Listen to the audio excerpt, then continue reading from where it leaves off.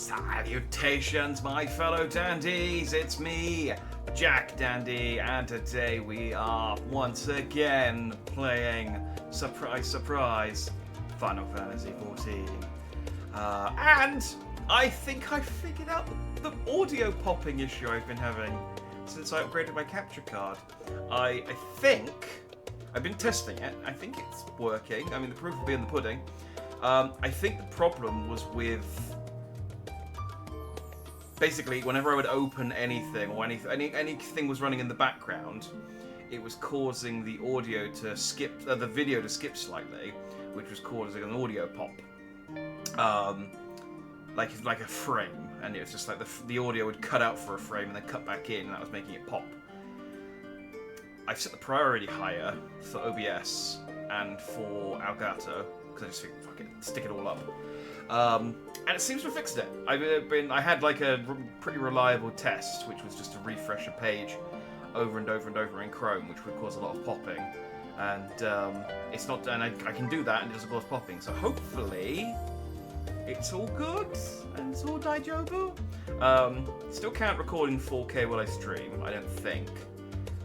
I'd be interested to try it out now that I've set the priority higher, but I think we'll probably still run into the same problem.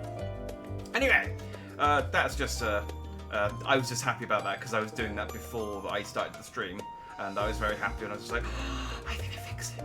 So I wanted to get that off my chest. Anyway, back in Final Fantasy XIV, we are continuing the End Walker main scenario quest.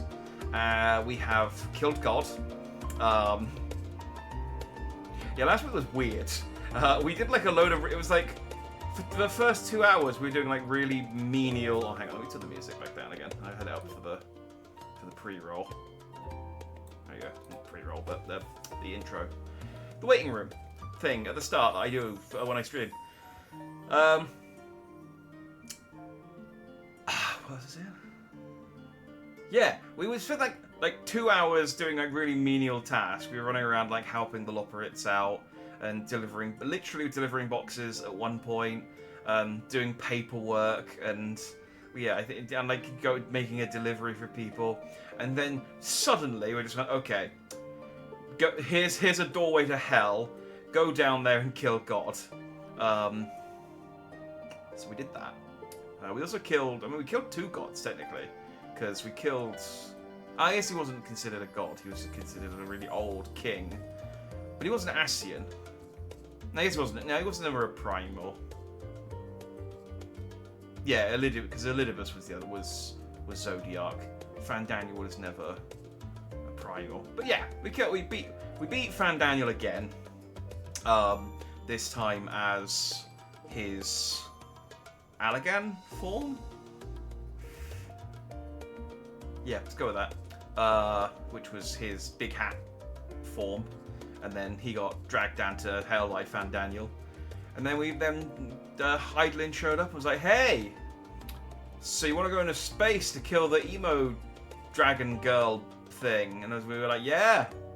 Oh, apparently I've been calling her a dragon girl. Apparently most people consider her a bird girl. Which I guess is fair. She does have feathers. But I guess... I don't know. I just went dragon. I don't know why. But she probably is more bird girl. Anyway, we want to go kill the emo bird girl. Then you'll have to get past me. So, me and the other scions, except these two who just sort of hang out here, kicked the shit out of her. She died, and then she started quoting lyrics from Answer, which I went back and re-listened to, and I realise now which song that is. I just didn't realise. I'm all caught up, basically, on all the connections. Yeah, so now we've been given a spaceship, and we're just going to space now. And I think, more importantly than all of that, is I get some new clothes in a minute. So let's see what happens with that. Jack, I trust you've had a good rest. An envoy of Master Fortune has arrived not long ago with a message. The Loporrits have determined Meteon's location. We've been asked to gather at the rostra.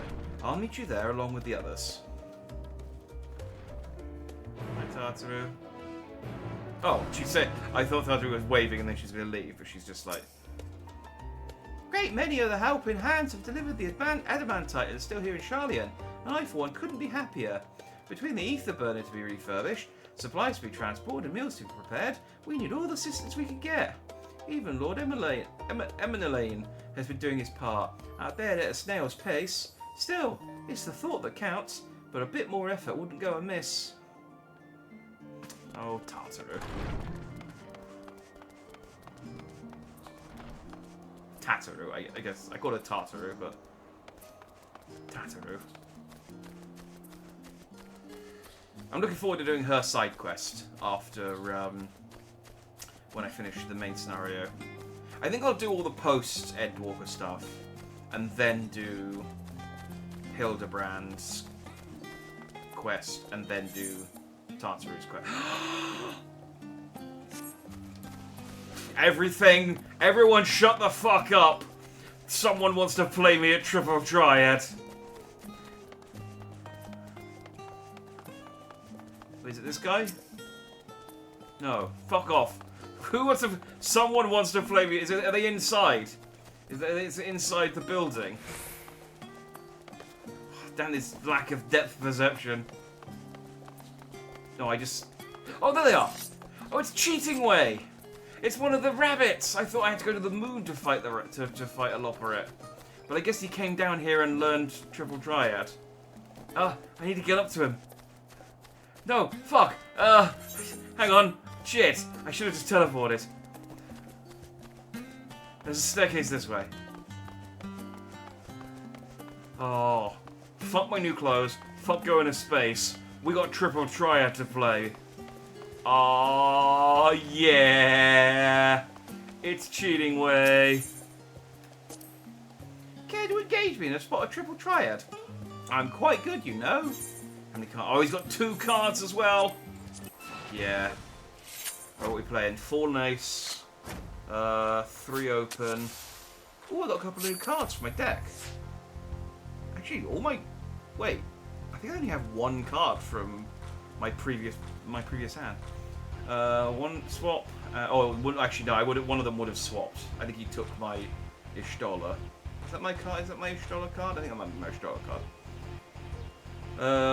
Plus 3 Open, 4 Nice. Okay. What have I got? Hermes. Hermes I got, yeah, I just got from the thing. Argos I had a little while ago. Quintus and Zodiac. I don't know, which card did you give me? Whatever. I guess, I think he gave me Argos. I don't think I've got Argos' card.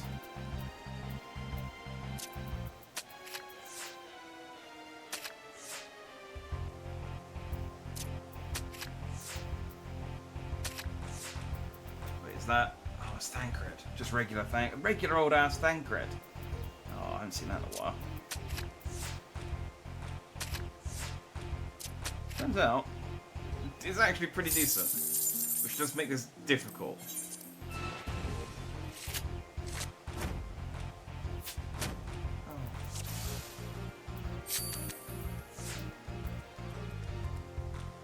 Have I not played? Because I never make a deck. I always just use the suggested cards, because you can win with the suggested cards. It's not that hard.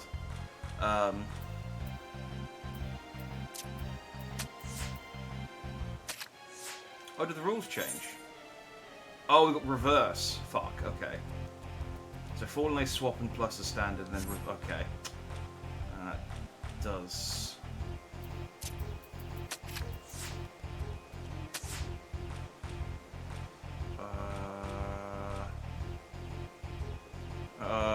God, that does make this difficult. Okay, well that's fine. I'll just...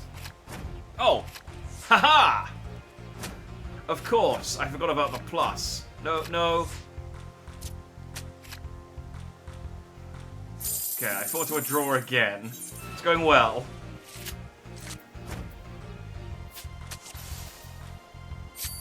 I do have Shadowbringer's Drishtola, but I guess it doesn't choose it by default because it's gone by Quintus.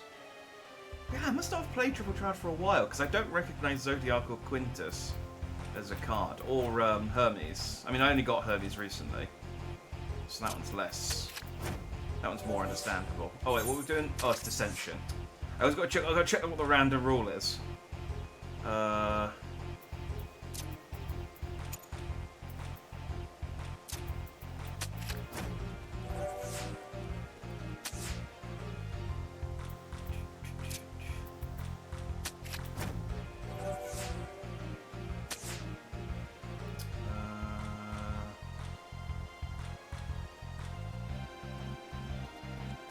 I can't take it on either side, can I? No.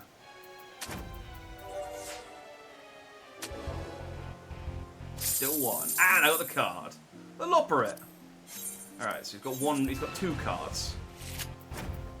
Hopefully, given how difficult this guy is to fight, both decks place face up. Oh, okay, so I can just see all the cards. That's nice. Oh, he took my Hermes card.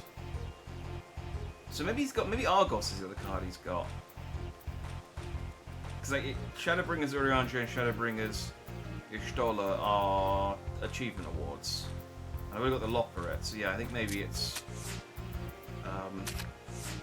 Argos.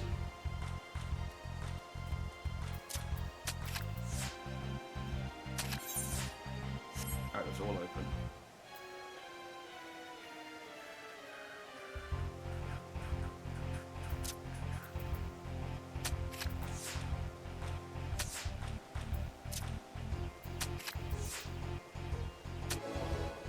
Hell yeah.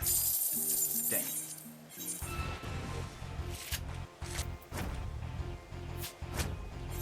Reverse. Okay.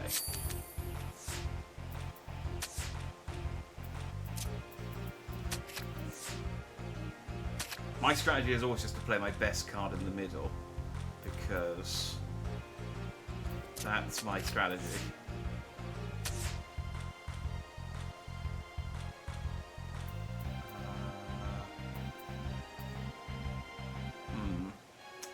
I don't have a good option here, really.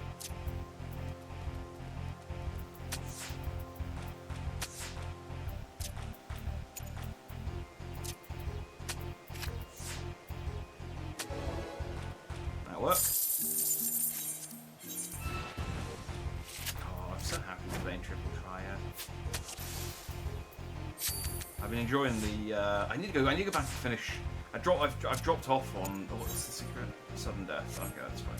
I've dropped off of Final Fantasy VII Rebirth. I just sort of. I'm at a point where I'm quite near the end. So I want to like have a day to sort of sit down and kind of crack on with it, and I just haven't had the opportunity to.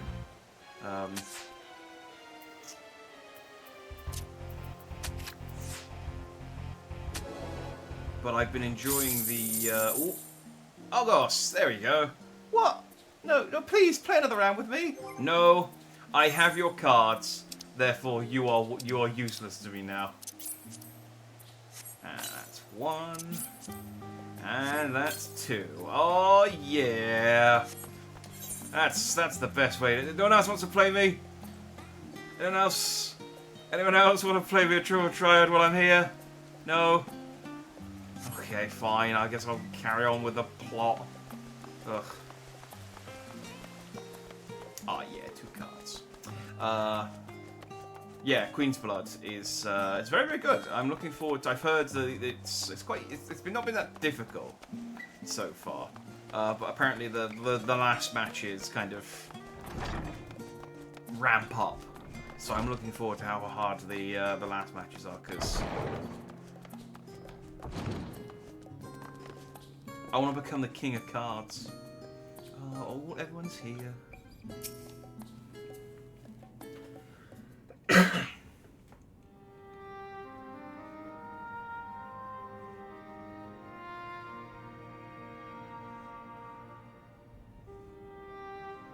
I really thought this would be voiced. Everyone appears to be present and accounted for. Good. As you know, the Loperites have deduced the whereabouts of Meteon by means of a crystal bequeathed to us by Heidelin herself. Oh yeah, she gave us a Chaos Emerald so we could track... because we destroyed the other 6, it's the only one left now. So we could track What's-Her-Chops' Meteon's, with the names on screen. Whereabouts? The little tracker that Heidelin put on her. Your quarry's location is a place far beyond the moon, in the farthest reaches of the Sea of Stars, at the edge of creation. The journey will take 800 years. A veritable Ultima Thule. I don't know what you mean by that, Fortuno.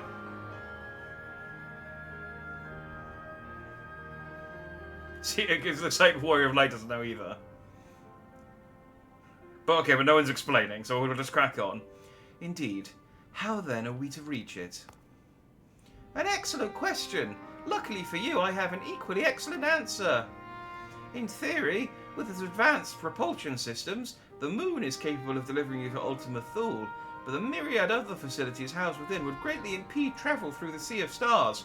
Also, the moon's kind of become responsible for quite a lot of tidal stuff, so we don't really want to move it away from the planet unless we're putting everyone on it, because, you know, that'll cause a lot of deaths.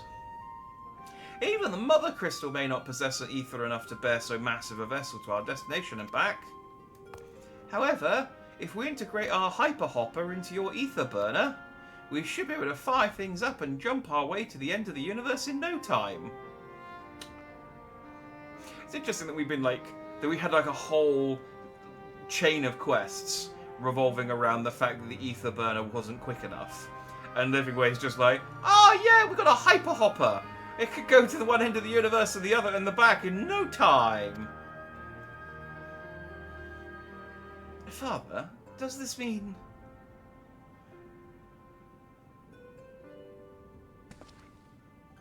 Bear in mind, this decision was not made solely at my discretion, but with the consent of the Forum. Hearing the Loporrit's proposal, the Forum was faced with a grave decision. To commit the Ark to this endeavour would mean abandoning both our plans to evacuate to the moon and to resettle on another star. Needless to say, the proposition invited fierce debate. In the end, however, the Forum was swayed by the simple fact that Heidelin believed you possessed of the strength needed to overcome this crisis. Which is technically a fact that we told him she did. Like, we went to hell and Heidelin told us that stuff. And we came back and said, yeah, Heidelin said we can do it. Trust us. Source, trust me, bro. The Great Exodus was, after all, a plan of Heidelin's own making. Therefore, if in the 11th hour she would proffer another means by which we may seek salvation, we would be fools to dismiss it out of hand. Indeed, she sacrificed everything, her very existence, to avert the destruction of this star. That is why we have chosen to place our faith in Heidelin, in you. The Ark will be made ready for your voyage to Ultima Thule, which I have decided is the name of the place now. I named it. I don't need to run this one by the Forum. What of all the people that have laboured so tirelessly to prepare for the evacuation? They must be furious. Yes, we haven't told them. We're not going to. We're just going to hope that it just gets awkward and they don't bring it up. I would not be so sure.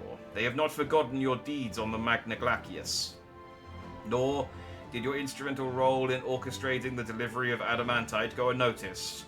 Nor did, like, all of the things that you did over the last decade of this game. You remember those times you, like, saved all these different places? People are generally quite happy to let you guys do what you want. No, the people do not protest. Quite the contrary. They have expressed unwavering support for you and your mission. Are the Loporrits, too, willing to abandon the Exodus? Were you not listening when we said we were born of Heidelin's love for Aetherius and its people? If it means your survival, we would do anything to help. And you'll most certainly have need of our expertise where you're going. There's no guarantee Ultima Thule is a place that supports life, an otherwise vexing problem our know-how can remedy. Besides, Heidelin chose us to lead the way to Meteon. Why else would she give you a crystal only we can decipher? But more importantly, we were perfectly content to evacuate Aetherius until you brought us here, Oriange. And now we're enamoured with the place, so what choice do we have but to save it? What we're saying is this is your fault.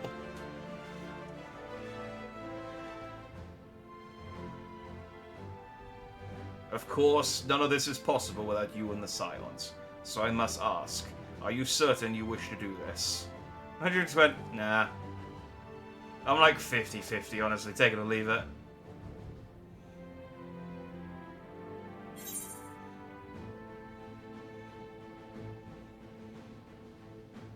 Well, we've come this far. It would be awkward now to be like, ooh, actually, I'm getting cold feet. Yeah. You couldn't stop us if you tried. I'm a god killer, and I have literally run out of gods on this planet to kill. So, I'm gonna go into space and see what gods I can find there, and you are not going to stop me. Very well. We shall inform the Forum of your decision and begin preparations to bolster the Ark with the, Hyper Hopper. The Loperates will coordinate with the Ilzabad contingent to have the necessary components transported via the Tower of Babel. Of course, it will take time until the work is complete. So, do about 3 or 4 quests where you, like, move some boxes around or something. It's generally how we pad things out in this game. For now, pray take your ease. It would seem there is naught to do but rest and prepare. Shall we? It's not a massive sense of emergency, considering people are like actively turning into monsters on the planet. It's like, well, yes. I mean, sure. If we left, if we hurry, we could maybe save like 50% of the people that are left alive. But I mean. It is a Sunday, so... And it is getting close to 5 o'clock. So what do you say we knock it on the head, and we'll pick this up tomorrow morning. No, not as. I mean, I do generally, but not right now.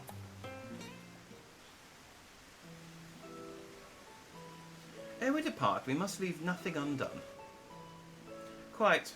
Though it is difficult to conceive of how one can best prepare to brave a domain where Dynamis governs all. Nevertheless, Heidelands deemed us worthy of the trials that await. For lack of any other feasible options at this late stage, let us trust in her judgment and face Meteon as we are. Which leaves a not so small task of coordinating our efforts here to you and Tataru. If all goes to plan, we'll be back before you know it. I certainly hope so. We'll be praying for your safe return. Mayhap it will affect the Dynamis for the better. And with that said, we should get some rest and make the most of the time we've been afforded.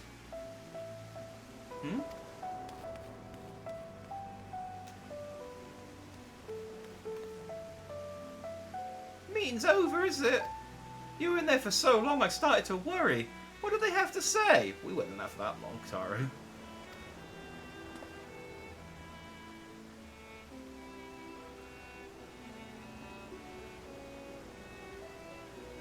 The edge of creation. I see. Oh, so it's just like... it's the sort of response like, I gotta work overtime. And she's like, overtime? I see. I got to work on the, you know, I got something come up. I got to cancel our movie date. And she's like, I see. It's like, rest assured, everything will remain in order until you return, and you will return, no matter how many flags I raise. Actually, Jack, can I borrow you for a moment? Looks like your plans for the interim are decided. When the two of you are finished, meet us back at the Baldessian Annex, all right? That does make it sound like me and Tataru are going to go off and, you know, bone. Which I'm not against. Like, I am maidenless. No one else in the Scions wants to, and, you know, we might die. Come with me to the Agora, I have something to show you. Oh, yeah.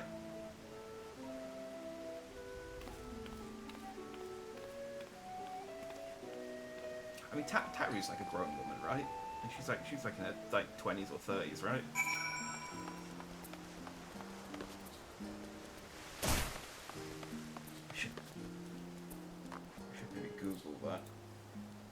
How old is her? I mean, she's got an office job.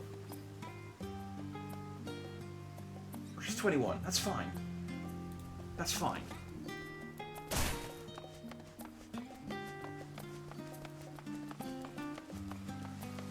I don't know why I thought that Tataru was older than that though.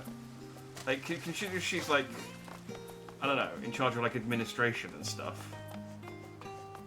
I just kind of pictured her like an office lady. Like a fantasy office lady. Who's obviously like 2 foot tall, but... Welcome, Jack, to Taru's Boutique. Now, I've always done my best to provide the Sirens with fashionable attire, but in your case specifically, I make an extra effort to strive for the most functional yet stylish clothing one could ask for.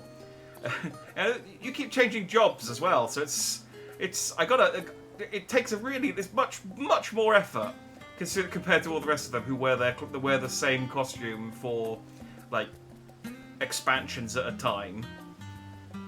Not that I'm playing favourites, but you are the Warrior of Light.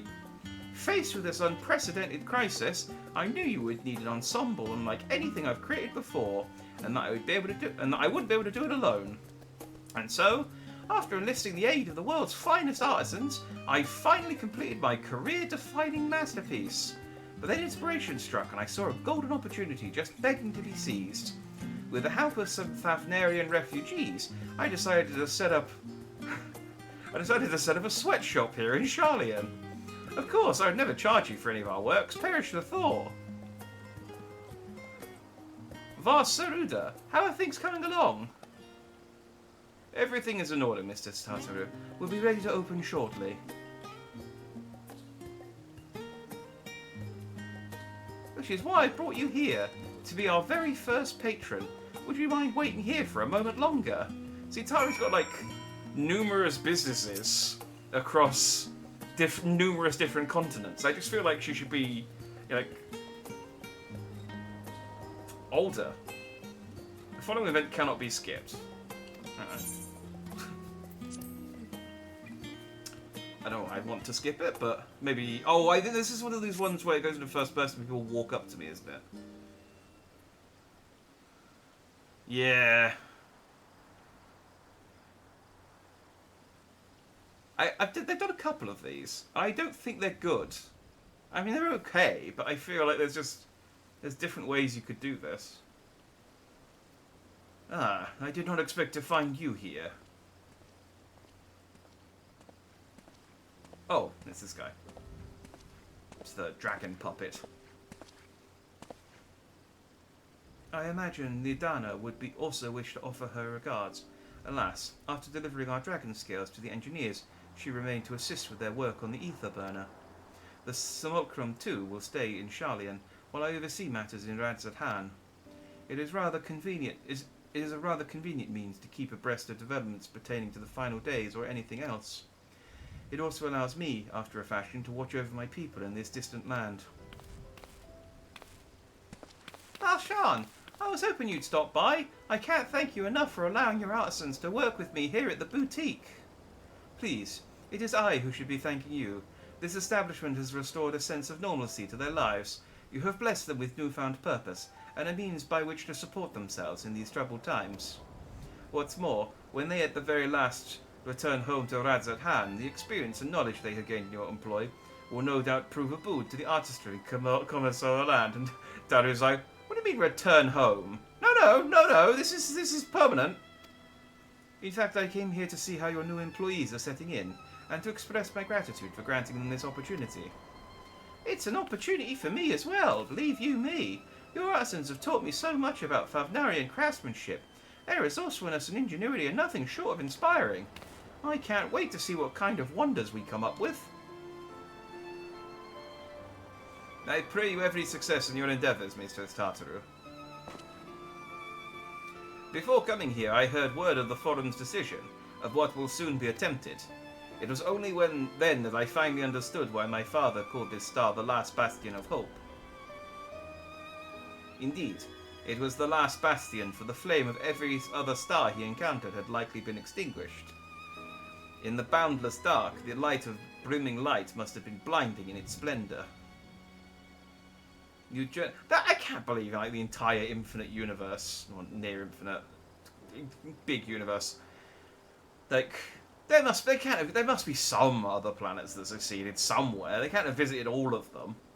Like that's a lot of space and a lot of time. I mean, how fast? I mean, maybe it's a tiny universe. Maybe where they where they sundered the universe into. Well, no, because Meteor went off before the universe was sundered. I was gonna say maybe when they sundered the universe, it got like 14 times smaller, but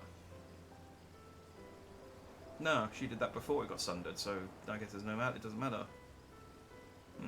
You journey into the heavens to protect that light. May the scales of my kin serve you well. I have faith you will prevail and restore peace and tranquility to this star. I worry that your faith in me may be misplaced. Nah, I ain't lame. I'd like to visit Radzahan again when this is all over. And we should be honored to receive you. There is still much of Radzahan we have yet to see. Forgive me, but I must take my leave. Fare ye well and remember, the people of this star have not yet given up hope, and neither must you.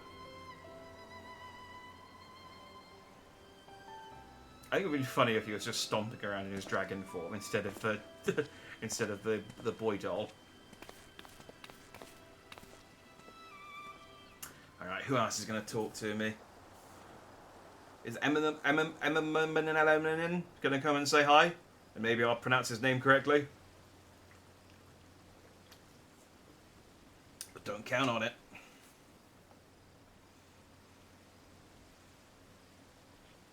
Ugh.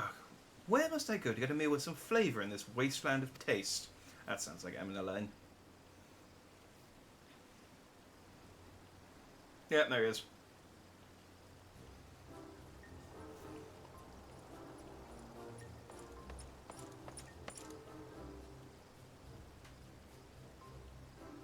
Emma Lane. Jack, old boy. What are you doing here?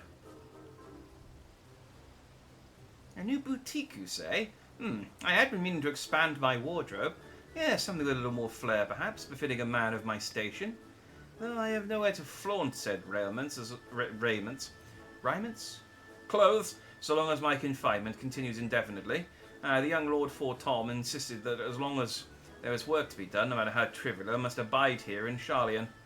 Thus do I toil. I mean, you make it sound like this is an awful place to be. This is a quite nice place.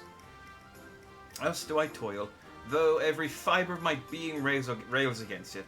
Why, I've even suffered the company of that brute Sicard to see supplies transported in a timely fashion. Yet he was the one who granted leave this morning to participate in some supposed covert operation. So I suffer instead for his otherwise welcome absence, now burdened with extra busywork. And without Honoroy here, there is no one to prepare my meals. I came here in hopes of finding a nice cafe, perhaps. Alas, the Charlian delicacies I've sampled were lacking in every respect. The high meal is what you're after. I'd suggest the Last Strand. It's like the only actual cafe here. The cafe over on the pier. The cuisine didn't appear all that appetizing, but if you vouch for their cooking, then perhaps I'll give it a try. Thank you for the suggestion, and ta-ta for now, old boy. Oh, I do like Emma Lane.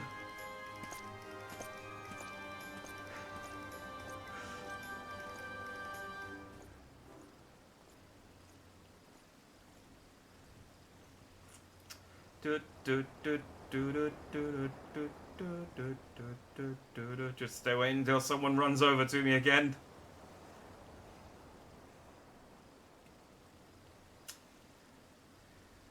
Anyone? Well, is that Jack and Tartar who I spy? I don't know who this is. Oh, it's Hancock.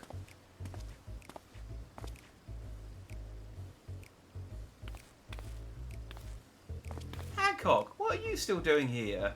You said you were returning immediately after dropping off your cargo. Yes, that was my original plan. After all, any expertise required aside from the delivery of goods is well beyond my purview.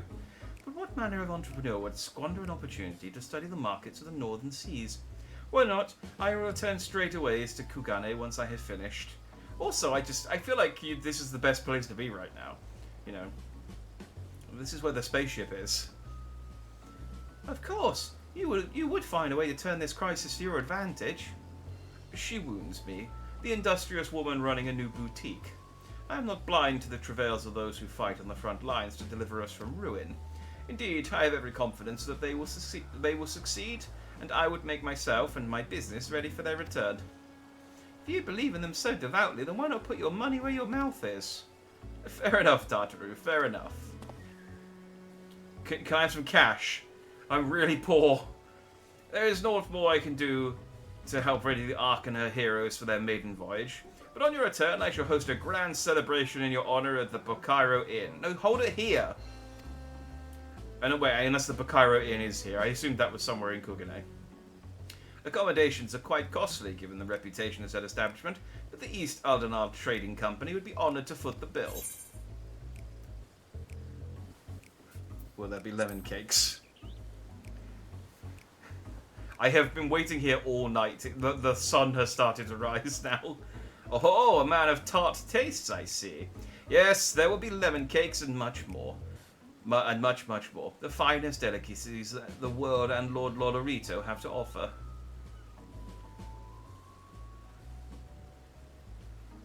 But let us speak more of this upon your return. Why is Tartaru giving Hancock the stink eyes? Because he mentioned Lord Lolorito. But the man's a villain, but he makes a good lemon cake. Lest I draw even more of Tartaru's ire. Until we next meet.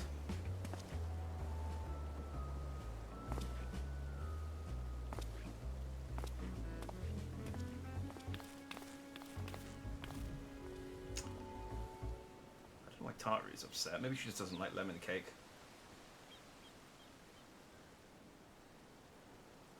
Madness. Who wouldn't enjoy lemon cake?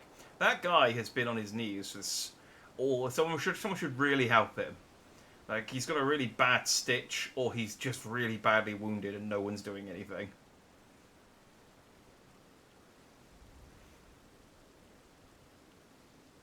Ah, Jack, decided to spend your time at the markets, did you? Hey, it's my... No, wait, no, it's Biggs and Wedge. I was going to say it's Hoary Boulder. But it's, yeah, these guys. I haven't seen these guys in ages. Tartaru! Biggs, Wedge! I take it work on the Ark proceeds apace. Aye, it does indeed. Collaborating with the greatest minds of Charlian and Radzat-Han has been a rewarding experience. And that's to say nothing of what we've learned from the Loperates. The Ark is unlike anything we've ever had the pleasure to work on. Even Nero is rendered speechless on more than one occasion. I can't wait for you to see it. Actually, I'm surprised. Nero is here, but I haven't spoken to him. I like Nero. He doesn't show up in the plot often enough. It's still hard to believe we have the means to send you off into the great expanse, though. To the farthest known reaches of, well, everything. I never thought I'd live to see such marvels, yet here I am. More often than not, you and the Scions are the catalyst that sparks the need for these great innovations. To think how much I'd have missed out on had I not been a member of the Ironworks. An awful lot of work, to be fair, and the privilege of being worked like a cart chocker, though. Ha ha ha ha ha. There is that too. As busy as we've been, I wish there was more we could do for you, Jack. But no matter what happens, we have to keep believing for a brighter future. That we do, my friend. That we do. Yeah! When you head back, would you tell the engineers I'll be along shortly with refreshments? That's very kind of you, Taru. They'll be glad to hear it. And on that note, Wedge and I should be going. Still a few more supplies to gather before we return.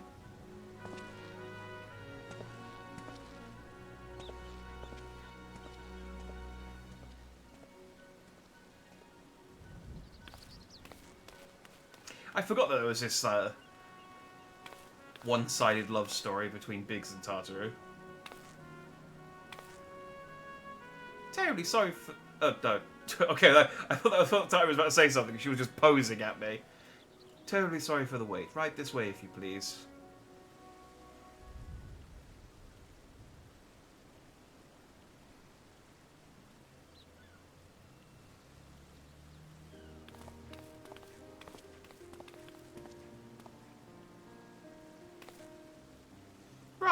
I don't believe the two of you have been formally introduced. This is Varsaruda from Palika's Stand. So, haven't we know? I was gonna say, I was like, she looks really similar, but I don't know if that's just that she, you know, she just looks like the rest of her race. Haven't we met before?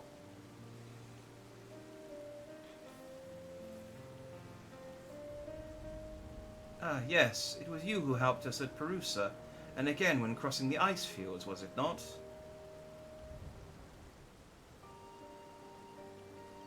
I thought those were the two sisters who died. I doubt we exchanged little more than glances then, but it was kind of you to remember me. Thanks to Mistress Tartaru, I and many of my friends have found gainful employment in this foreign land. It is only natural to feel fear in the face of calamity. In such times we must look at one another for strength and succour. Take a shot. I'm officially adding succour to the FF14 drinking game alongside Anon. Anon and succour. I only ever see those two words in this game. I know not whether we will come to call this place home or return to Thavnir, but we are here today, and are glad to have contributed to the cause.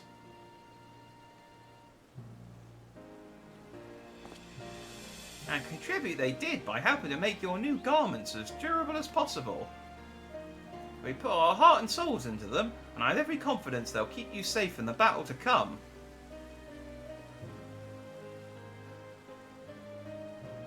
Gods, to think how far we've come since our humble beginnings at the Waking Sands. From the rising stones to the falling snows, and even a certain insufferable someone's Ruby Bazaar. We were always fortunate to find friends along the way. She really hates Hancock. I feel like she spent so much time with Hancock and Kugane that they would have got on with each other, but she just really, really hates him. Even when you were swept away to the first, Grahatir was there to grant you sanctuary. I'll never forget the relief I felt when you all returned to us. I thought my heart would burst. Yours has been a long, long journey, and I've been privileged to watch, often with bated breath, as you persevered preserved time and time again. Yeah, you preserved all sorts of things. Pickles, those boiled eggs, you made some jams. As you persevered time and time again. For all the joy we've shared, there's been such sorrow as well, but I've long since learned you can't have one without the other. Which is why I promised to send you off to the Sea of Stars with a smile. And you can be certain I'll be the first one to welcome you back on your return.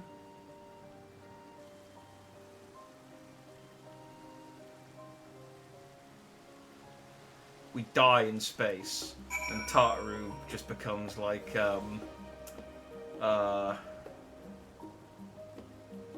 Hachiko. You know, she goes to the spaceport every day, waiting for her masters to return home, and they never do, and she just gets older and older and older.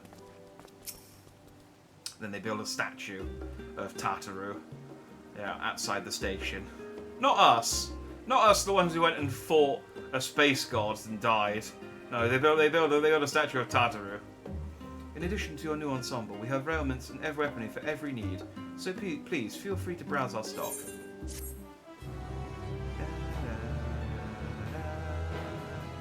You may now obtain job-specific gear from Varsaruda. The weapons and gear attained can be equipped to level 89, however, all item stats will be subject to item level sync. From level 90, the cost of one of these items will no longer be synced. So it syncs from level 89 to 90. It's like, why even bother? Furthermore, the gear can be dyed upon completion of the role quests. Yes, I looked this up. So, unlike in Shadowbringers, where you had to do the role quest in order to get the class armor, the artifact armor, in this you only have to get it to dye it. Which is fine, I don't need to do it because the red mage is already red. So, magical range DPS.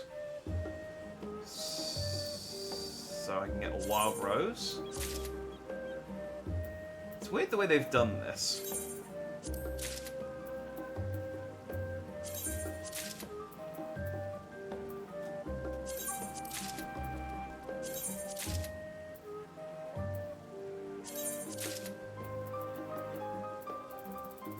You think they would have just given me like a weapon, a thingy doodad? Yeah, that's right. What is the? I'm curious what the samurai. Murasame.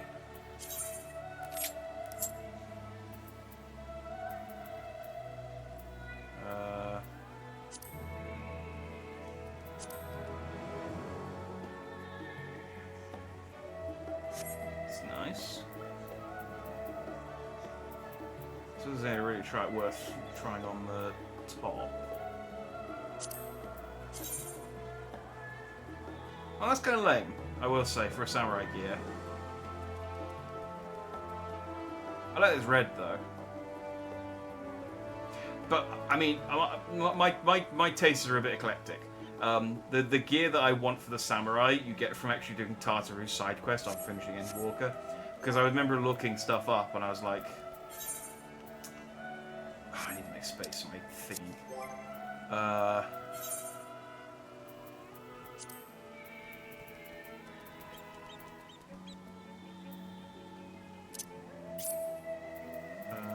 Return to inventory.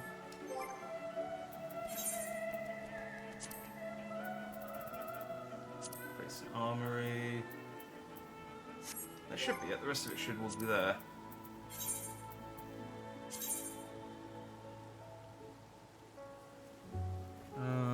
Oh, I got a new ring.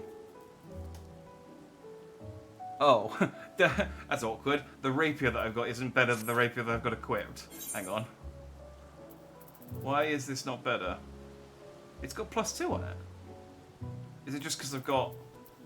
It must just be because I've got materia on this one. Yeah, I've got the quick tongue materia. So it is better. It just needs materia. I mean, I must say, I do like the hat. And it's a shame if I wasn't so, like, you know, big on the pompadour. Like, this isn't a bad look. However, I have a certain standard to maintain. There we go. There's my new artifact armor. I'll be completely honest. I actually don't like this as much as. Oh, that's cool. That. Oh, I was looking at that and thinking that's kind of a plain rapier because it's just like a stick. But then you take it out and a dragon comes out and it goes red. Oh, that's seriously kind of cool. I think this is the one. I think this you can like upgrade this as well. Wild Rose. That's a great name for a weapon as well. Wild Rose FF. Do you know what I was thinking? I was like, should I play as when Dawn Trail comes out and I play it? Should I play as I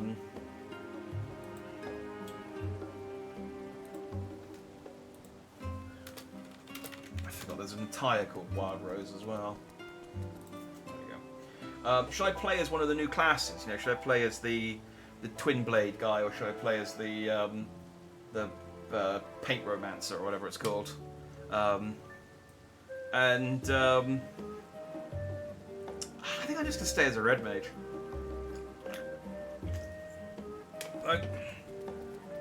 I want to see the new gear for red mage. I want to see the new moves that red mage gets.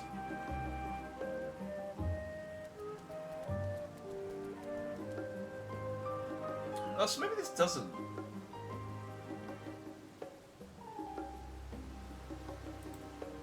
In previous expansions, you can get an artifact that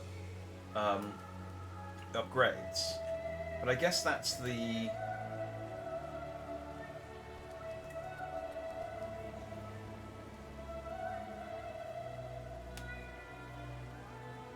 There's a ruby tide rapier.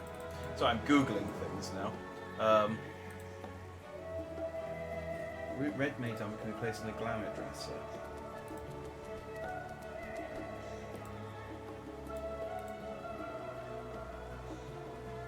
This is like a special one. How'd you get this? I don't like it, but...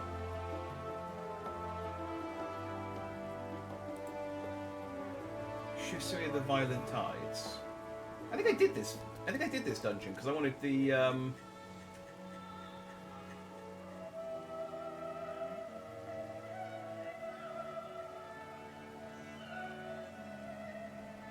Well, you don't get it as a reward. Where'd you get it from then? Ruby. Hang on. So I'm googling stuff now.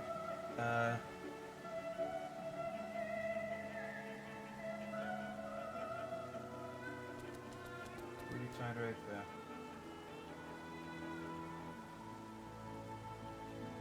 Why?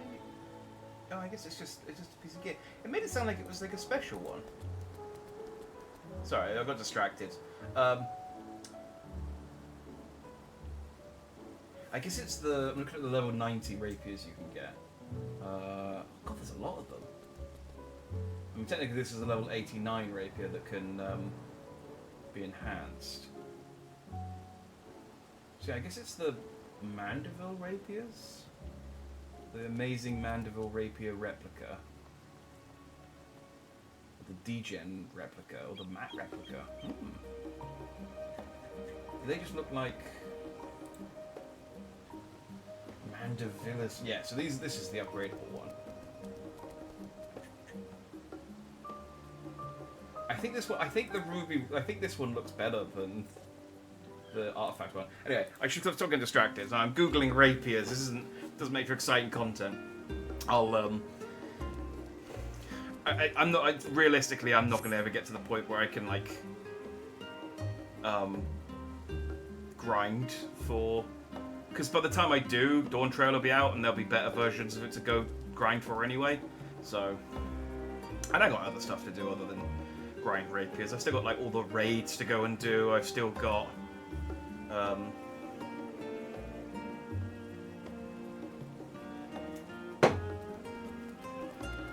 the other things that I need to do. Well, point is, I was curious whether, if this was the artifact one, whether you could upgrade this, and whether the dragon that comes out could become more fancy. But I just really like this. I might set this as a glamour and just have this as like a default. I mean, I don't know why it's called the Ruby Rose if it's got a dragon on it and not a rose. I feel like a big golden rose should come out at the end, but maybe that's a bit too much like a wizard. A magician. Yeah, so this is the Red Mage artifact. I'll be honest, I don't like this one as much as my. So I've got a few set up on my glamour plate. This is the level 71. I really like this one. I feel like they kind of knocked it out of the park with the first one. No, this isn't the first Red Mage gear. I should actually set one up for the first Red Mage gear, because I do have it somewhere. But yeah, I feel like they really knocked it out of the park with this one. This one's okay. I feel like this one's a bit kind of blocky, though. I think it's supposed to be like a matador, is what they've gone for, with the little shoulder cape. I don't know. Or maybe it's like some kind of like Spanish, I don't know, military dress or something. I like the Shire gear as well, but that's neither here nor there. I don't know why I have this as an option. I just bought all the gambler stuff one day and set it up, and then I never used it because it looks awful.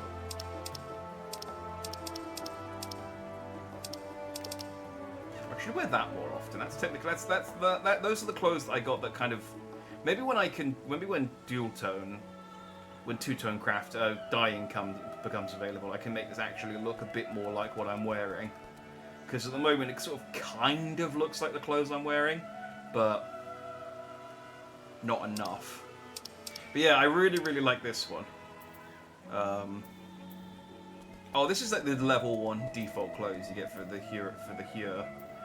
I was just wondering what these clothes were.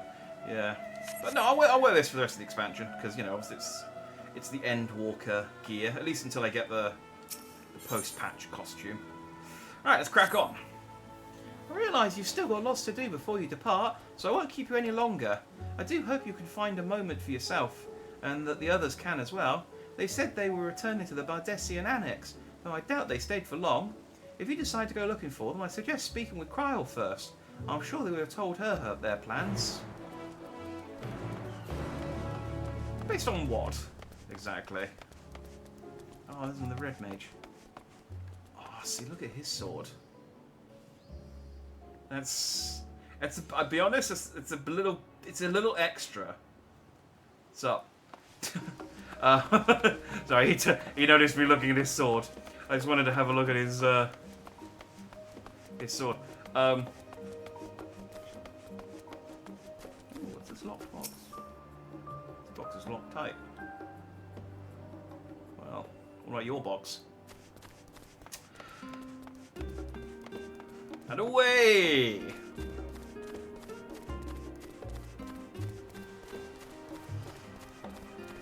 Yeah, I don't know, it's weird. I do quite like really garish stuff sometimes, but it kind of depends. Like, so I'm just looking at her little minion. It kind of depends.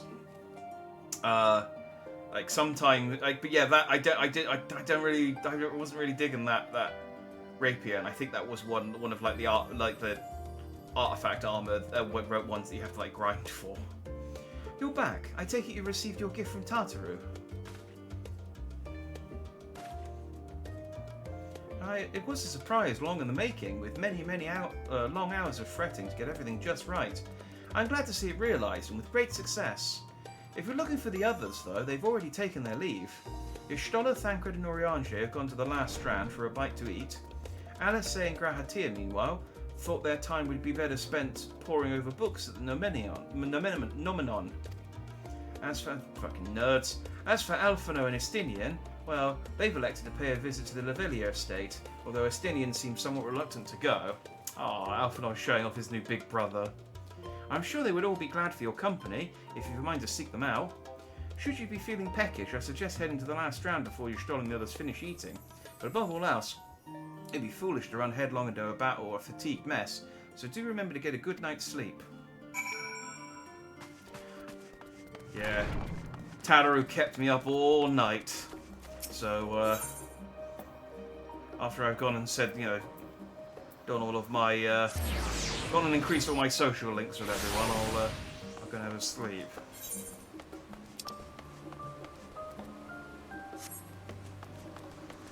But first, let's go and have some grilled cheese sandwiches with my favourite cat girl.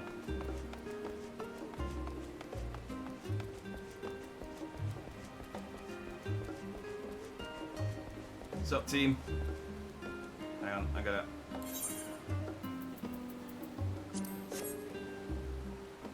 Oh, look at that food. Look at that spread, what do they got? Oh, well, Stolla's got a salad. Oriange's eating cake, and I assume the rest of this food is Thancred's.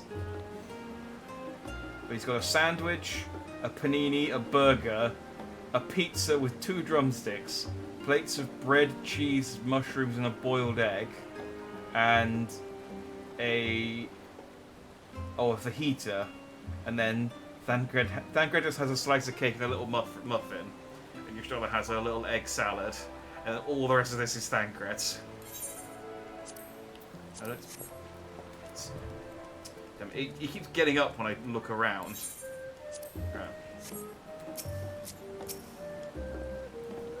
Don't stand up. Jack, come to make our trio a quartet, have you? Please, have a seat. We'll see about getting you a drink.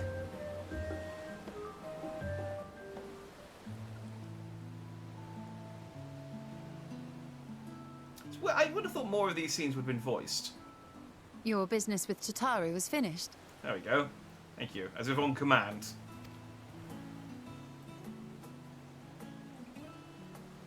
My, what a thoughtful surprise. Whatever would we do without her? Stoller, it is like 11 AM, and that glass of wine is as big as your head. How much have you had already? Because you seem very jocular. Indeed. And she's right, you know. It hasn't been all doom and gloom. Feels like a lifetime ago that Master Louis Soir gathered us together to form the Circle of Knowing. Since then, we have experienced much. But rather than feeling wiser, the more I learn, the more I find my knowledge lacking. Forsooth. As a student, vainly did I believe that I held the secrets of creation in my grasp. Yet that which I had seized was but an insignificant sliver of what awaited in the wider world. Every encounter, every experience hath served to open mine eyes, enlightening and humbling me in equal measure. Even from those whom I called enemies have I learned many a valuable lesson.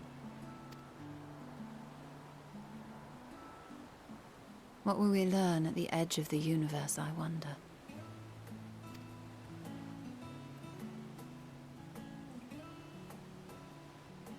Ultima Thule, where the bringer of the end makes her nest. I, for one, can't possibly imagine. So we're all just agreed now that it's called Ultima Thule. Like, we just... I'll say now for those dad just came up with that name on the spot, and they've all just gone, yeah, no, we'll go with that.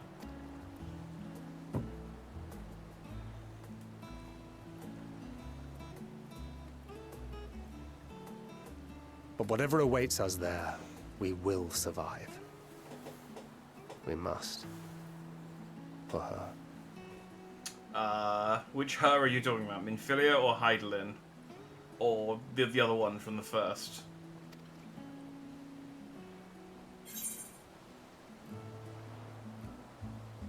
You've nothing left to prove. Not to Reen, not to Minfilia. Yeah, okay, to all of them then. We'll get through this together, just make sure you bring enough ammunition.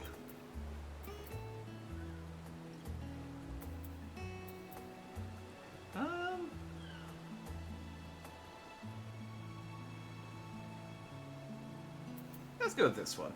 I feel like Thancred's still beating himself up a little bit.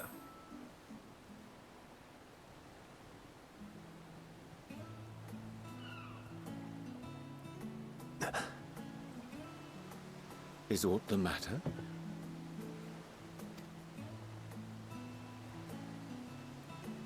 No, it's nothing. I just...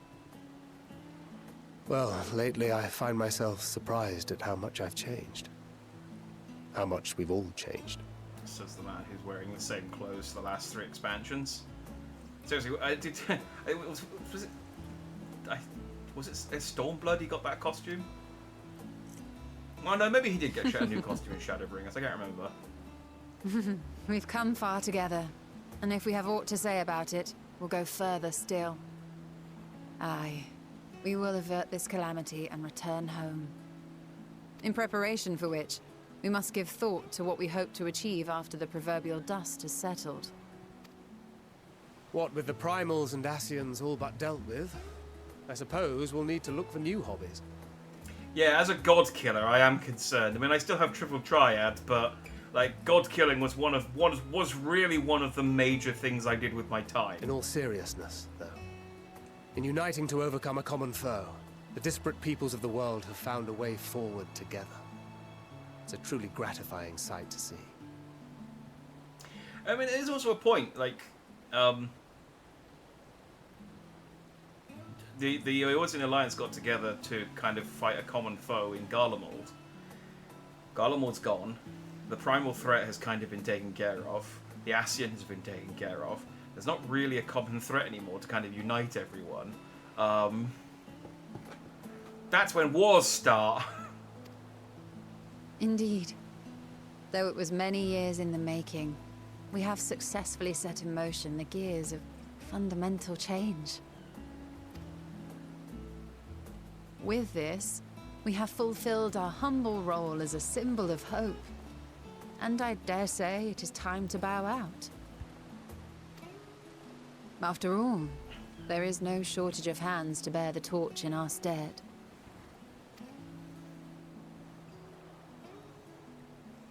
You know, I never really considered I might live long enough to see an after. But even if my time as a scion came to an end, I don't expect that much will change. One thing I'm quite looking forward to Dawn Trail is playing it is like not knowing, because like I know I've seen the Dawn Trail trailer. I know all of these characters are in Dawn Trail. I know there's a post Endwalker DLC, but like sitting here like throwing up these flags about like their retirement, basically, like going, oh, I wonder how maybe I'll settle down, get a farm, you know, find a new hobby. And it's like, if I was playing Endwalker completely without any knowledge of like what happens next, I'd be terrified that all three of these guys are going to die. Traveling the world, going wherever the wind blows, lending a hand to those in need. A journey for journey's sake. It doth suit thee well. I must confess, I too have yearned to see more of the world. If thou art amenable to the suggestion, I would accompany thee. Mine ability to affect an air of normalcy through artful disguise is much improved, thou must concede. Hey, Salutations Destroyers, Death Flags. I mean, they're talking about like, what should we do after we've saved the universe? And it's just, it would be worrying. Aye, well, improvement is relative. You still look suspicious no matter what you wear.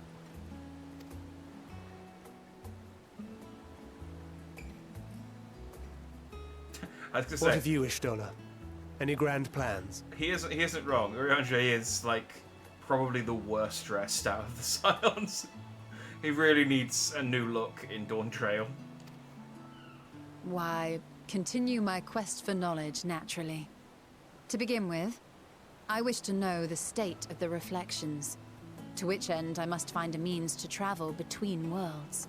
Oh, okay. Well, it's good to. Yeah, I'm just gonna travel between dimensions. I'm gonna become the.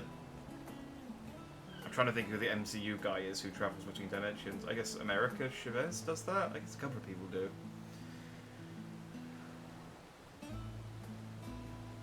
They just walked into the sign saying they'll marry their sweetheart if they return. Pretty much. Like, it is very concerning. Or if your Stoller is drinking, like, a humongous glass of wine at, like, 11 a.m. Tis the least I must do if I am to keep my promise. She's a bit tipsy.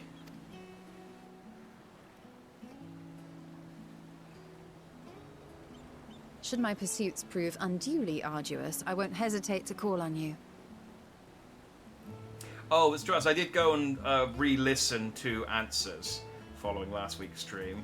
I know which song you're talking about now, and I get it. I totally get it. Like, how that would have been a really cool moment had I remembered what song that was. And in return, I will take you to see Reen one day. I'm sure you cannot wait to see the fine young woman she has become. Spare me.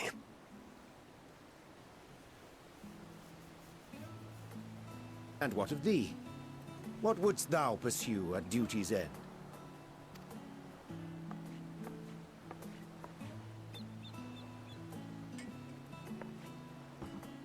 Here's yours. My apologies for the wait. It's alright. I like your apron. It's a very nice colour of Well, blue. shall we make a toast?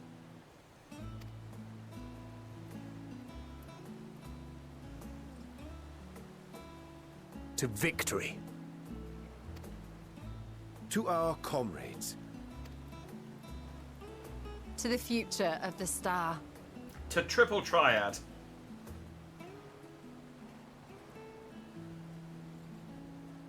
We're all sat too far away. We can't clink our glasses together. Like, that just is a ginormous glass of wine. And she's just got an egg salad. She's not, there's no bods, she's got nothing to sort of soften the blow. This quest is nice though. I like the idea that I could just get to go around and pal around with the Scions for a bit. Like, I wish there was more of this. Just like, I mean, to be fair, Endwalker has, I think, had more of it than the other quests. Like, we had obviously the Uber Eats mission where we got to eat burgers with Grahatir and everyone, and now we had to have like a little just a nice meal with our friends. And I mean, the weather got horrible while we were talking, but changed the meaning of the song. Yeah, I can. Like I said, I get it. I absolutely 100% get it now. Leaving so soon? I suppose it's for the best. If you'd rather not explore the bottom of a bottle with Oriange, I dare say the other would welcome your company as well, if you can find them, that is. In any case, as long as you make the most of your time, then that is all that matters. Okay, so I can go for Alisei or Alphino. Who's closer? Neither of them are doing anything as fun as the Archons. Well, two of them have gone to go and read, and the other two have gone to go and see their parents.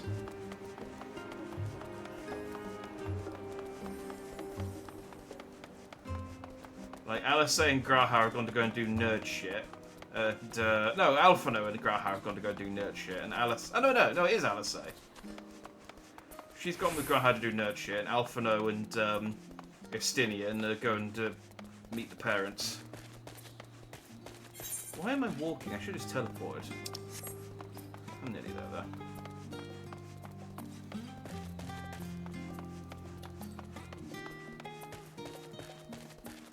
We got the Yokai Watch event finally coming back. Like, I think we've been talking about the Yokai Watch event coming back since I started playing Final Fantasy XIV 3 years ago.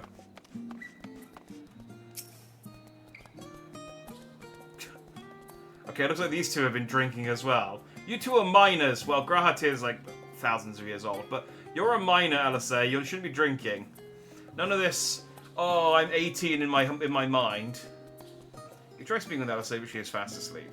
Oh, yeah, she is absolutely sloshed.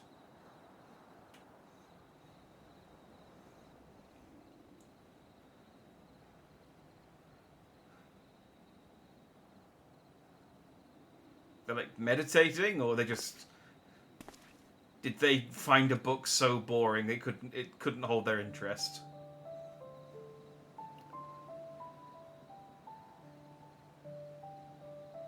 It's a great event for new players and for leveling old jobs. Oh, that's good. Maybe I can use it to level the samurai. Oh.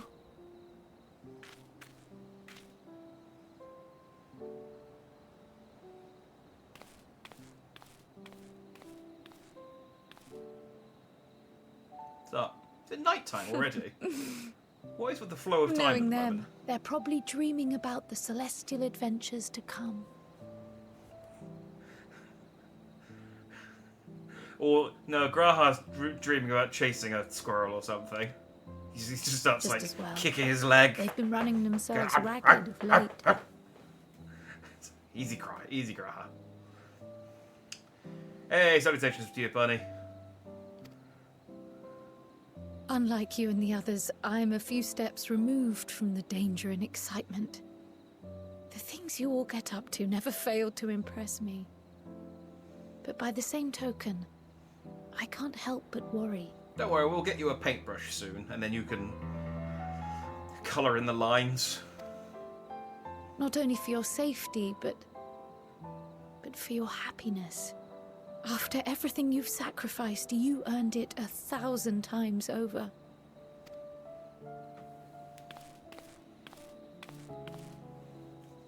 From the simple pleasures of tucking into a hearty meal or collapsing into a comfortable bed. There's 3 mounts, a weapon for each job, and a pet for each weapon. It's a lot of farming. Yeah, that is quite a lot. Hopefully it's around for a while then, because... To the grand triumphs of visiting legendary lands or finding true love. You deserve all the joy in the world. I mean, I'm hoping to finish Endwalker by the end of April, and that only leaves me May and June to do all the post-Endwalker content and Hildebrand and Tartaru's big day, whatever it's called. So, I don't really have a lot of time to... I'd have to do it off-stream, and I don't have a lot of time to play this game off-stream, so... There is so much that life has to offer. So much to be treasured and shared with those we hold dear. Oh, and I want to So do the promise me holiday this. home stuff as well. Come what may, you won't give up on your own happiness. No, I won't. I mean, don't worry. I'm really happy playing Triple Triad and killing gods, and that's pretty much all I do. When you're out there fighting tooth and nail, it's all too easy to forget. But in the end, your passions will be your greatest strength of all. Remember that.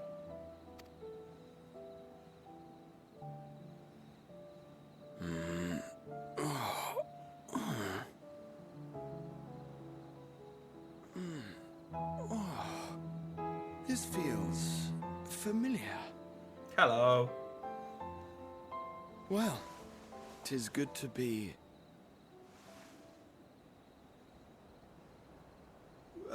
wait. What are you... What am I... Gods, don't tell me I fell asleep.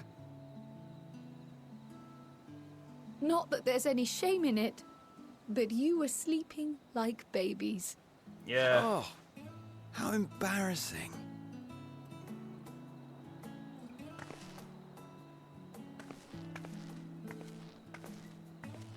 Not a word to anyone. Understood? Not one word. Why are you embarrassed about the fact that you sleep? I'm told that sleeping in proper beds of your own choosing is a much more effective way to prepare for battle. It's a weird thing to be embarrassed about.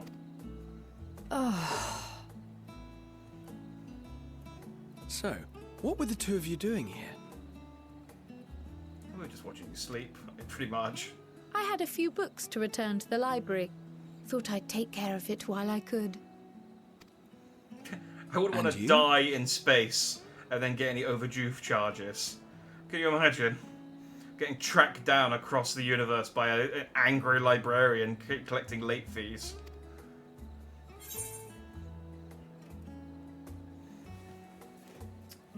It's a secret, just enjoying a little peace and quiet, nothing in particular.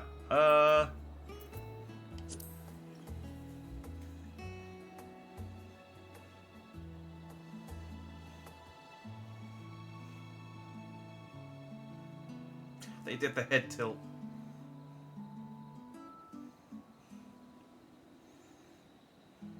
No, I'm just going around to all of my friends and setting up as many death flags as I can before we go into space to fight an emo. You know, pretty standard FF14 stuff as far as it goes, really.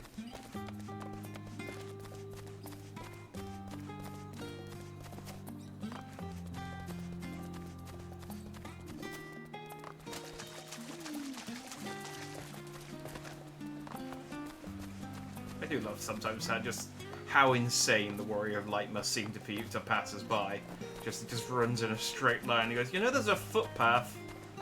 And he was like, no, the indicator in my head is pointing this way, so I'm just gonna A to B it. Thanks very much. Funny enough, as a kid, my mother lost a book. 50 years later, she's still banned from all libraries.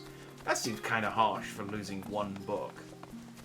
I have been reading, and I'm curious to see how accurate it is, but I feel like it's one of those ones that comes across as someone's done a lot of research into it. Or either done a lot of research, or the guy just used to work for a library. But I've been reading this manga recently about a library, and it's about a delinquent kid, high school kid, who gets a job at the library and starts working there. It's really good. I don't remember what it's called, but it's because it's got a Japanese name, and I never remember the Japanese names. I just remember the covers. But they have a thing where, if you borrow a book and then don't return it, you're not allowed back in until you reimburse them. But you can't just give them money. You have to actually go and buy a copy of the book that you lost, and give them and give the library a new copy of the book. And then once you've done that, they'll give you a new card. So maybe your mum should try that. Anyway. Let's go and talk to Batman and Robin. Oh, look at Estidian wearing fancy clothes.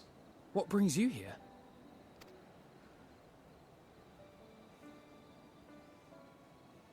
Ah, so you were worried that the Levier household might again be gripped by turmoil. I didn't know that Estidian had actual clothes. I thought he just wore his armor everywhere. All is well, I assure you. Maybe it's an armored shirt. In my letters home, I had made mention of Estinian, you see. My mother wished to meet the legend in person, and so we arranged to have a spot of tea together. Where were you in my hour of need? Fell beasts I can face, but I'm not made for idle chit-chat with lords and ladies. Sorryest. Well, I for one thought you held your own. Mother was the picture of delight. I might have been delighted myself, were we in a tavern with more agreeable drink. The thought of fleeing crossed my mind, but what then? I'd never hear the end of it, least of all from Tataru. It does tickle me that Estinian, who's like a legendary dragon slayer, is genuinely like scared of Tataru just because she's got a temper. I mean, she is an alcoholic. I'm sorry. She could, 'Twas not my intent to cause you such distress. and she does have a temper, so I can understand. It's just... It was one of the things I didn't want to leave undone ere we set forth. That's not to say I think we won't be returning.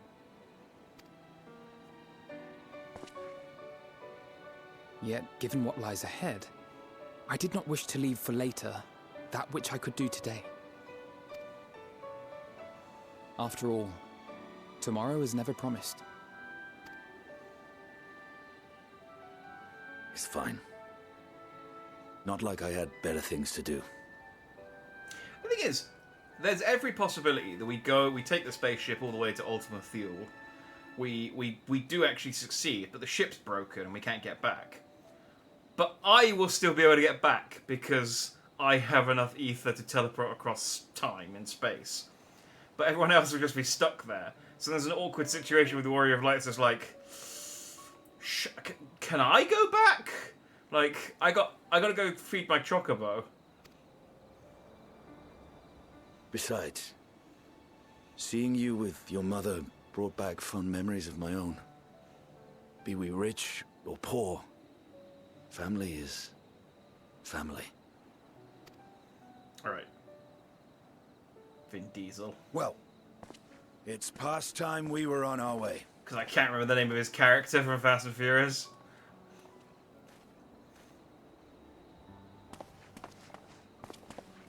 Wait!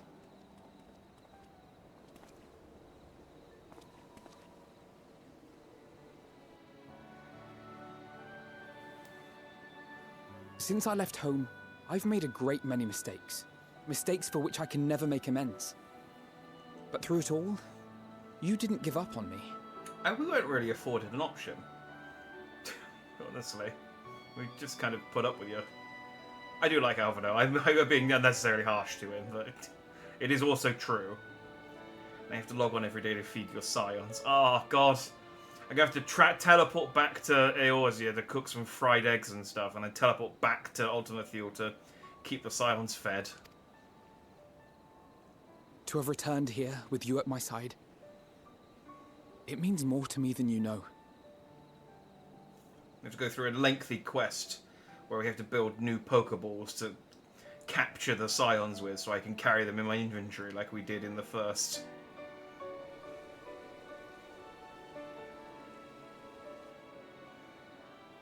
Thank you. From the bottom of my heart.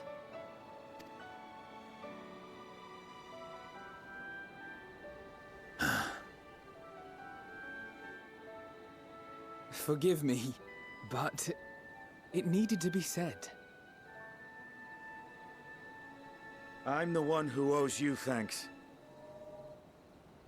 Were it not for you, I would not be alive today, nor come to terms with Nidhogg's spirit. I am ever grateful. What did Alphino do? I did that. I mean, I guess Alphino was there. Wait, was Alphino there? Yeah, it was. It was him and Tartar. I was trying to remember which of the two scions came with us to Heavenswood, to the expansion.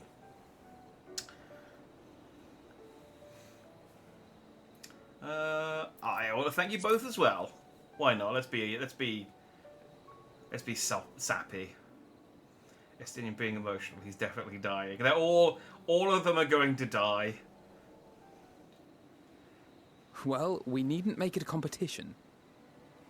You know, this must be what Heidelin meant when she spoke about depending on one another.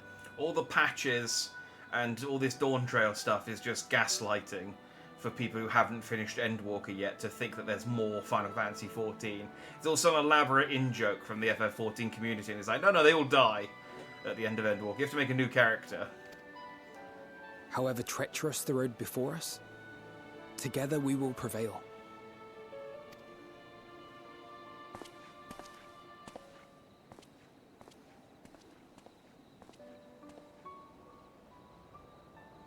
If they ever do decide to, like... I mean, one day Final Fantasy XIV will end.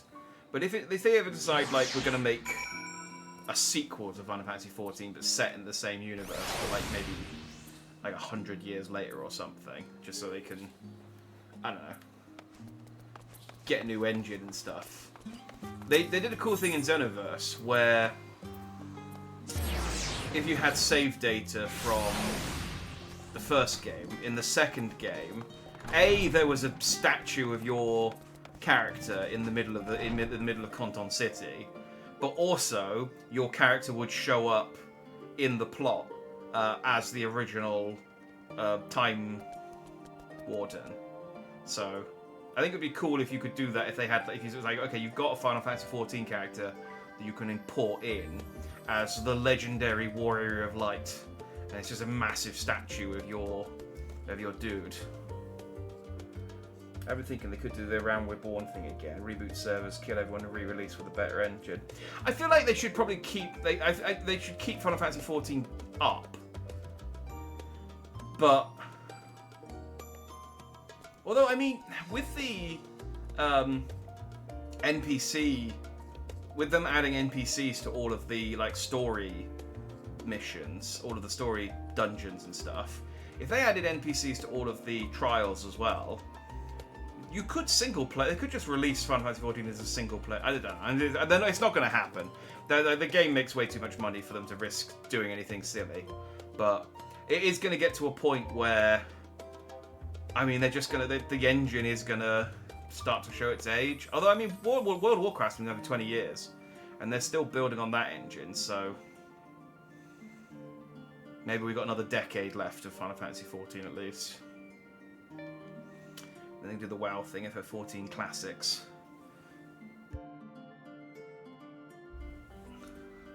See, that's what I want them to do with the original Final Fantasy XIV. Just bring that back. And be like, we know it's bad, but we just want to bring it back for people who never played it, just to sort of, you know, see the story. Because I want to meet them. I want to meet them when they, you know, became Archons and whatever, and meet Louisoir and do the original Hildebrand quest. Welcome back, Jack. Return to catch a few final winks before embarking on your mission, I presume. You'll be happy to know your chambers have been cleaned and fresh linens laid out. I pray you enjoy the sweetest dreams on this final night before the big day. Let's go and have a sleep.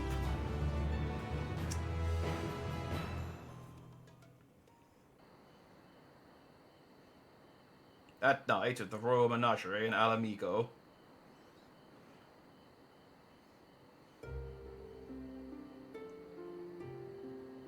Oh, I was like, wait, where? I was like, oh, okay, the place we fought Xenos.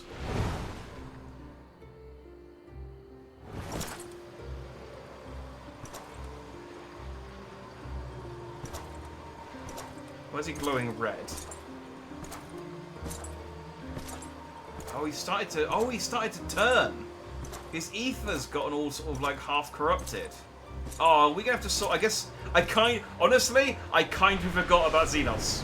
Are we gonna have to sort him out before we go? You will never get what you want. Not even the battle you pine for so dearly.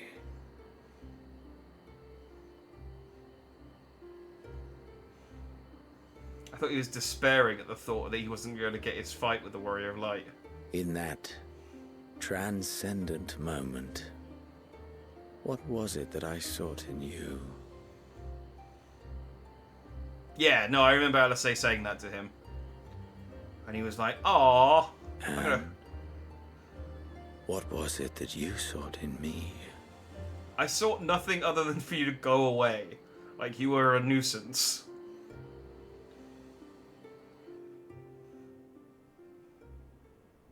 And thus it dawns. The day of reckoning.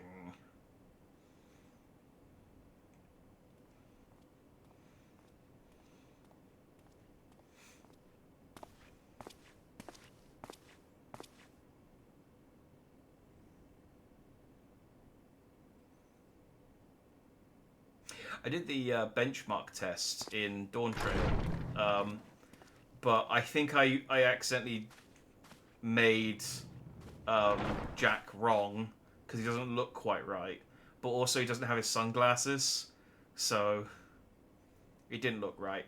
I can't. He doesn't look right when he's not wearing his sunglasses. But I also think I gave him the wrong nose and jaw. How often have we thus assembled? Alright, I was just waiting for them to. I'm just gonna blow my nose for a second. Hang on.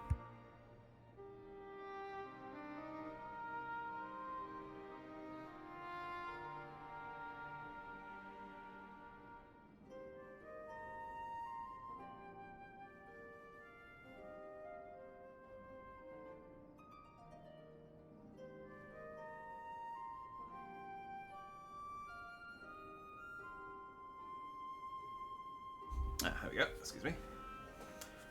No, it doesn't dawn yet. That's next DLC. No, this is the dawn. Dawn Trail is the end of the dawn. Or maybe maybe it's like we're following the dawn. I don't know. To combine our knowledge and seek solutions to the problems before us. Back at the Waking Sands, it was all we could do to address the most minor of troubles. Who could have realized what we'd find when we began to look to the sources of the realm's woes? At the Rising Stones, we made great strides and shared many moments, from the joyous to the sorrowful. I like how he refers to fighting the primals as like minor troubles. I mean, by comparison, fighting the primals was minor, like compared to what we're doing now. So that's fair enough. We've had occasion to call other places home too. Be it Ishgard or Kugane, we were fortunate to find sanctuary wherein we might take stock and continue our fight. This is the episode in the sitcom when they have like a flashback episode to save money, and we just get loads of clips from previous seasons.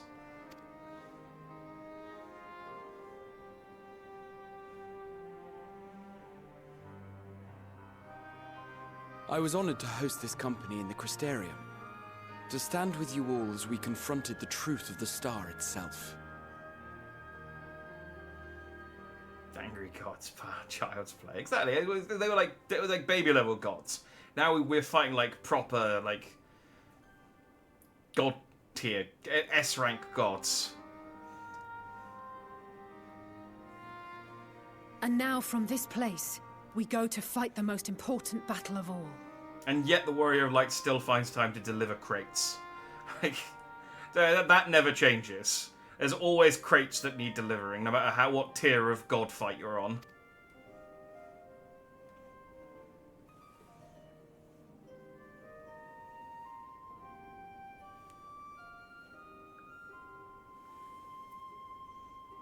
The Forum has sent word. The Ark is ready. The Loporrits naturally will be commanding the vessel. Aww. Do I at least have a commander They chair? will see the 8 of you to Ultima Thule. Can I like have a commander chair I can sit on? I can go engage. Make it so. Punch it, Chewie. You know, all the Star Trek quotes.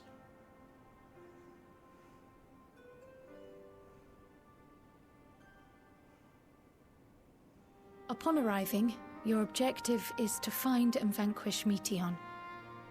Better, you are the commander chair. What, so a Loporrit, what sits in my lap?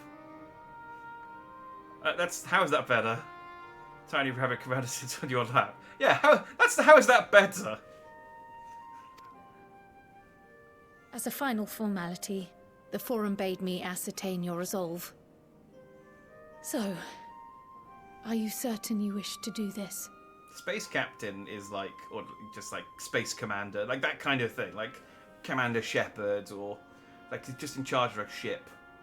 That's the dream for me. Like, genuinely, this is just a sort of peek behind the curtain. Before I started, when I was like trying to, when I was coming up with the old Jack Dandy design, it was a coin flip, pretty much, between going for a foppish dandy or being a space commander. I very nearly became a space commander, and I was going to have this whole thing where I had like a computer AI that I would talk to, and I would have a spaceship that I would be in, and I'd be playing games from my spaceship, and I was going to have like a whole motif of it being like a cockpit. I didn't do that. I went with this. And there are days when I regret that decision, because I just sort of think, oh, I would have been so cool to be a spaceship commander. Oh, my Final Fantasy XIV would have been replaced by like No Man's Sky or something. That would have been worse. As much as I think No Man's Sky is a good game, I am happy I played this.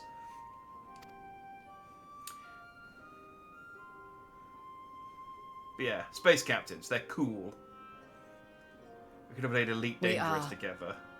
I would have at least tried Elite Dangerous. I have played it a little bit, and I've just sort of gotten dizzy from the fighting. But maybe I would have like gone all out and got like a flight stick and stuff. Then, ere you report to Thalmasane, I leave you with these words.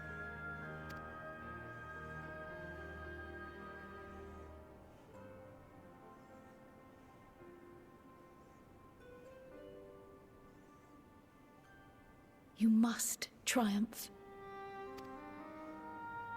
What that means will differ for each of you. To make it back home, or to simply avert doom, or perhaps something else altogether. Yet whatever it is that drives you, I have faith in its power to see you through. So please, triumph.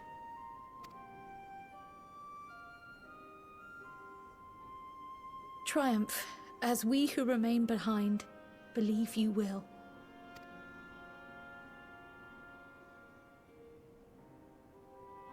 When have I ever failed to kill a god? Let us be off then. Yeah.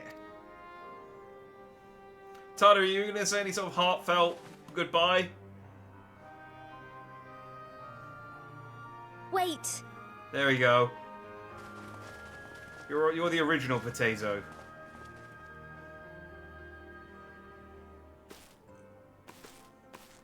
Both Kryle and I will be there to see you off, but as your receptionist, I feel I need to say this here. These are your P45s, you're all fired. Safe journey, all of you. And be safe. I know it's an awkward time to do it, but the Scions just really do not have the insurance for what you're about to do. Like, if something happens to all 8 of you, I am bankrupt. So, yeah, we're cutting ties now. If you make it back, though, there are some openings. You too, Tataru.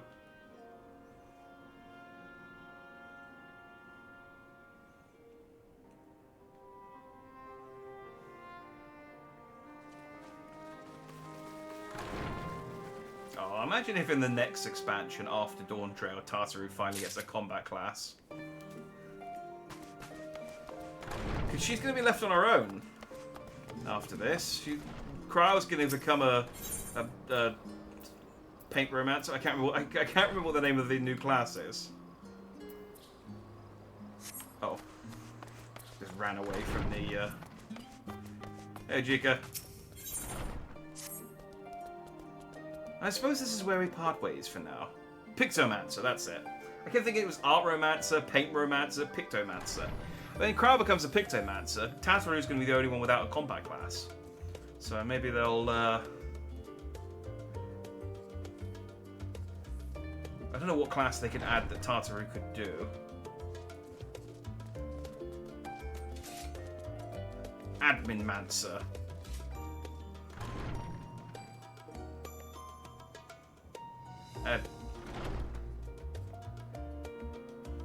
No, I can't think of anything funny. I suppose this is where we part ways, for now at least. Would that I had sage words of wisdom to share ere you depart. Mayhap the teachings of Gluf Baldesin will suffice. Surrender not to anger or hatred, he said. Look beyond them, and there find true strength. What one sees beyond is open to interpretation, I think, but for me it would be the things I cherish most in life, things I believe are worth fighting for. Something to consider as you venture onto the Sea of Stars. By the way, here's your bill. We would have charged it to the we would have charged it to the Scions, but I understand you've been let go recently.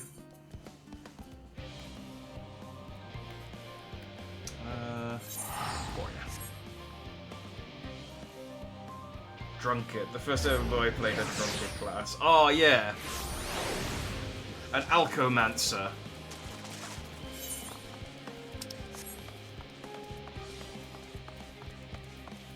Do you ever? I always hate when this happens. I came up with something and I thought, oh, that's really funny. I'll Google it and see if someone's gonna come up with it. And then you Google it and it's like, there's like 100 other people who've had came up with the same joke. And you're like, dang it! I thought of a Lactomancer the other day, like a milk mage, because it was a thing.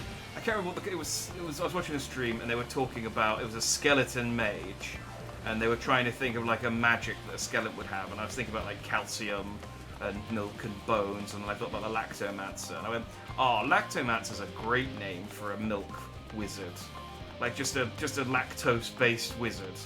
And then I googled it up, and it's just like, yeah, I'm not the first person to have come up with Lactomancer. I was disappointed.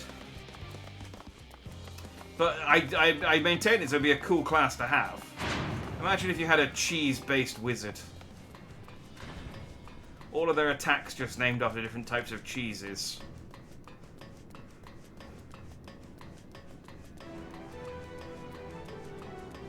Oh, I haven't seen it see us off. I mean, well, none of the... Well, Hori's here, I guess. I guess it's all the important people from this expansion and Hori Boulder and Coltonet. Okay. Hey, Fortuno!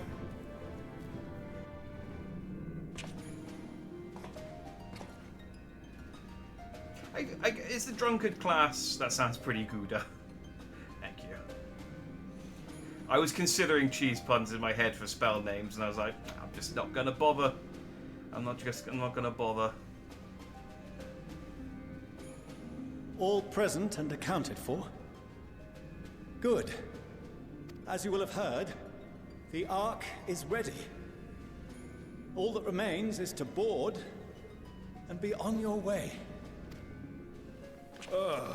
I've seen my fair share of tight schedules, but this was bloody murder. Hi, Sid. It's nice that your voice actor's come out of retirement. Did it. We finished the ship. I genuinely can't remember the last time Sid had a voice line.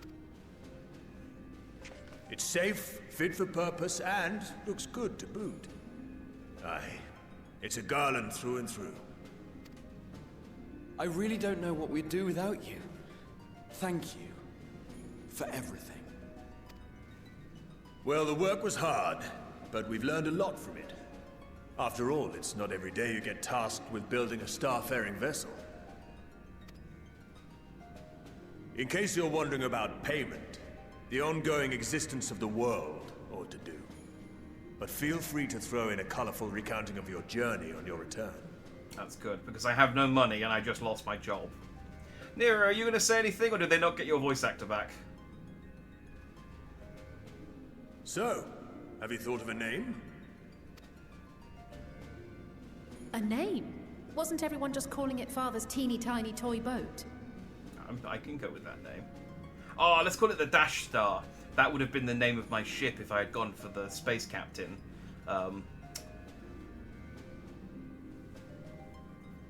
Persona. Well, seeing as its purpose has changed, I thought a more eloquent name was in order.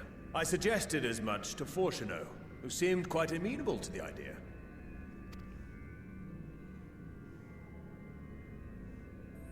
As you know, this vessel is the culmination of heretofore unprecedented collaboration. And though said collaboration is owed to the Scions, there is another whose noble deeds made our work possible. It's Heidelin he's talking about. From a fragment of Dalamud, we obtained not only advanced materials such as refined adamantite, but the knowledge to traverse the stars. And this fragment would not have found its way to us had the Archon Louisoix not fought to protect this world. And in so doing, laid down his life. All right, that's a bit of a stretch, but I'm happy for you to name it after Louisoix. Now that the vessel stands complete, I cannot help but wonder if it was more than mere happenstance. If it was my father's intention to guide us here. Look, well, from what I know from Louisoix, he was a very intelligent dude who knew a lot of things. I can't imagine that even he thought, yes, I am going to just turn into pure energy and Goku a hole through Bahamut in order so that in 5 years' time, my grandchildren can go to space with a dandy to kill an evil emo bird. Like, I mean, again, this is a stretch for Fortuno. Fortuno's not happy with father's teeny tiny toy boat. I was fine with that. Will see you all safely home. I name the vessel after that self-same fragment of Dalamud he delivered unto us.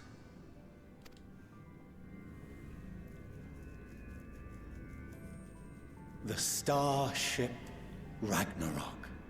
Okay, that's kind of like a more generic than I was expecting. I'll be honest. Like, you Final Fantasy XIV. You make up all sorts of like bullshit names and for things, and then you just go with the most generic Ragnarok for your spaceship. I mean, I was thinking God Killer, which is still generic, but that's fine.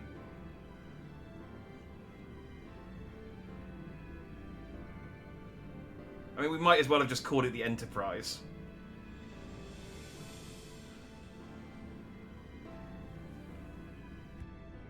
Sorry for the wait. I got everyone you asked for, and not a one less.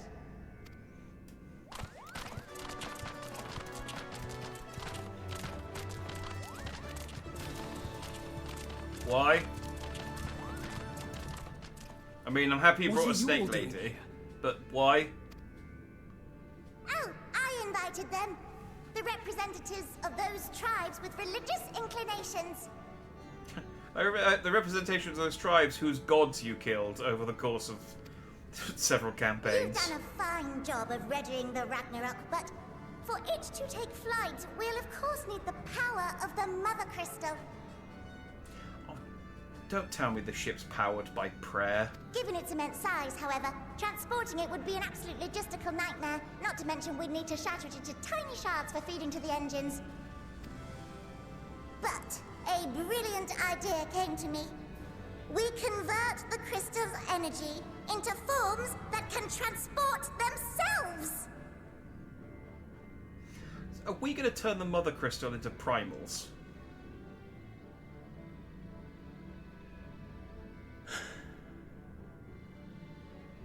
Thou wouldst employ summoning, or should I say its precursor, creation magics.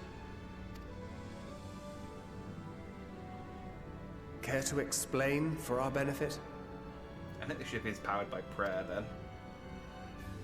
As you may have witnessed at Bestway's Burrow, the Loperites are capable of creation magics, which they use to shape the moon's environment.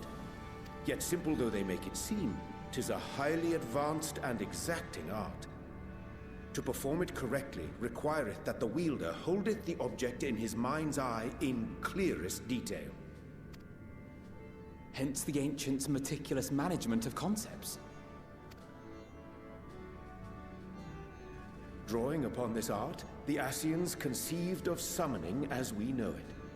A derivative that replaceth the complexity of concepts with the simplicity of zealotry to make manifest a creation. I see.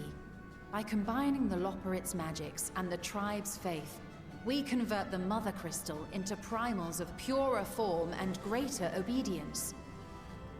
Summoning as it was intended, one might say. Indeed! Indeed! I don't know. I mean, I get the concept of why, you know, how this is going to work. I don't necessarily understand why we needed the tribes, the beast tribes, to come and help us out. Surely we could have just, like, I don't know, pictured Loporrits and made lots of little tiny primal Loporrits that would have done the exact same function. And it's just an excuse to... Hydaelyn gave us the ability to use creation magics, she forbade us from using it to make anything possessed of a soul, or similar. Well, that's fine, I'll do it. She didn't say anything about fulfilling the desires of others, though.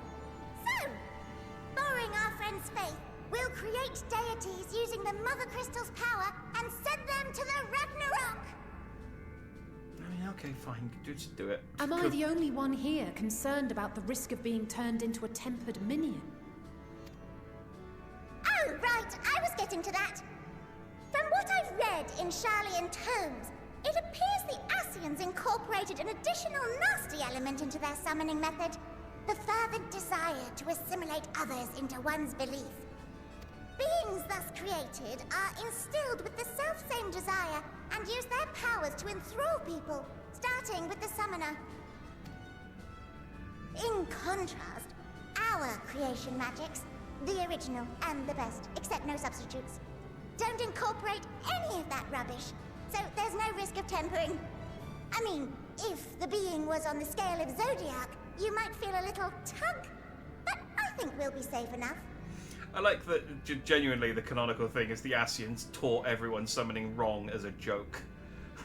Like, just, yeah, we taught it wrong because we thought it'd be funnier for it to be them to get them fucked up and sundered. Not sundered, tempered. Sundering's different. Are you sure you want me to leave it to me to shape the gods we summon? They'll be naked and very shapely. I mean, have you seen Shiva? That's not a problem. Plus, I think the snake god is naked as well. Truth be told, I do not understand the intricacies of this plan. But none of us would ever turn our backs on you. When the avatars of our faith ran amok, you intervened without decrying we who birthed them. Where others vilified and suppressed us, you offered understanding and friendship. This probably makes more sense if I had done any of the Beast Tribe quests. We will share with you the true expressions of our gods. Not malevolent deities, but benevolent saviors. As someone who hasn't done a single Beast Tribe quest, I just swept in, killed their god, and then barreled right back on, right back, carried on along. Like, for almost all of you, your primal was just kind of in the way, and I had to get rid of it to do something else. None of you were an objective, Alright, you were just an we're obstacle. heading to the ethereal sea. Stay in sight, else you're liable to get lost. Do you remember the god of the snake girls you want to have? It actually has clothing. I remember it was a big lady. And I guess when I think of big ladies, I think of the big lady from Dark Souls, and she didn't have clothes on. Lead the way.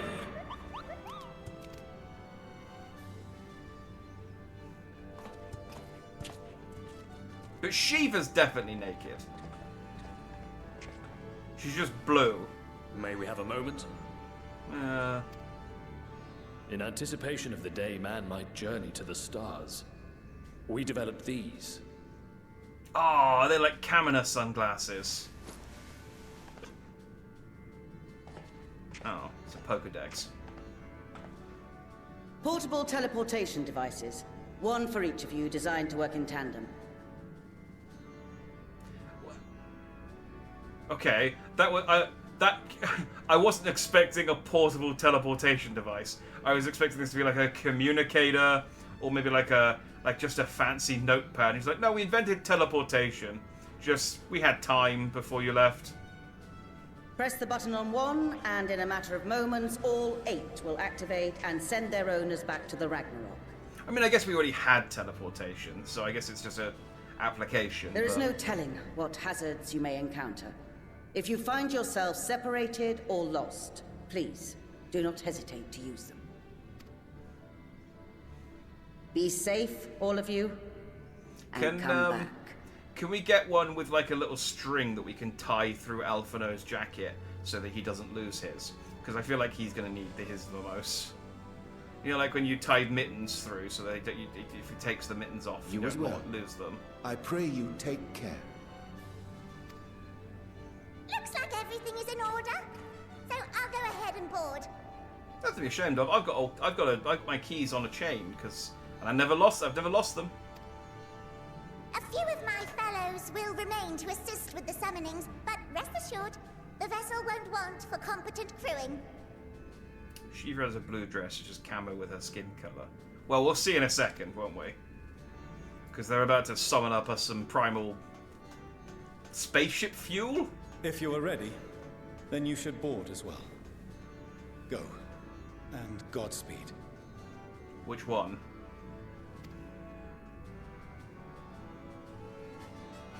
Doesn't matter, we killed them all. Ah!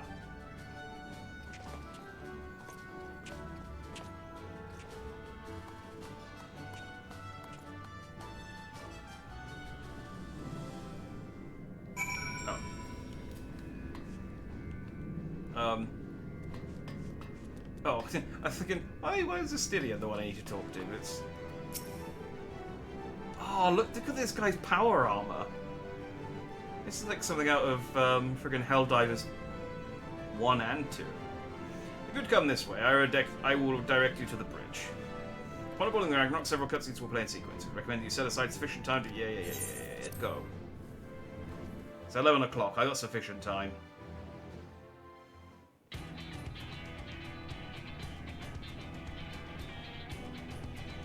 I feel a silly cutscene coming on.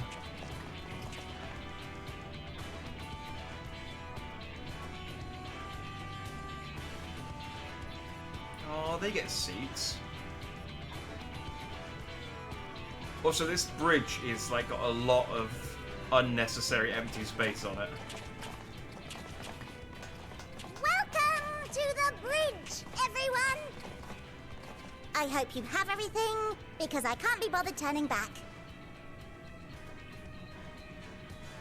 Also, there are no toilets, so if you didn't go before we left... Make yourselves comfortable. You're We're gonna setting off in just a moment. You're gonna have to hold it until we get to the other side of the galaxy.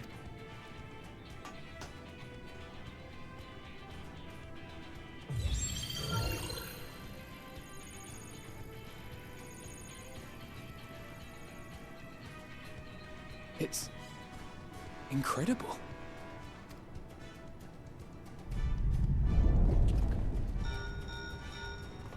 This is Fortuno. Can you hear me? I thought we'd crashed it already. It's like, sorry, I had it in reverse when I turned it on. Sorry, I didn't have it in the right gear. The preparations for the summonings are complete. In accordance with the 14th phase of the plan, we have moved the Ragnarok to the launch site. The gates are open. You may depart when ready. So, are we ready? As ready as we'll ever be. Let's get going. Oh, come on. The burnt-out star's got more fire in its belly. Try it again, with feeling. Alright, mapping way. Stick to navigating. Oh, I'm gonna have to say something. Oh, no, screw Alpha, though. Issue the command to launch. Take a back seat, Alpha. No, I'm the captain here. Yeah! Engage! Engage! Why did you put Sleeping Way in charge of the ship? Oh, they are actually saying engage! Yeah!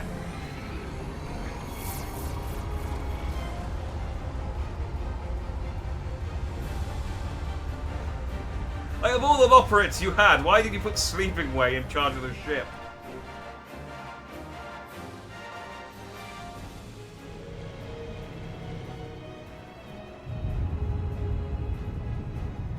Oh, it's like Tracy Island.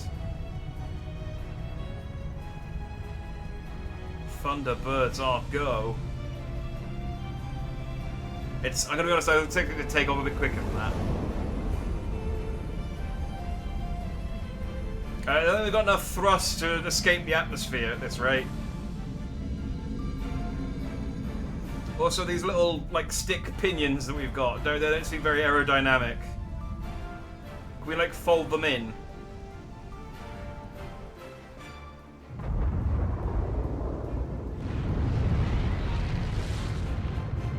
I hope they told everyone what they were doing.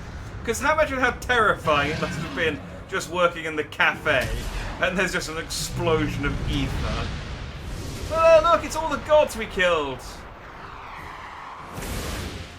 I mean, you can kind of make them out if you squint real hard. Oh, it's King Moggle His voluptuousness. I forgot about Garuda. I must carry landwalkers into the sky. I cannot imagine a greater indignity. She's naked. She's got feathers covering her bits. Do not sulk so. For thy mighty winds exist not only to buffet and batter. That's the Sorobat. That's the turtle they one, may isn't it? serve also to thrust forth with vigor. Such is thy glory. And thus it is an occasion to rejoice.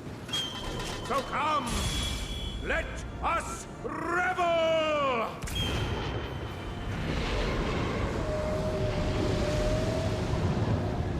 Yes, the windfish.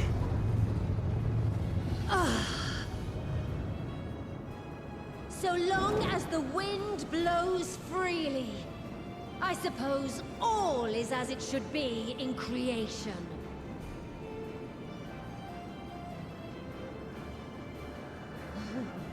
I will render unto them a storm, that they may pierce the firmament and fly free! Let Odin talk.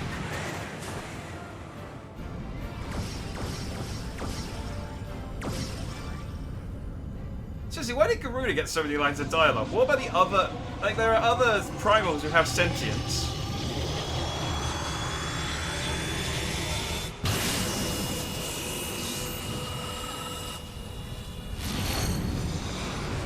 Oh, well.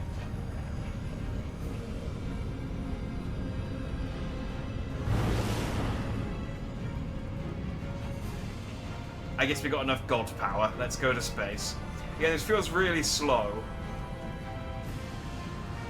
You see Lakshmi. I mean, maybe it's all really blown out. I couldn't really make out any of them other than, like, Titan and Garuda and the other two.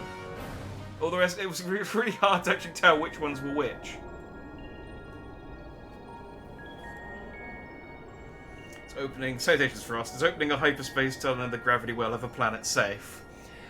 I mean, I would say no, but it's entirely possible we come back and we find like everything's been destroyed because of it. It's like, ooh, Sleeping Way? Yeah, we didn't think about that. All's well. Fantastic, even. I might even take a nap. Thanks to the power of those primals, the engines are roaring and we're ripping along. All values are also within projected ranges. Time to destination is 8 carats. Perhaps 7 at a pinch.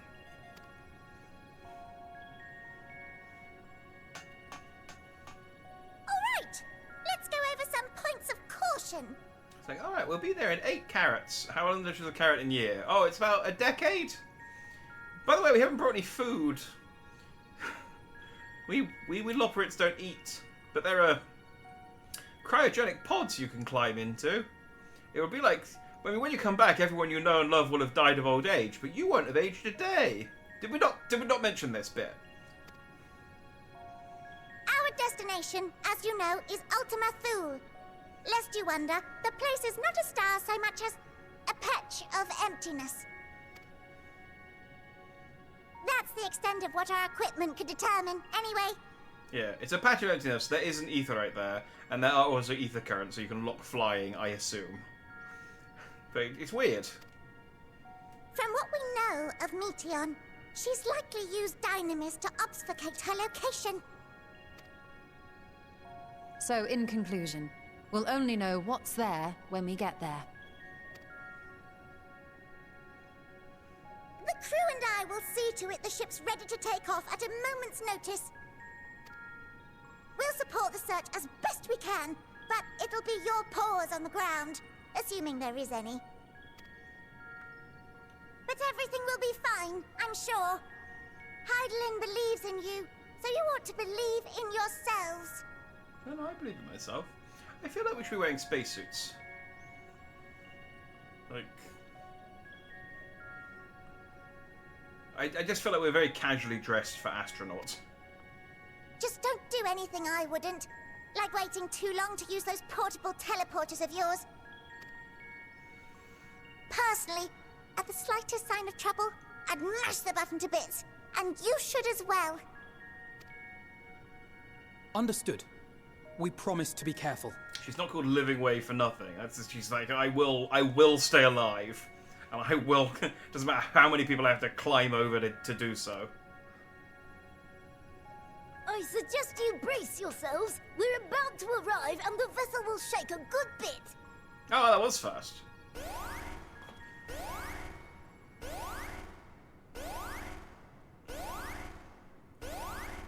Like, how long until we get to the end of the known universe? Ah, it's like... What is this? 4 or 5 minutes? Something is... interfering with the equipment.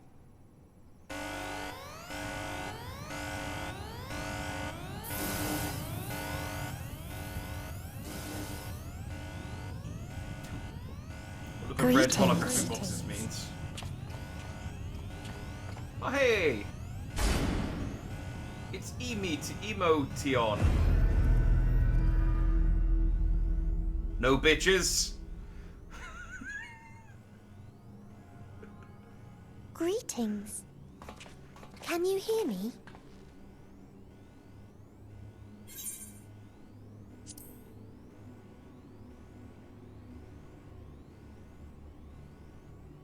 So this is Meteion. Oh. Have you met one of my sisters?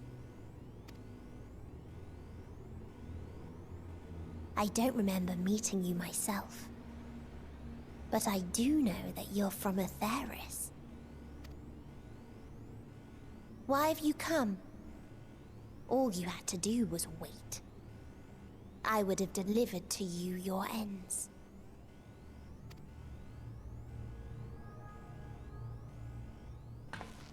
We didn't ask for that. I don't understand. All life is destined to end. Why choose to prolong your suffering? One Piece hasn't finished yet. Effort, ambition, love. They amount to naught. Happiness, should you find it, is inevitably lost. Stolen away by events beyond your control. There is no logic nor meaning in it. You think there is. Convince yourselves. But it's all a cruel accident.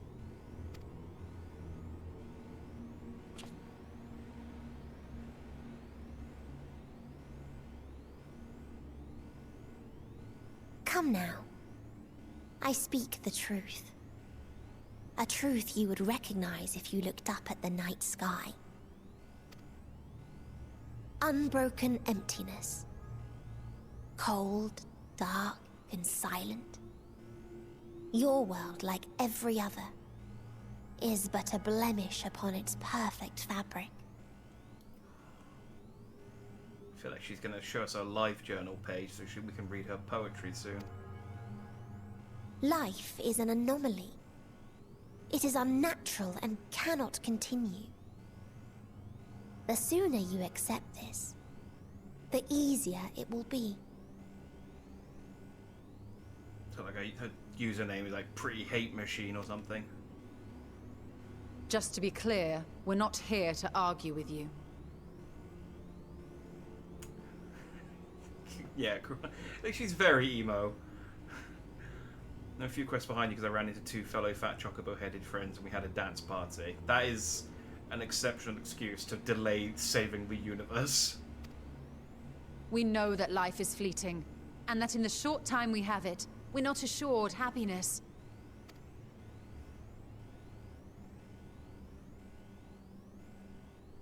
Indeed. I've seen far more sorrow in the eyes of many I've met. I myself have plenty of regrets. And one day they'll die with me. Gone to dust with my good deeds and unfulfilled dreams. This is cheery. But we accept this. That our existence may seem pointless. That sorrow, rage, and despair will always dog our heels. I mean, you guys speak for yourself. I'm going to make them build a statue of me. And we press on regardless. That is why Hydaelyn guided us here. Like a really big statue. Like several of them. In her boundless love for mankind, she has prepared us for this trial. And in her name, we have come for you. And then I'll get the Loporrit to maintain them. Like lots of different statues across the continent, all in different poses. And then I'll be like, Loporrit, now that we don't have to worry about the moon and stuff, and you guys live forever, your job is to look after my statues and make sure they're kept polished and shiny and maintained. And I'll live forever through the Loporrits.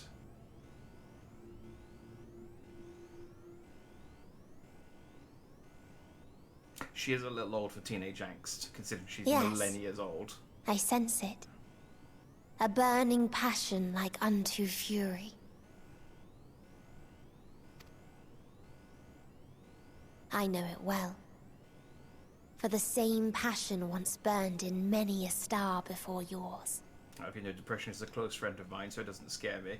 Yeah, it's like Usopp versus Perona. I'm already negative. Your negativity powers don't work on me, Meteon.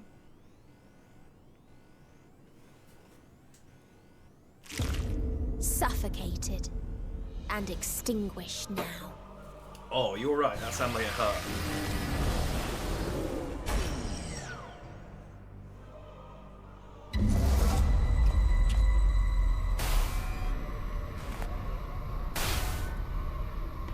I can't breathe. Guys, I think we accidentally picked a fight with someone from a different genre. Of my ultimatum, where emotions dictate reality, where resignation and acceptance unite to embrace the end. I think she's going to start crawling out of our TV or something. Those who yet valiantly cling to life cannot thrive.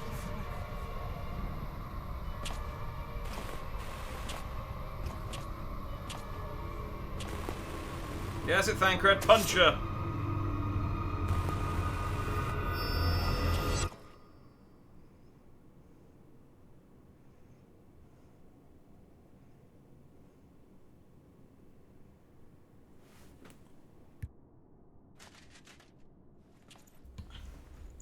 Creepy neck cracks are always effective. So by the fury. Depression resistance doesn't block out the creepy neck crack. Yeah. It's always an effective, like,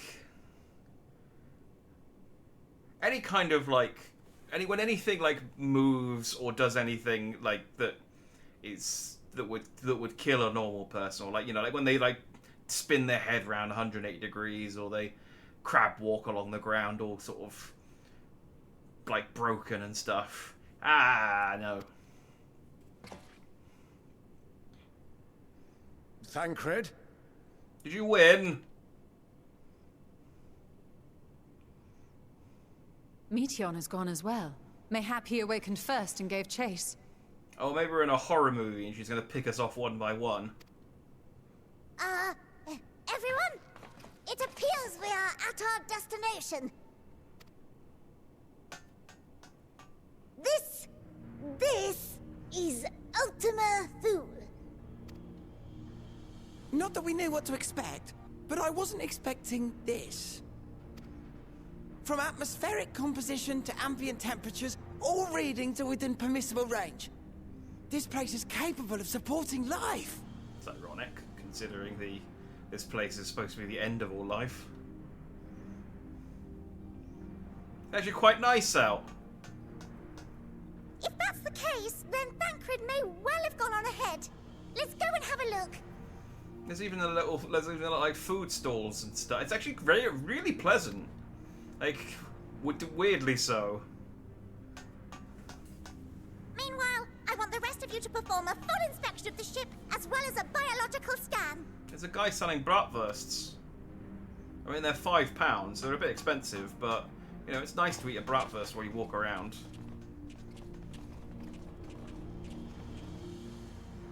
As a kid, I used to love crab walking. So it was that the brave wayfarers arrived at last at Dream's End. I wouldn't say I loved crab walking, but I do know what you mean. I definitely did it when I was younger, and it's not something I don't think I could. I think my back could man take it these days. I am made keenly aware of one truth. Though the curtains may fall again and again, so long as others take the stage, ever shall there be more tales to tell. This is nice. So, let them bring it to a close, I say. Let the curtains fall upon this, the final chapter in the tale of the star. Ooh. Is this a dead star? As I live and breathe, I live and breathe. Well, the environment itself shouldn't kill us. Where's breathing way? Well then, let us search for Thancred while exploring the area. Everything's the environment is fully breathable. It's able to support life. Full of bacteria, like unknown bacteria and pathogens and stuff, and we haven't done any kind of testing, so God knows what kind of things are now breeding inside your lungs. But hey, you know, that's a problem for after we kill God. The ship we leave in your care.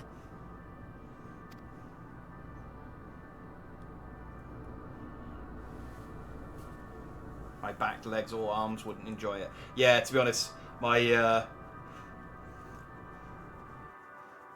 arm's not as good as it used to be. Neither are my knees are getting there either. I can't guarantee it'll be of help in these strange surrounds, but I've readied a provisions node in case of emergencies. Of course, if you encounter any real danger here, I expect you to return to the Ragnarok at once. Oh. I've given you a provisions node. It's like, can we get this stuff for free? And it's like, no! Just because it's the end of the world, I gotta pay the bills. What have you got here?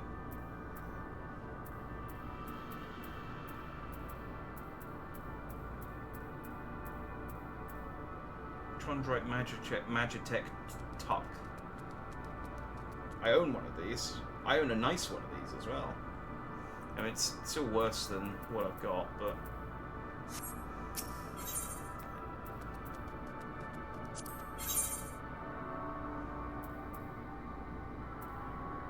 Ditto for these. It's weird that you would sell me clothes when I'm wearing Yeah, this is just the clothes I had before I got this stuff. Oh, but they got some salmon. I can go do some fishing in space. Nice. Sorry, I got distracted. I did say my controller is dying, so let's plug that in before that becomes a problem. I don't know if we'll get to any combat today, but it would be awful for it to conk out mid-boss fight or something. There it is.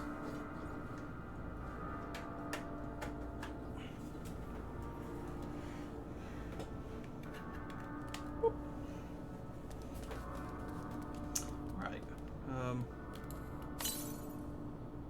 Yep, there is an ether current here, okay. Ooh. I can get some dye. It's a weird reward. We're fortunate this place can support life, albeit barely. I suspect, albeit barely, I suspect, given the torpid, stale quality of the air. But never mind that, we must find Thancred. Let's begin our search from the prow of the ship. It seems as good a direction as any. That's the front of the ship, isn't it? Try not to stray too far, lest we lose sight of one another.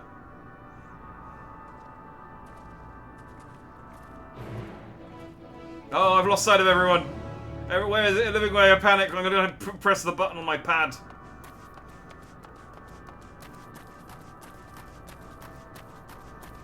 They're like, oh, it's a good thing we've got air here. Which means we don't have to get out the really cool power armor that we got you. And it's like, can I have the power armor anyway? It's like, no. No.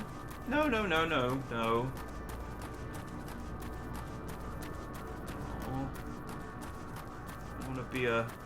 I want to be a Master Chief.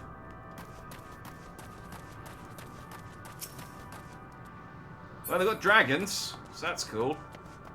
I guess that makes sense, given that dragons are from space.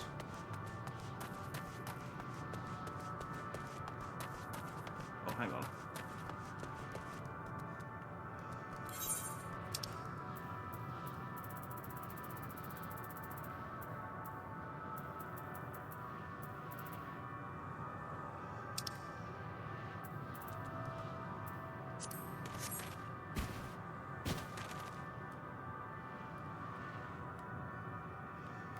It doesn't quite work when he flies. So, but upon as the Heward play deadly, he falls on his front. I need one that falls on his back, or one that's curled on his side, so I can do the proper Yamcha pose. That's always what I think of when I see a person-sized crater. Is I just think of Yamcha.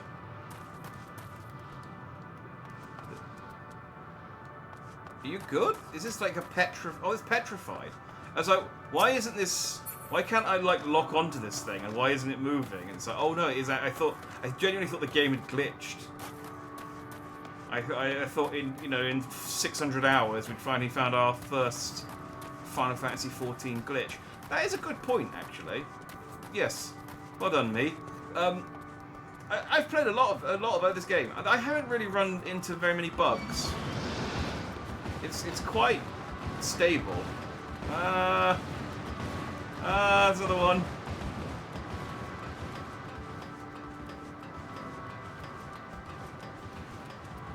Thanks for the assist, Alphano. Ruins, but of what, I wonder? Perhaps you can find something to help us understand the nature of this place. A relic, an inscription, anything. Whatever it is, it's all melted into slime. Oh, is this where symbiotes come from? The technically has been partially melted, likely sometime in the distant past. The damage does not appear to have been inflicted deliberately, rather it calls to mind the indiscriminate destruction often wrought in the heat of battle. Well, Graha. Look here, this part is relatively intact. The intricate design of the top suggested is man-made, though its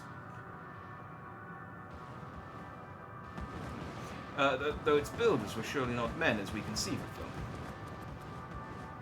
Having said that, I swear I have seen this pattern before. Oh, it's not going to be the Allegans, is it, again?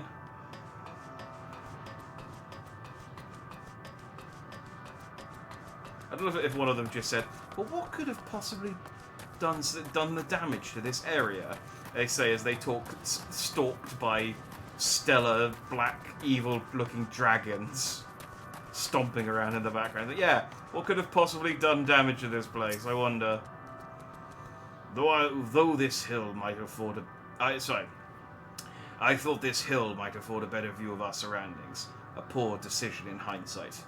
Besides the light from the ship, all is shrouded in darkness. If Thancred is here, I'd never know it. For what I can tell, we are near the edge of an island, if you can call it that, surrounded by floating debris. I mean, I can see pretty far from here. Like, there's a blue thing over there. Oh, that's the ship. I can see a... There's a weird mushroom thing place over there, and there's like a weird forest over there.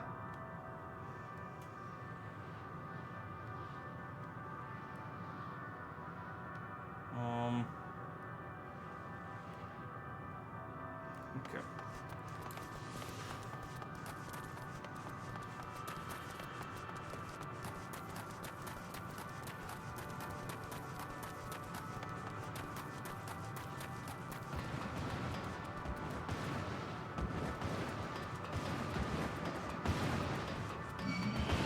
I'm gonna just kill this dragon. I'm trying to avoid fighting stuff just because it's a hassle, but this thing keeps getting in the way and attacking me.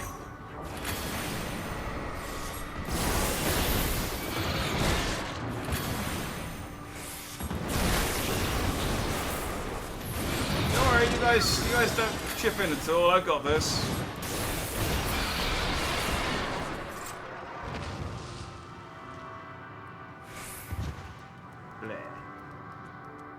That's right.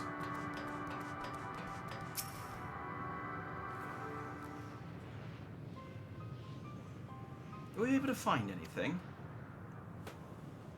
I found a Stinian. As I feared, there's still no trace of Thancred.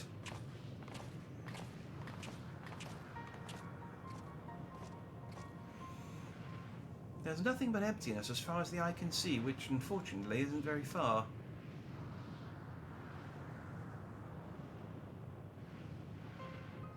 I can't help but suspect that someone or something is here. I mean, the dragons. There are times when I sense it drawing close, and then a chill washes over me, leaving me exhausted. Leaving me with feelings of death and anguish.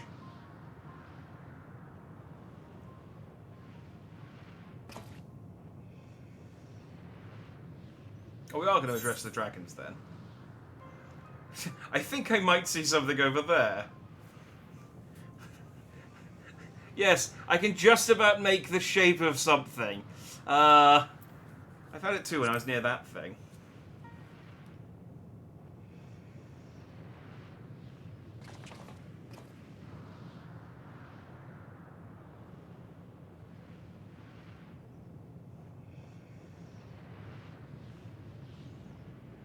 What are you talking about? There's nothing there. Oh, they can't... Okay, so that explains why they were standing around in such close proximity to the things. I was going to say, normally they don't put NPCs that close to, like, monsters. Because of that. I mean, sometimes they do. But... Oh, they can't see the dragons. I was going to say, if there were dragons here, Estinian would have killed them all.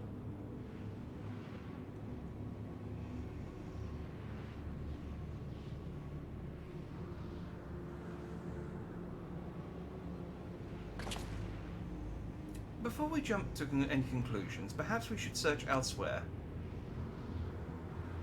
Agreed. We found only more questions than when we are in desperate need of answers. There's a fair stretch of terrain from the ship's port side we've yet to explore. And let us try searching there then.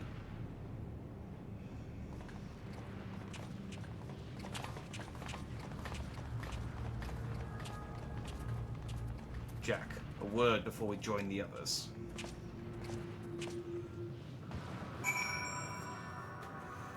I feel like they glossed over the fact that I could see a dragon, like evil dragon monsters, a bit too quickly. Like, that's surely quite a big hint.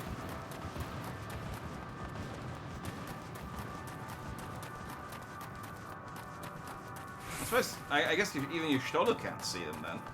I say I see as much as she can see anything. Well, that's pretty.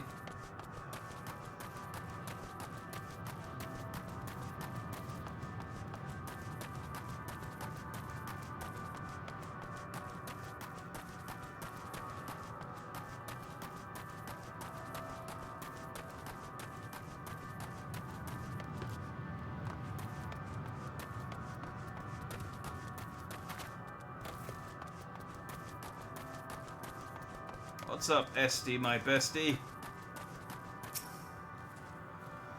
You see them too, don't you? The dragons. Oh, okay, he does see them, as I thought. Their presence is tenuous at best, but there's no mistaking it. No doubt your bond with Midgard's armor and mine with Nidhogg is what allows us to perceive them. That makes sense, yeah. Our bond with dragons. I mean, yeah, they are space dragons, so yeah. Could these apparitions be related to the dragons that now live on Aetheris? Theorists.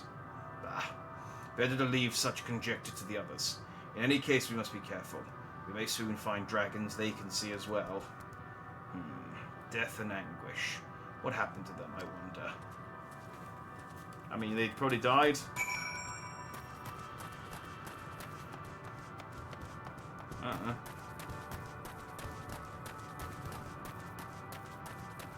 Ooh, that looks like an aetherite.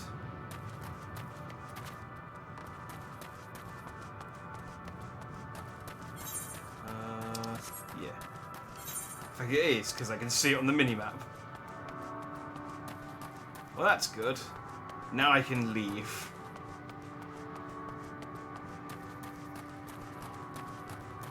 Bye, suckers.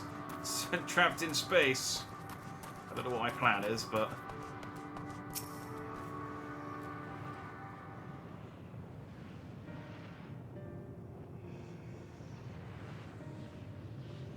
we know what happened to the Midgard told us in Frelsvager and Tiamat. Well, why doesn't Estinian know then?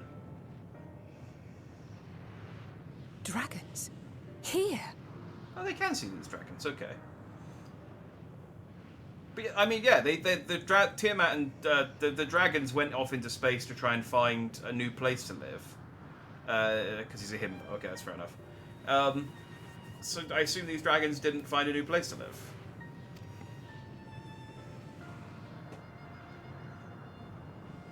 What you see is a memory of a world that once was. Oh, hey, Meteon.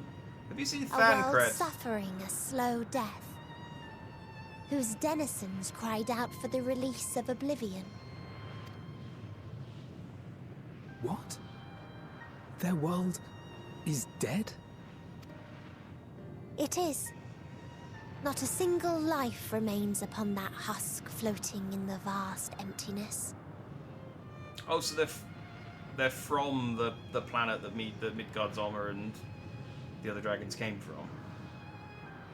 These creatures are shadow and shade, perpetuated only to suffuse dynamis with their unending lamentations. Oh, okay. These are basically ghosts, basically. Our friend Thancred. Where is he? A strange question. He is at your side, is he not? Oh, yes. He is here and there, and everywhere within this space. He would tell you himself if he had form to form words. Oh, she molecularized him. I guess atomized is probably the correct word. Huh.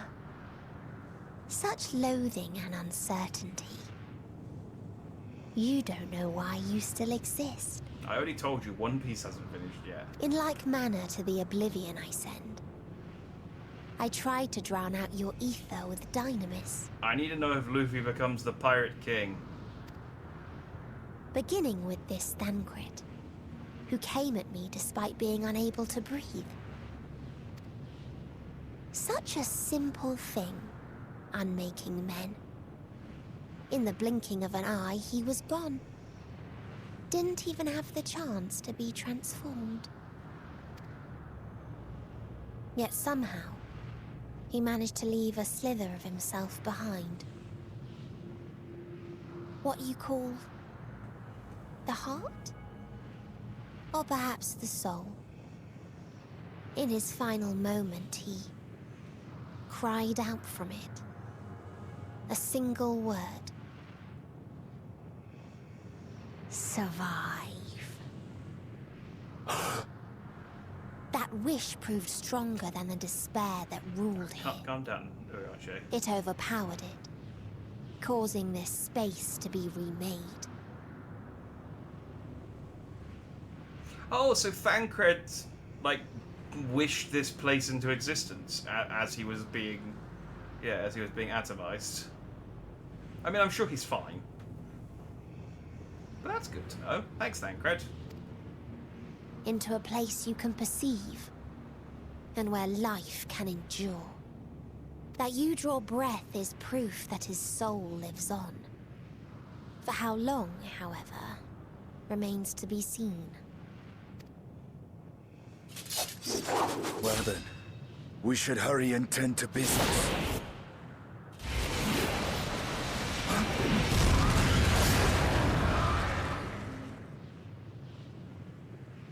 It's bad effort. It's futile. You will never reach the true me. I told you, emotions dictate reality in this space. Such changes as you might work will not alter its nature. You may see, but you cannot touch. Walk, but not advance. No, will advance. That's why they call me the End Advancer. I'm waiting for the title drop. It hasn't happened yet.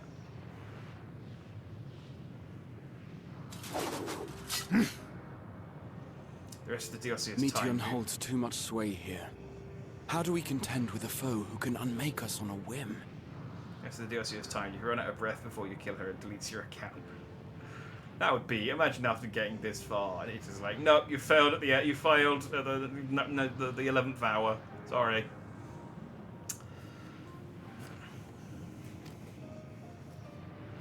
We just have to think happy thoughts, like Thancred did when he died. I do not know. But Thancred gave his life that we might come this far. We must press on.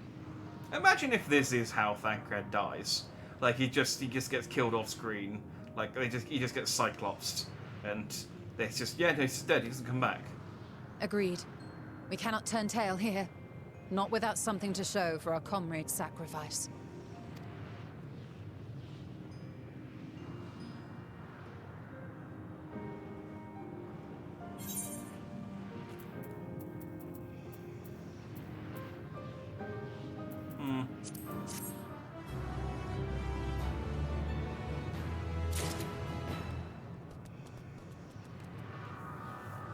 Should I go into tune? What should I do, Rajay? I said, well, that'd be a horrible death. I mean, it would definitely make for like, it would definitely be trending if you made a game like that. Soul without body, a form of being with which we are not wholly unfamiliar. Indeed, for we existed in a similar state when residing in the first. The circumstances are rather more dire than that, 'tis true, but I choose to believe he is not forever lost to us. Regardless, in sacrifice he hath afforded us a chance to prevail.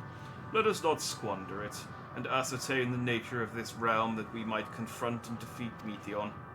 Estinian, Jack, would you accompany me in speaking with these dragons? Mayhaps they can enlighten us. I would ask the rest of you to survey these surrounds. If there is a path that may lead us to our quarry, we must find it.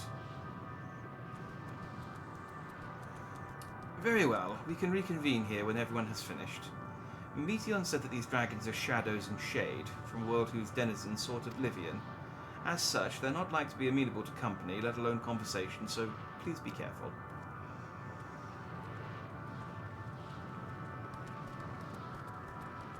Let us split up and gather what knowledge we may.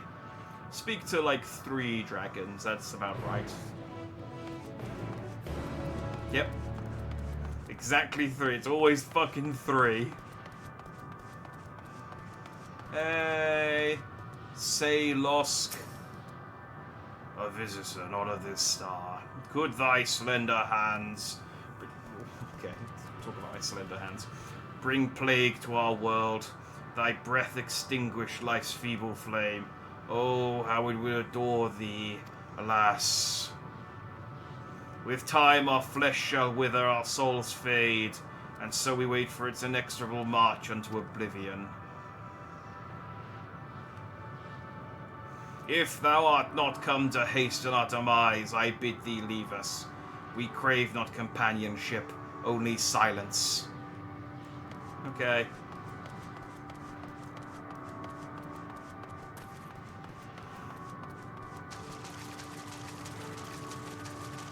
Travel to the edge of the galaxy just to find a gathering of antisocial dragons.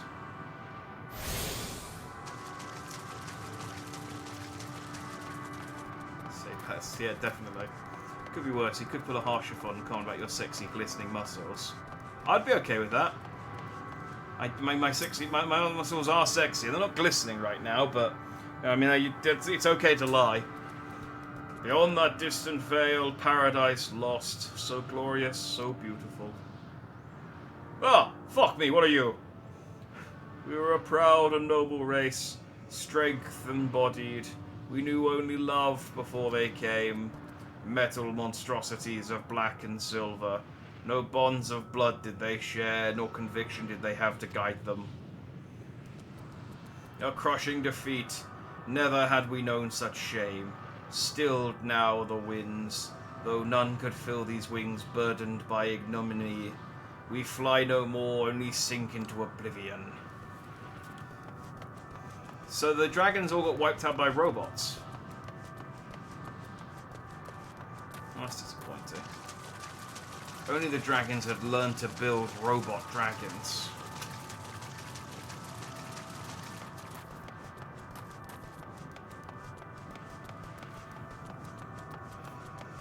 Like a mecha Midgard Zoma.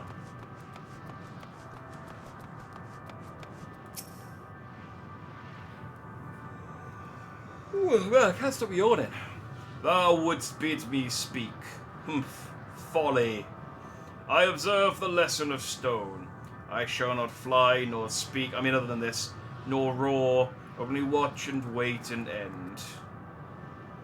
But one sight yet stirreth my blood, tempteth me to raise my voice in lamentation.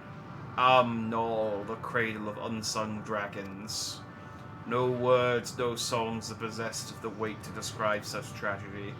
Go, if that be thy will, I shall remain. It's a weird thing. That this area does kind of remind me a little bit of like some of the areas in like Dark Souls. Just in that it's like a destroyed, kind of beautiful but also like barren wasteland, and there's just like lots of dudes just hanging around, just like, yeah, I'm just kind of waiting for the end to happen.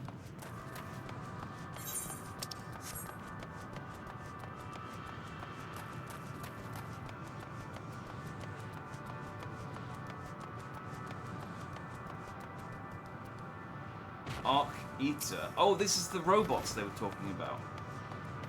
So they are just robot dragons. So who built the robot dragons that killed all the dragons?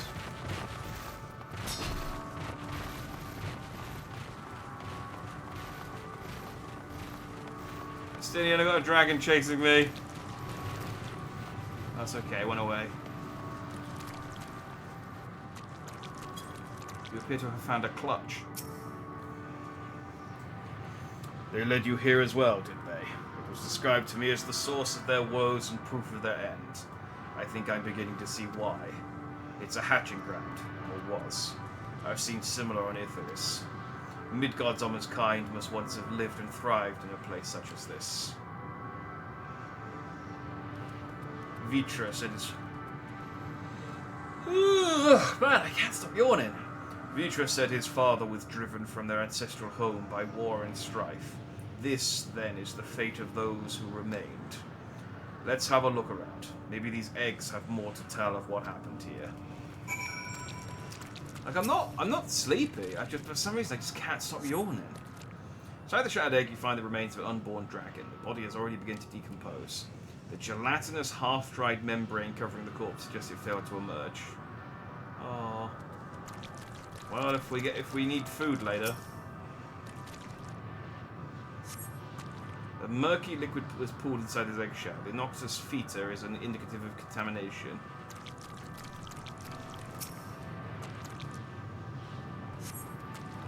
Gingerly lifting a large egg from the viscous mire, you peer inside and see a formless mass soaking in a pool of embryonic fluid. Your stomach turns as you return the egg to its resting place. Okay.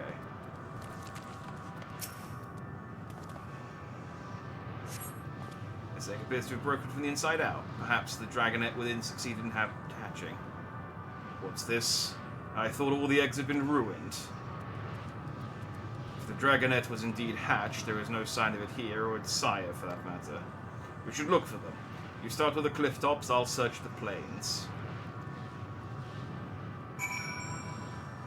I thought we were going to go on like a quest to make sure one of these eggs hatches successfully, and then with the other the dragons will be like, oh shit, bro, we can have children. Okay, okay, shit's getting real. Water, dehydration can make you yawn. I mean, I've been drinking. I'll drink some more water. But no, I've been drinking as much as I normally do.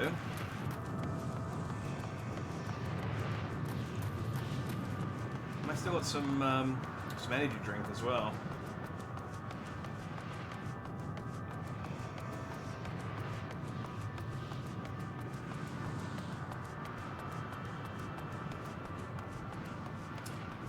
I have a feeling this... Oh, the little... Oh, it turned evil. That's kind of sad. Well, let's kill it.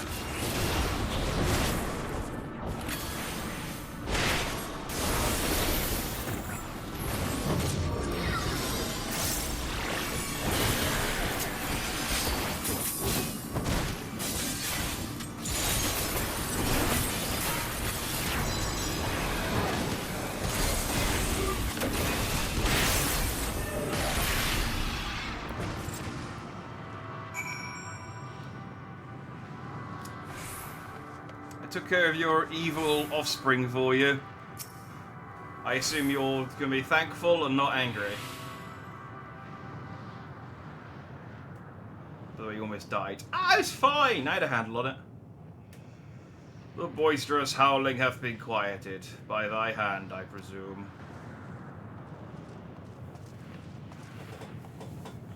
That level 90 robot dragon thing is a bounty. Oh, is that what you mean by I almost died? Yeah, the bounties are tough, aren't they? Yeah, I would probably struggle to fight that thing if it had attacked me. Everything all right? I thought I heard a dragon or something resembling one. Yeah, it was this dragon. I see. That's what's happened here. Was that your child? Perhaps some eggs within Amnol are indeed mine. If life within one did quicken, the beast thou hast slain may be of my blood. Yet I do not recognize it, twisted and malformed as it is. Not a dragon in truth, but a reminder of our failure. A testament to our shame.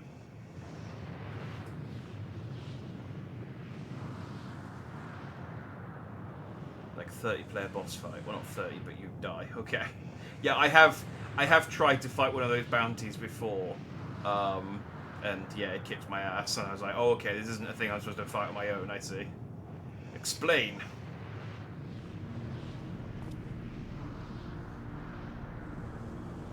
They descended from the heavens, cold, heartless machines, and with them rode war and death. With fire and fury, rage and rancor we gave answer. 'Twas a long and bloody battle, but only the beginning.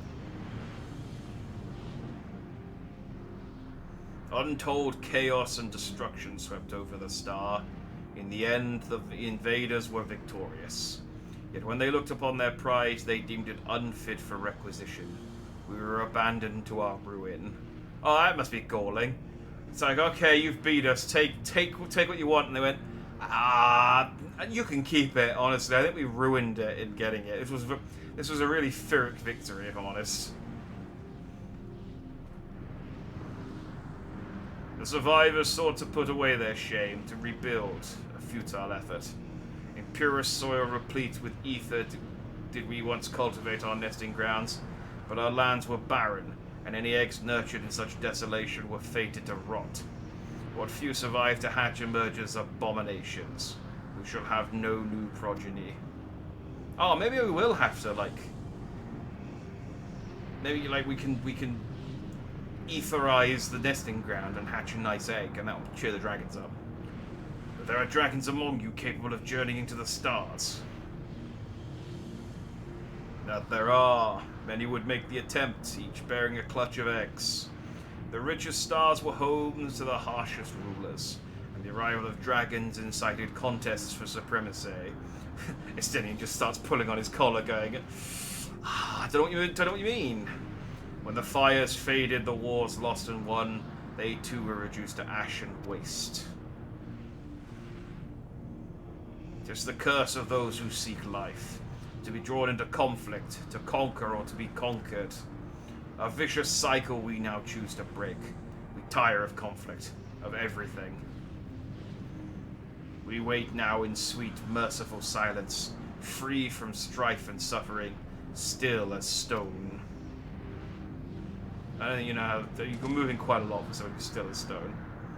Wait, you claim your kind is doomed, but there is another star. We have our own dragons.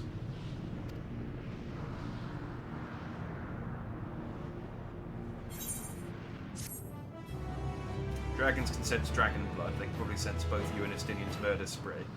I mean, even if they couldn't sense the murder spree, Estinian has dragon blood. Hello. Estinian has dragon blood all over his spear. He's probably just like, yeah, I don't think we're going to talk to you guys. I think you're a bit too close to the dragon there, Citraeus. But, I like the clothes. Is that the relic? Is that the level 90 gear for your class? It's nice. I like the waistcoat. It's a bit small for the shirt, but... Wanted to sniff him. Okay. I'm gonna go talk to Estinian. They want only to brood in silence, to be left alone with their grief until time itself comes to an end. I know that I envy them. I want to be able to do that too. The sole reward for senseless bloodshed. A pain I understand and wish that I did not. It's like I have sympathized with them as a fellow edgelord. What fools we were. But now isn't the time for such thoughts. The others will want to hear what we've learned. Come. Okay. Let's go speak with Alphino.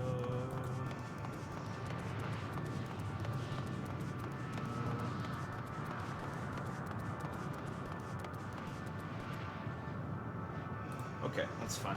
I'm just sort of seeing how many missions we got till the end of this section.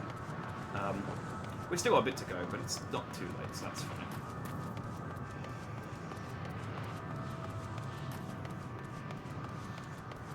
I wanted to get to the end of the level 89 quests and get to the sort of start of the level 90 quests, because I figure that's probably where the like final stretch to Endwalker begins. I mean, we're pretty much on the final stretch to Endwalker, but you know what I mean. Oh, this map's a lot bigger than I thought it was. Okay.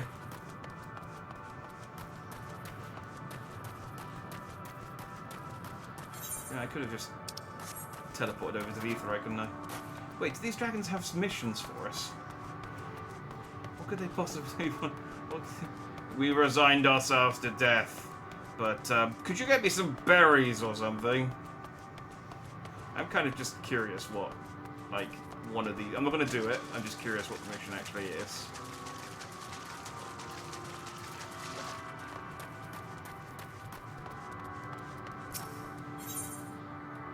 Esho has something to ask of you, and he will give me sliced Psychon floats on a fluffy bed of chilled gelatin, and it'll give me 2 cakes. Like, I shall sit here in nothingness, wallowing in my despair, waiting for the end to come, and occasionally I shall bake a little orange tart thing. Were you able to establish any meaningful contact with the dragons? Yeah, it is. Okay, it's cool. It's cool armor. I think I like your level 90 armor more than I like my level 90 armor. I see. They wish to escape what they perceive to be a cycle of conflict. Thank you, Jack. Estinian. As for our part, I believe we are more acutely aware of our confines than before.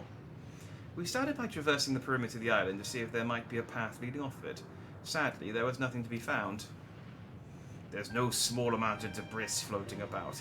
Could there be enough to serve as a bridge to lead us elsewhere? I considered that, and so I tried throwing a stone onto a potential platform to judge its integrity, but it never reached its mark. As it crossed an invisible threshold just beyond the boundaries of this island, it vanished, only to reappear above me and fall at my feet. Now, I would not be too quick to presume that what we see outside this space is as it appears. Which is why I returned to the Ragnarok and asked the Loperids to search for a potential path. However, the ship's instruments failed to provide conclusive data on the surrounding area. Until we know more, I think it too risky to attempt flying to another island. What Meteon told us before, that emotions dictate reality here, might be the key, but I'm not entirely sure what emotion might manifest a bridge to lead us to safety.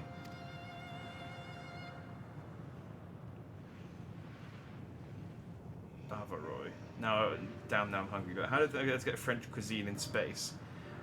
That's what I mean. Maybe the dragons invented French cuisine. Some poor Uber driver really going to the end of the world to deliver cake. I too have been known to do insane things over cake. You would have enjoyed the Nier Automata stream on Saturday then. That was a lot of cake.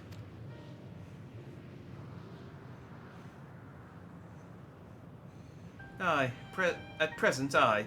If it is indeed emotion that governs this island, perhaps it is not Meteons, but the dragons that hold us here. I gotta watch VODs. If you do, maybe skip the first hour. I didn't do very well in the intro section of that game. Once I get past the intro, it's fine. But be busy playing a new MMO. What you been playing? They tire of conflict and have chosen a path of oblivion to escape it. Or rather, they have chosen no path at all, meaning there is no way for the dragons or anyone here on this island to advance. A sound theory, disheartening though it may be. In that case, what recourse do we have? They are not like to be persuaded to help us. Their reasoning is built on a history of turmoil and strife. Without irrefutable proof the future is not as bleak as they believe it to be. Mayhaps persuasion is not the answer. Mayhaps persuasion is not the answer.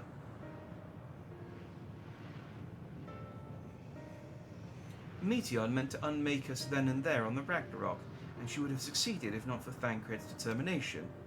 She conceded it was strong enough to overpower the despair that otherwise rules Ultima Thule, and reshape it to a degree. Perhaps it could be done again in like manner by overpowering the prevailing emotions. We are going to have to cheer the dragons up. 'Twas Ultima Thule's architect, Meteon herself, against whom Thancred did pit himself in a clash of wills. Though I marked no leader among them, as such, I did perchance to encounter a dragon possessed of despair, far more potent than most. Potent enough, mayhap, to dictate the course for others, and thus their domain to follow. He spoke but few words, carefully chosen, their tone and timbre alone threatening to rend my heart in twain. Challenging his desire to remain may allow us to alter the island upon which we stand. Oh, Elder Scrolls Online. I've tried that a couple of times. I just can't get into it. I think the problem is I want to play it like Skyrim and just go around and start like doing whatever, and you can. I think the problem I had is that I wanted to punch stuff, and I don't think there was a pugilist class when I last played it. Yeah, but yeah, there was something about old Elder Scrolls I couldn't get into. Alas, I fear my vaunted rhetoric availed me naught against his calcifying heart, but mayhap one of you will fare better.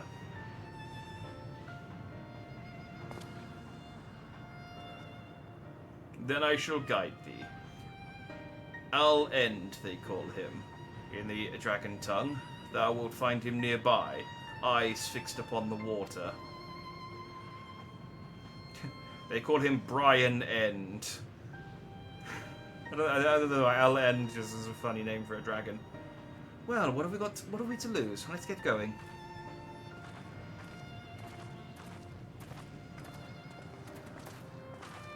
Let's go and talk to...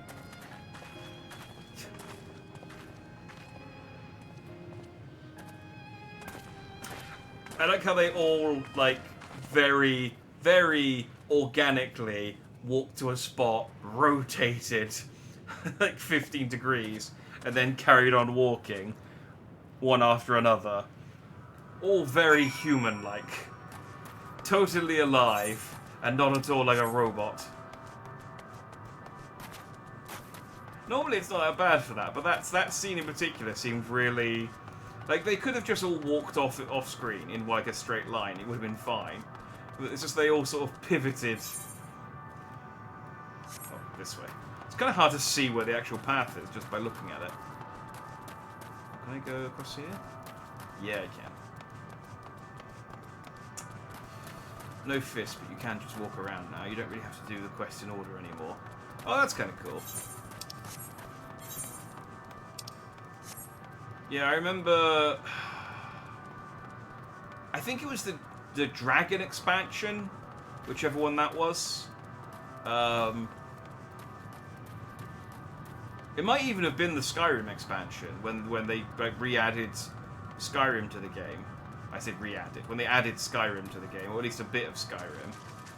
I think that was when I last played it. Giving the dragons robot PTSD, yeah.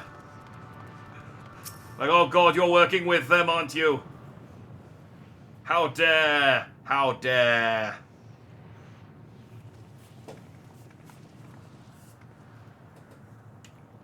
He remaineth as he was when I first approached, entombed in melancholy. Oh, like a Stinian. I see. Perhaps I could... I'll handle this.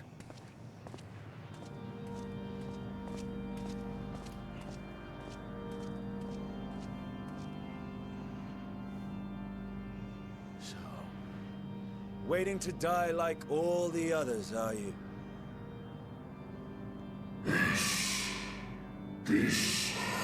Aye! Our pride is crushed and our souls corrupted.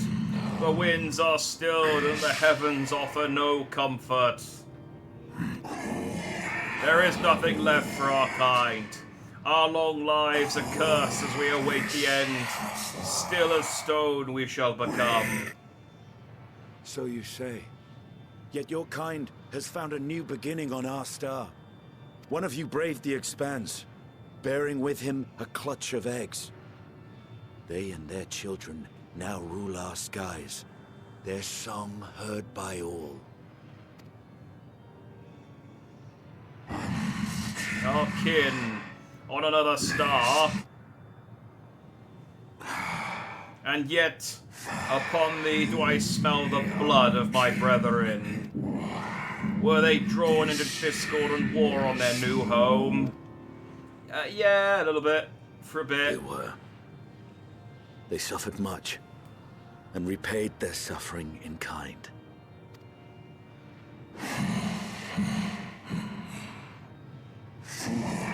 It mattereth not whither we fly. Ever will a sanguine ocean await us. Ever will retribution's wheel turn. And so, on the last of my pride as a dragon, I break free of this wheel. I renounce conflict, exile myself from the other, never again to be touched by the flames of hatred. Had your brethren made the selfsame choice, my family might still be alive. Yet lasting peace does not come to those who simply retreat from conflict. Yes, Switzerland. You must be willing to confront it. To stare into the face of your foe, and see yourself in him. Only then can you break the cycle of torment and tragedy. This lesson, a dear friend taught me at the risk of his life. There is no nobility in your penance. You wallow in self-pity. And after everything we've endured, we will not let you stop us.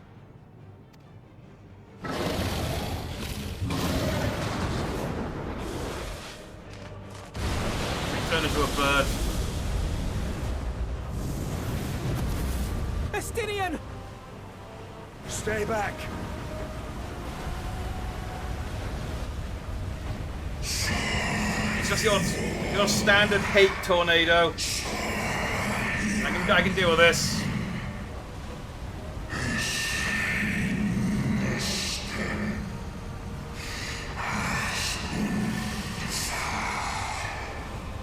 Oh, dignitaris crimson stained.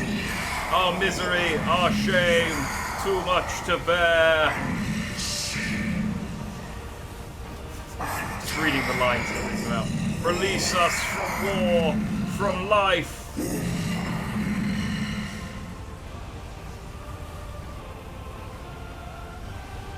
I see. Theirs is the emotion that bars our way.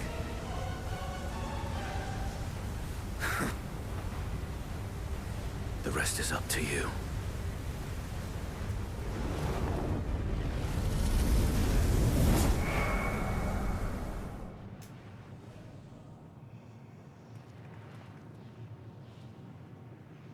No! Not Estinian too!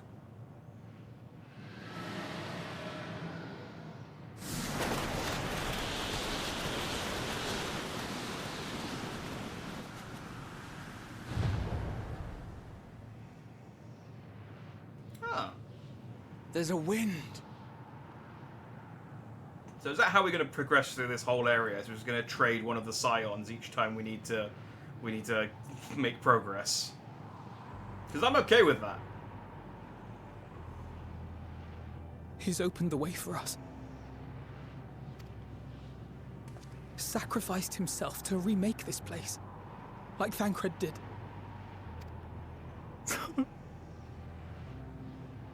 Oh, Alphino.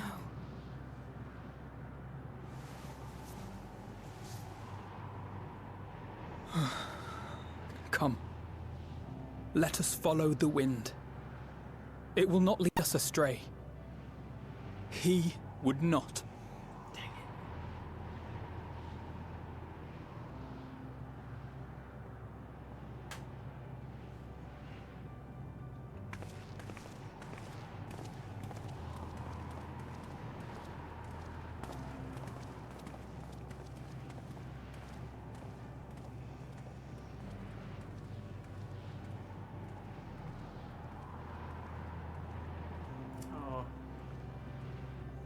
I'm pensive that Esty, my bestie, has been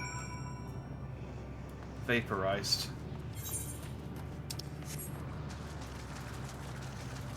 I mean, I can kind of imagine how the rest of this goes.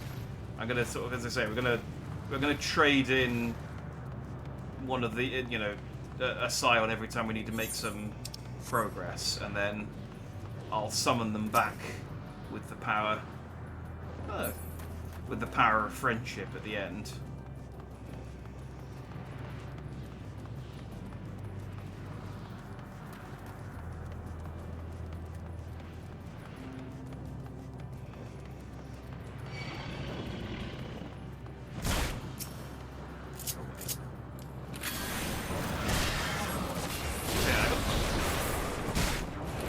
thought I'd fix the problem with the audio popping, and then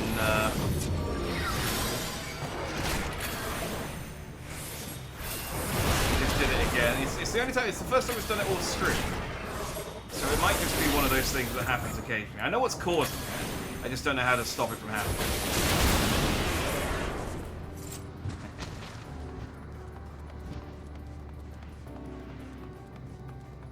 I don't like being in areas where the enemies are strong enough to actually put up a fight. I just want to curb stomp everything. Oh, it's a wind confluence. Oh, that's going to fling us somewhere else, isn't it? Okay. Look there, the wind. This is Justinian's doing, I'm sure of it. We should ride its flow and see where it leads. Have to tell me twice. Whee! Yeah. Powerful gears delivered you to another island. The other Scion should arrive before long. I want to see them all sort of fly over one by one.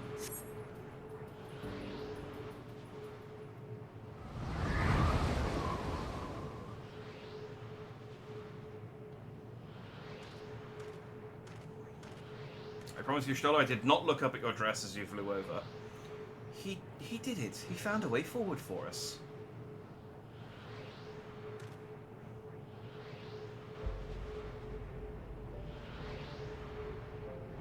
The dragons remain trapped within the prison of their own making, lamenting the horrors of war. Yet Justinian knew them better than most. He was a man of honor and a dear friend, willing to fight to the very end for what he believed was right. We didn't... Imagine Thancred and Justinian are just kind of floating around as sort of like ambient ether, and Thancred's just like, they didn't. No one said a speech about me when I got obliterated. And he's still fighting, Alphino, just like Thancred. Oh, it's, okay, there we go. It's okay. They remember that I'm here. Their sacrifices are why we can survive here, why we still have a chance to stop her. Even in spirit, they're unwilling to give in to despair, and we mustn't either. Alisay is right. We must press on for their sake.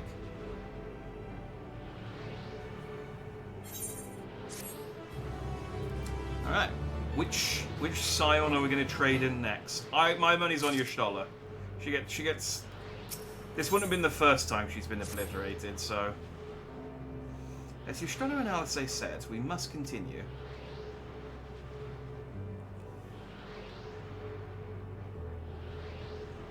Notice the change in our surroundings. Perhaps this is the memory of an altogether different world. It would be prudent to learn more of it then. Tread carefully lest we lose our footing in this sand.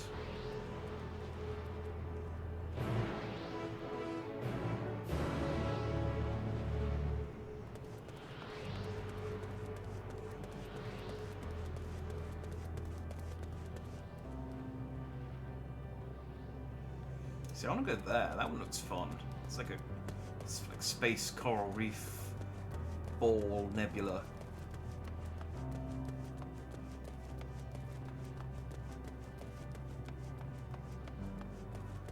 Oh, this place is lame. Justinian, couldn't you have sacrificed yourself to take us somewhere cooler?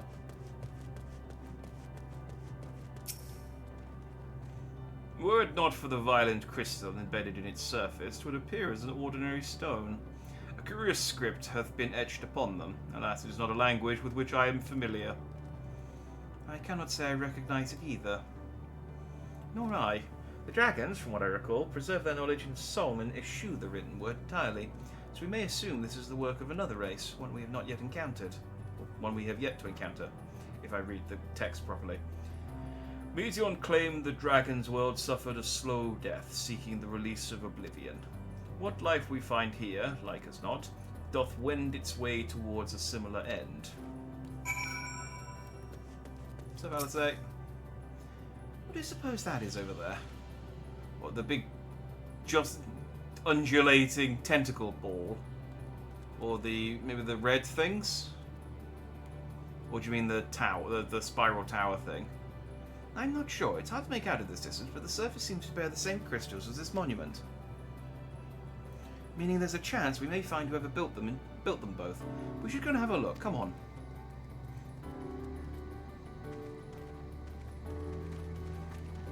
So we just okay. We're just gonna gloss over the undulating thing called called Other One.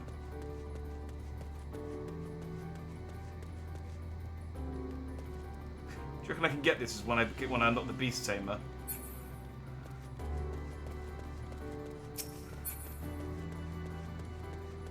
It's like, oh yeah, it's just a space abomination.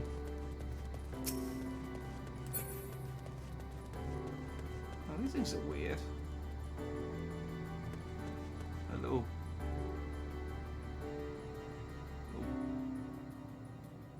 blobulars with a hat. I don't know. I don't really know what I'm looking at.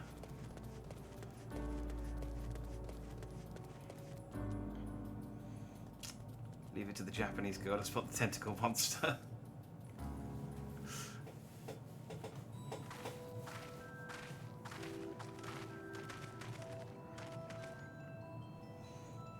It's like Spider-Man's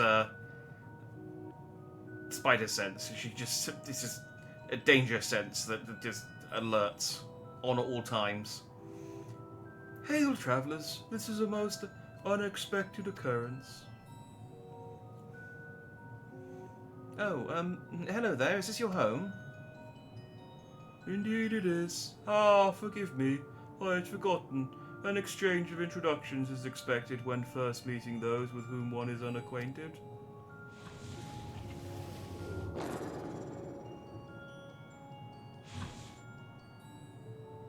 When the vibration of vocal folds was still required to convey our thoughts and intention, EA, it's in the game, I believe was the pronunciation used when referring to our people.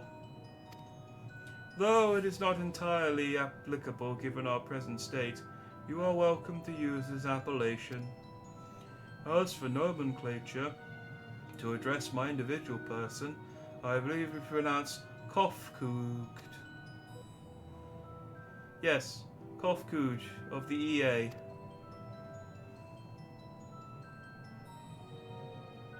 My hentai senses are tingling, exactly that. We have encountered beings that communicate intermittently through thought, but never one that is wholly without voice. I presume we are having this conversation via the medium of ether, or dynamis as this place is suffused with vast quantities of it. Fascinating in either case. I gather your response to my presence is positive then. That is well, for there is something I wish to ask of you. Like yourselves, we EA are... I'm going to keep calling them EA, by the way. We EA are ether-based life forms. Therefore, it may be surmised that your bodies are comparable biological composition to those we once possessed. I have a number of queries regarding your subjective perception of the five senses: sight, sound, taste, touch, and then it goes on to a completely different one, like from smell. It's just like sight, sound, taste, touch, and ambience. In total, I have prepared 198,712,180,827. That's rather a lot, isn't it? Ah, my apologies. I have omitted a great many details necessary to understand the nature of my request. Though we dispensed with our corporeal vessels long ago, I like how it's all reflective on the inside. We have rediscovered a need for the flesh, and have endeavoured to recreate our erstwhile forms.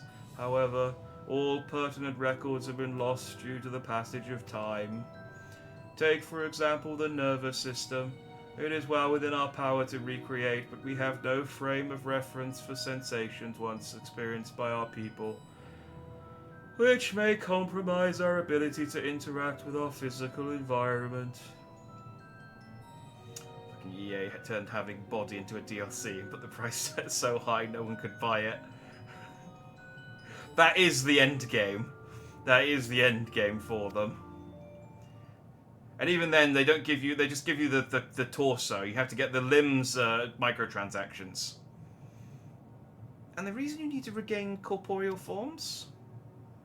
Why, to bring an end to our existence, of course.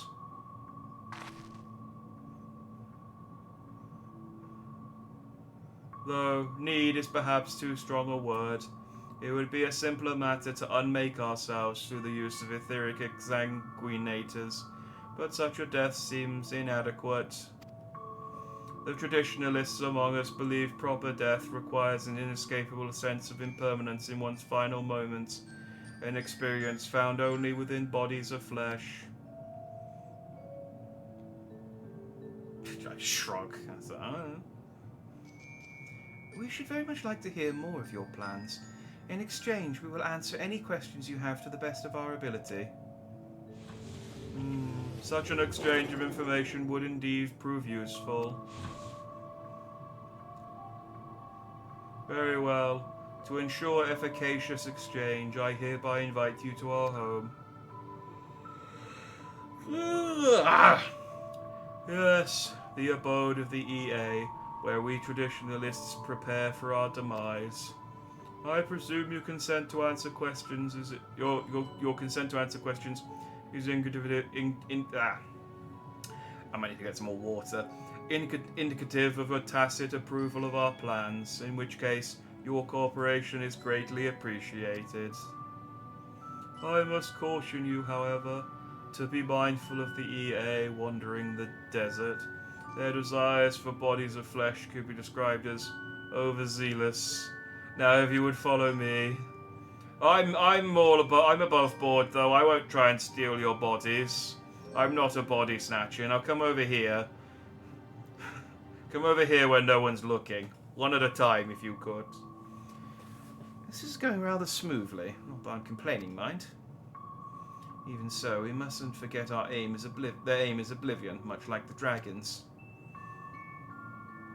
Now, I fail to see why a civilization so seemingly advanced would choose to unmake all they have created.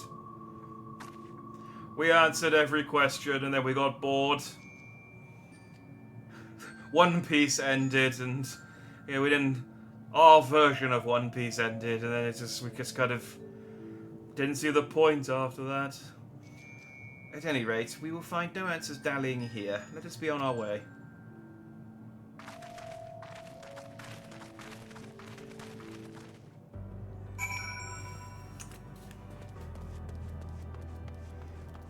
So this is an interesting part of the of Endwalker. We're just going from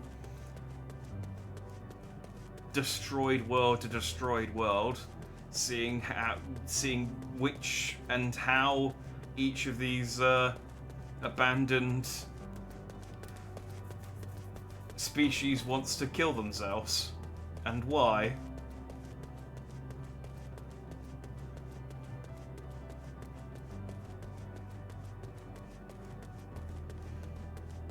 I say what you want about Meteor, but she sets the mood.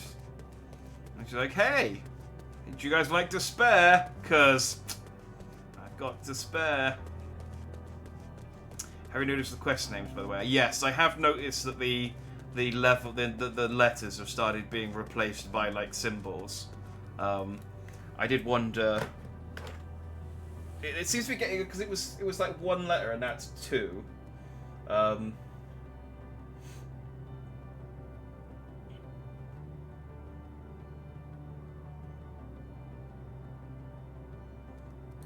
So yeah, I'm assuming that will escalate. I'm just gonna go top up my water. I'll be 2 minutes.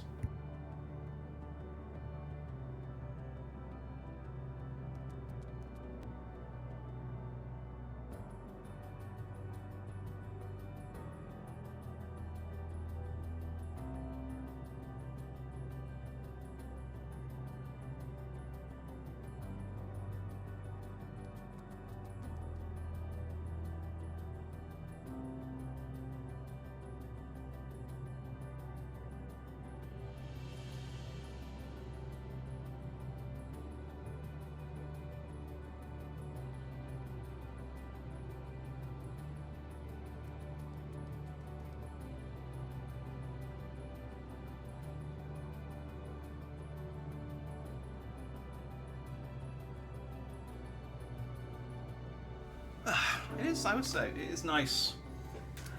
This time of year is nice because it's starting to warm back up again from the winter.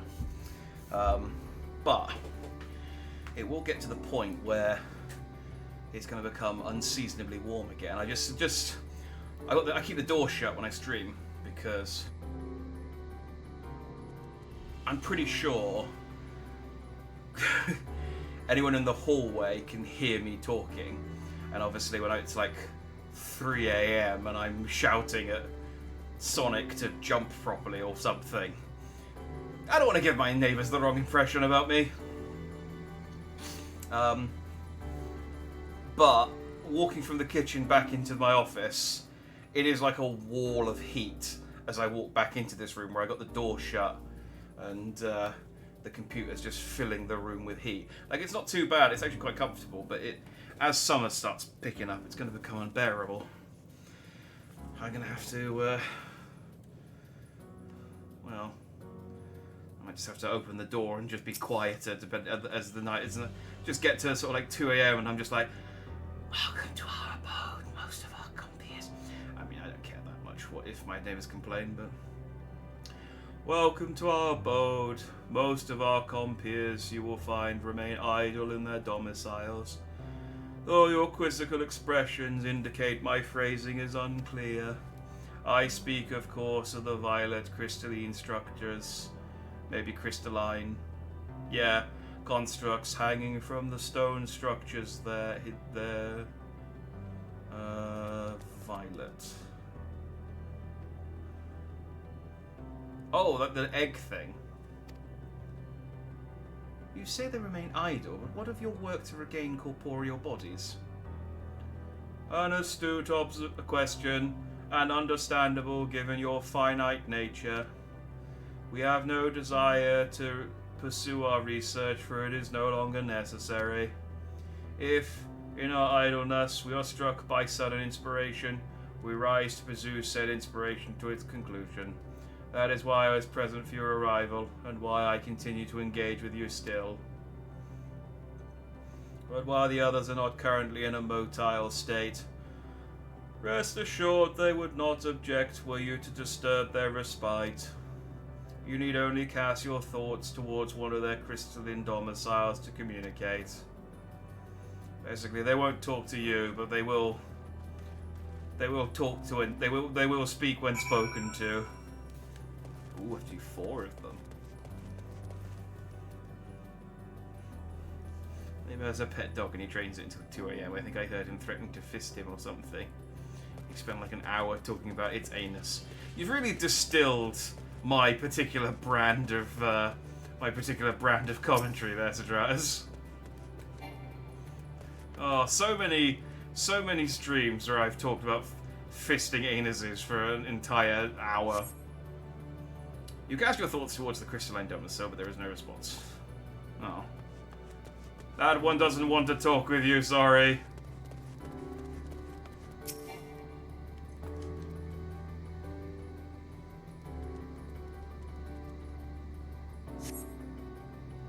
You wish to speak. Very well. Pray a moment if you would. Oh. Be attuned to the aetheryte you've made here.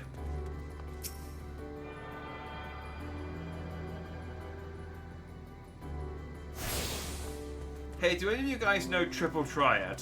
Did you guys invent that before you all went into your little crystal cocoons?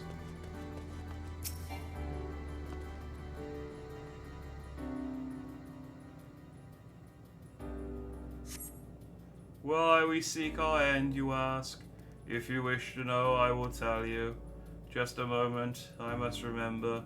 What form did I take when last I emerged?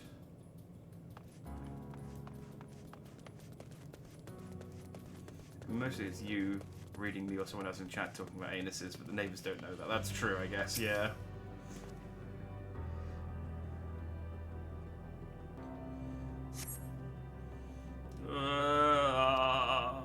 The strange runner comes and goes, but soon fades into silence. It's like, okay, I think we disturbed that one during a bit of quiet time. Ooh, hello. Can I... Oh, I can't dive into the hole.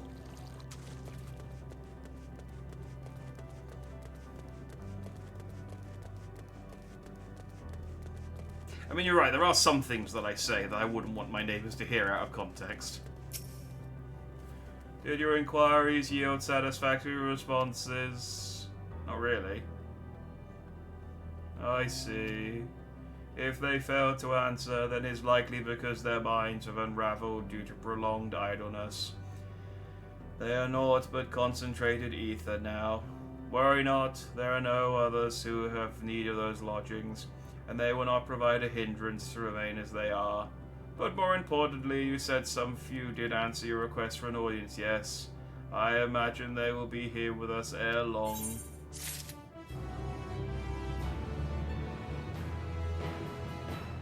Okay. Yeah. So yeah, the questnates are starting to get a little bit shonky now. It's now, we're on to the fresh Bagon D. Yeah, pretty sure I'm reading that right. Me when she thought I was naked.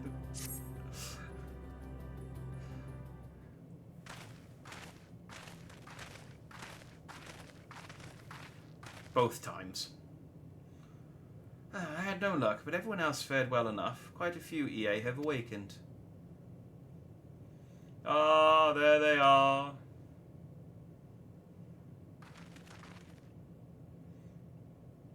Okay, so when you said quite a few, you meant a few. May I introduce you to Lalak Dudikunene.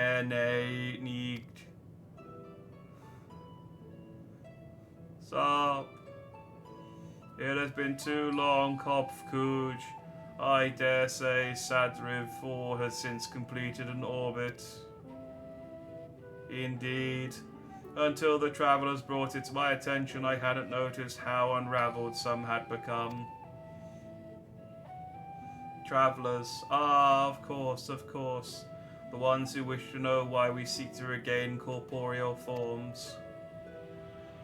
The truth of the matter is as plain to see as the neighboring systems, but my single account would fail to satisfy the requirement for scientific objectivity. Thus did I bid them awake, you knew. They're annoying, aren't they? Am I the only one who struggles to tell who is speaking? Yes, it doesn't help that they all have the same voice. Nay, thou art not. In the absence of corporeal forms and the divergence they afford, mayhap such similarity in voice is unavoidable. Oh, so I'm actually being, true to canon by giving them all the same voice this time. By the way, Kopfkuj, have you already observed the requisite custom for the travellers? That which one is expected to do when receiving guests, a matter of proper form.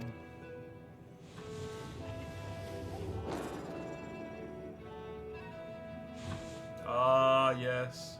So long has it been.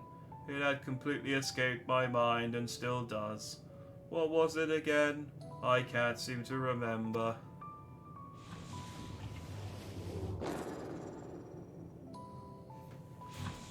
Cucumber sandwiches with the crusts cut off. Neither do I. Pity. I was hoping you would. When your whole our civilization is down to 10 people, 4 of them showing up is a lot. That's true. That's true. That's a better percentage than most people get for voting.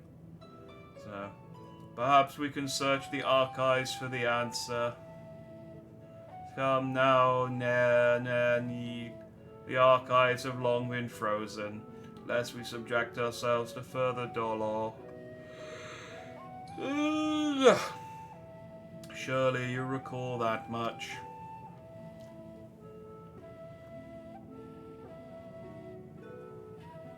Maybe it's the heat that's making me yawn. Ah, of course, food. The custom is to serve food. Beings of flesh such as they must regularly replenish their ether. By contributing to their replenishment, we communicate our friendly intention. That's right, that's right.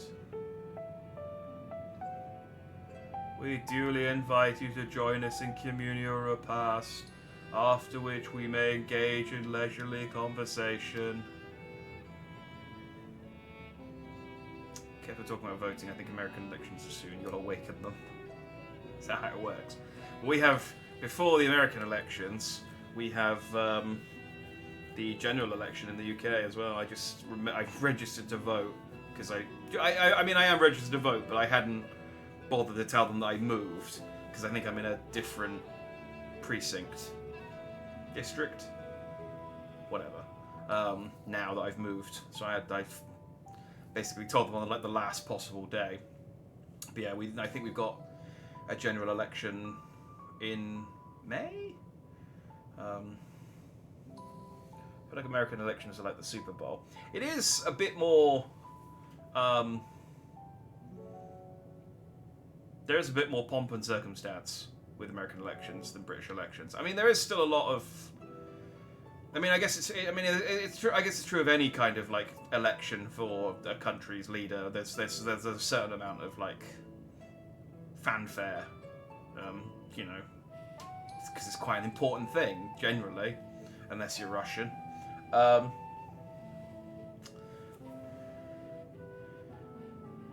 It's also weird. It's like a show. Yeah, it is. I mean, I suppose with America, it's like there is. I guess the stakes are a lot higher because they are like, you know, the most powerful country in the world. So the person who's leading them for the next 4 years is kind of important. So, whereas, you know, whoever leads England isn't necessarily even going to be the person who leads England for the UK, for you know, the full term. Like our last couple of prime ministers, we've gone through quite a few of them since in the last 4 years. So you know, since the last American election, I think we've gone through, I want to say 3 prime ministers, maybe 4. We had one for like a fortnight. It was very, very short-lived. I should know this, but I don't care, so I don't. We had. Oh no, it's only been 3. It's only been 3. Theresa May quit just before 2020. So we had Boris from 2019 to 2022. Then we had Liz Truss for like a week, and now we got Rishi Sunak. Okay, so, you know, that guy. It is the UK Prime Minister having a tough time. Yeah, it's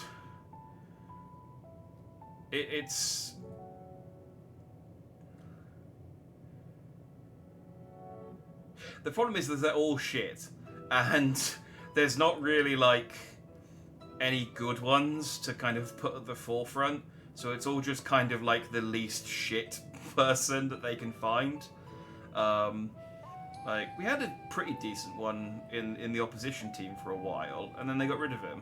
And I was like, no. I don't even know who the opposition leader... I don't even know who the leader of Labour is at the moment. Again, I should know this. There's an election coming up.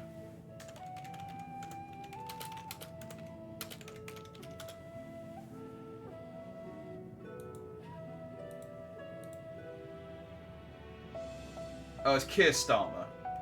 Is the current leader of the Labour Party. There you go. A bit of UK politics for you there. It's basically Rishi Sunak. I think it is still going to be them in the general election. I don't think they're being replaced by anyone. But I think it's Rishi Sunak versus Keir Starmer. And it's just they're both just kind of rubbish. Like they're fine. I mean, they're not really. So in politics isn't full of shit. Can't simply have that. I know. Unfortunately, the kind of politics. I mean, let's not get into a talk about politics. That's a hole that I don't have the energy to go into at the best of times, let alone at 1 AM. If we have a chance to learn something, then I see no reason to decline. Excellent. If you would care to follow, we shall feast you on the purest ether.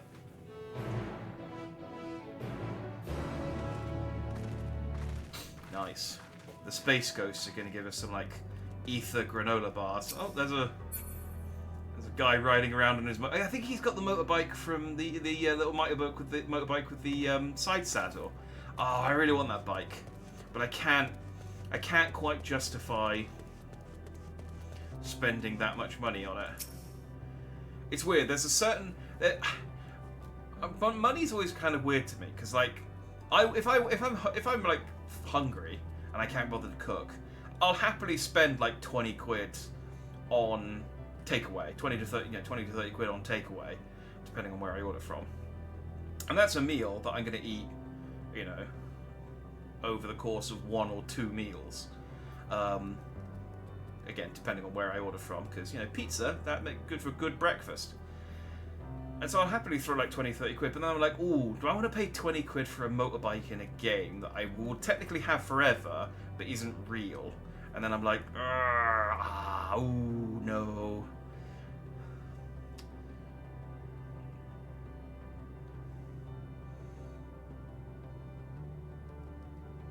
Crooked assholes are easy to deal with, you know they're cunts. Don't leave them without supervision, it's the good ones you got to worry about. You'll think they'll be okay and you don't pay attention, and suddenly there's Chinese police operating on Canadian soil. Yeah, I don't know a huge amount about Canadian politics, but obviously I am familiar with your Prime Minister, who, like, for a while seemed like a cool dude, and then as time went on, less so, is my kind of understanding. And yet he keeps getting voted in. Have a look at Island Sanctuary. That's the stuff that, yeah, I was talking about earlier. So that's what you unlock when you finish Endwalker, isn't it? I do kind of want to do the Island Sanctuary stuff, but it's like, I don't know when I'm going to find the time to do it. But I do like that it's like a little place for me to send all my minions. I can have my own little dog. Can have a run around. There's a cool motorcycle on there. Oh, you can unlock them. You can actually unlock a motorcycle. Wait, there's a motorcycle mount that you can get for free. Island Sanctuary motorbike mount. Gone on G11.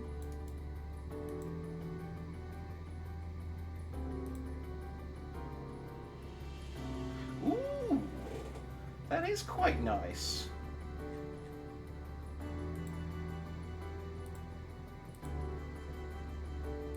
So I'm looking at pictures on. See if I can get a good.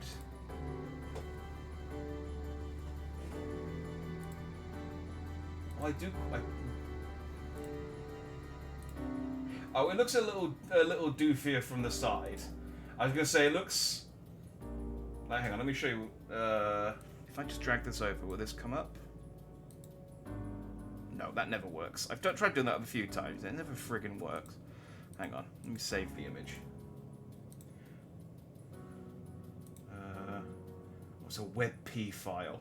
I swear, whoever invented WebP, I'm gonna fucking slap him in the face. Like.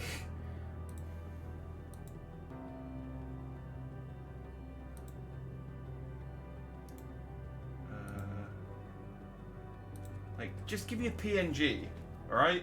I use a 15-year-old version of Photoshop. It doesn't recognize WebP. It's the most annoying thing in the world.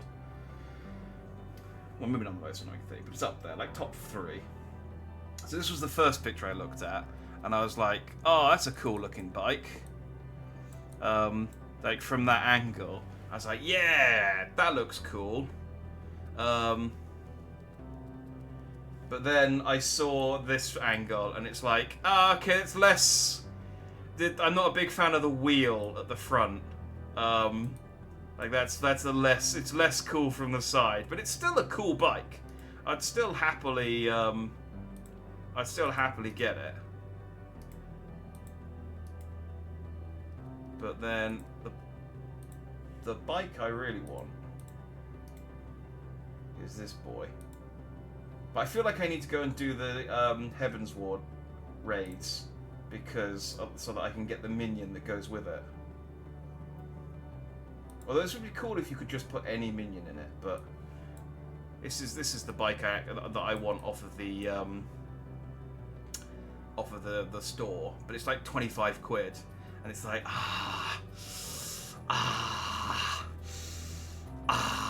If it was blue or red, well, I don't know. I was gonna say if it's blue, it is blue. If it was red, or if it's a cool-looking bike, why they put all the coolest mounts in the shop, and it sucks.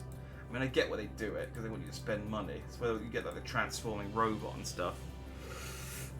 Nice thing in the Island Sanctuary is you have a planner that lets you plan for like an entire month to automatically craft and sell items for XP and a currency. Oh, that's neat.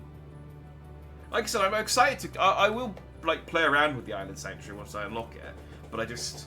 Yeah, like, I don't know when I'm going to find time to actually do anything with it kind of long term. But yeah, you know, I'll play around with it.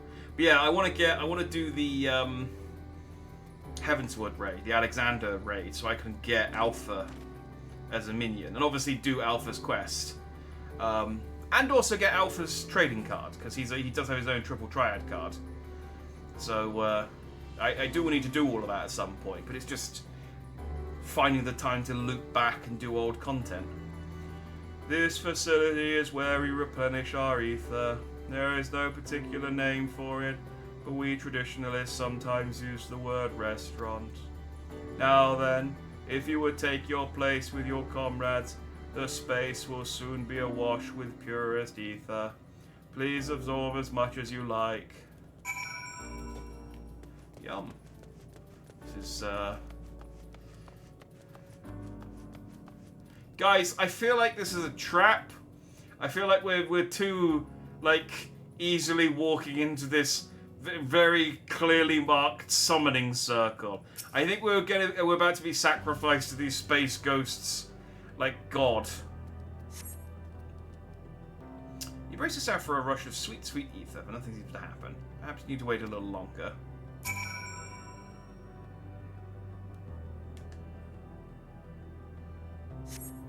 You brace yourself again, but again nothing seems to happen. Just as I had suspected, as meticulously as one might recreate the EA's home world, this is ultimate fuel. One cannot simply generate ether here. As recreations, our friends are oblivious to this fact, to the very truth of their existence, much like the phantoms on the recreated Armorot. However appearances may seem, we must ever be mindful that it is the memories of the dead with whom we deal. Should we just go up to them and scream in their face, "You're dead!" until they get it? So, did you have your fill of ether? Also, why did the summoning fail? Alas, we couldn't absorb it. A deficiency in our forms, it would seem. Oh, how very unfortunate. May I ask how you normally replenish your ether?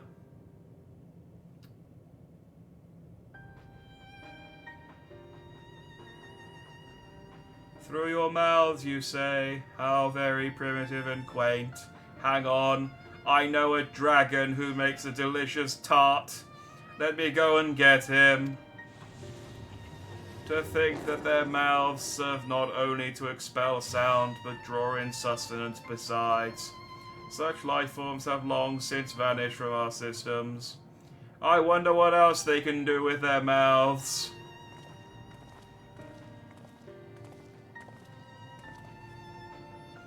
Though we regrettably could not partake of your magnificent feast, rest assured we feel your welcome most keenly. In the course of acquainting ourselves with your sophisticated ways, however, we could not fail but wonder, wherefore do you wish to obtain vessels of flesh, and thence to vanish? Will you not favour us with an explanation?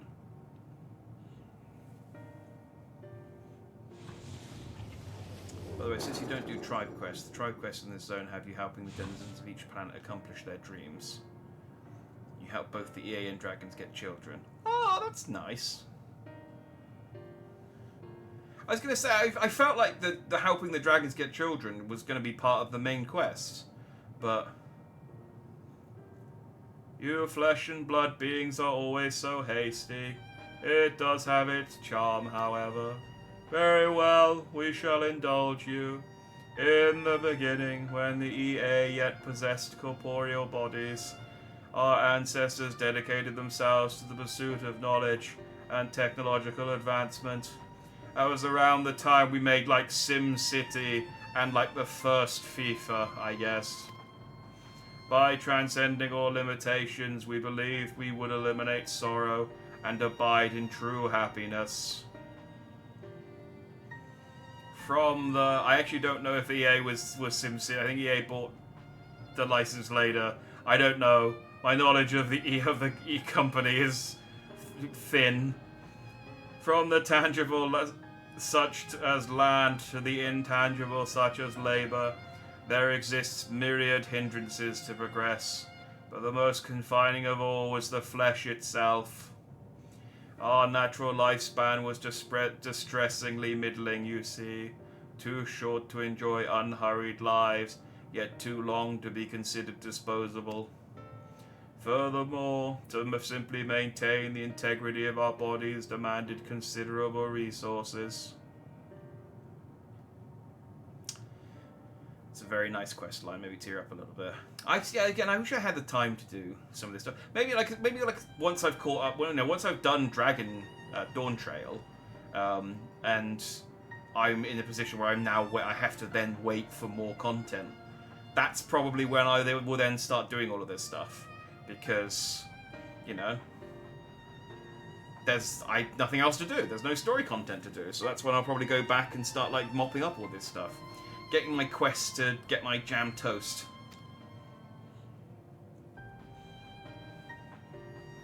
But we managed to solve this problem. After long years, we discovered how to become non-corporeal entities with everlasting lives, untroubled by the failures of the flesh. Thus changed, we had more time and freedom to continue our scientific pursuits. We went on to make ever greater strides in our quest to transcend all limitations, until we finally decided to challenge the last of them all, the limit of knowledge. That is to say, deciphering the laws of creation. Ah, the ultimate life. Wait, what's it called in? I was going to make a reference to DC where they've got like the ultimate life equation or whatever it's called, but I can't remember what it's called. Those are the best pop culture references when you fumble the name of the thing. We sought to discover how the universe came into being and explain all extant phenomena, and thence predict the future. If we could but achieve this, we believe that we would be free from uncertainty and anxiety. There's a hell of a lot of a way to go to just deal with anxiety. Yeah, we abandoned our corporeal forms, gained immortality, and then gained the power to see into the future. It's the only possible solution we could find for anxiety. And did you find the answers you sought? I don't remember. Yes, we did. Our efforts revealed to us a fundamental truth. Knowledge of said truth is essential for the continuation of our conversation. If you would learn more, we will share it with you. No, we mustn't. Primitive as they are, it would be unspeakably cruel to deprive them of their ignorance. They are possessed of corporeal forms, their lives readily ended. As those who have gone before, is it not our duty to warn them? Oh, I think they're going to tell us the answer to the... Well, no, I know the answer to the... to life, the universe, and the everything. It's the question we needed. Maybe they don't know the question. Maybe that's why they've... Maybe that's why they're stuck here. What thinkest thou?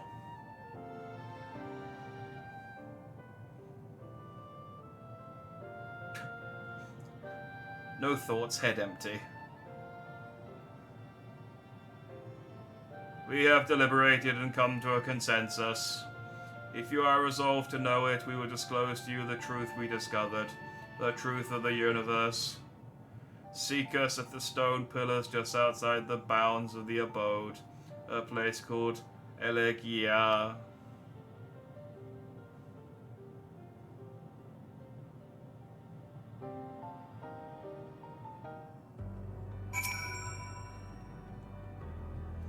Fundamental truth.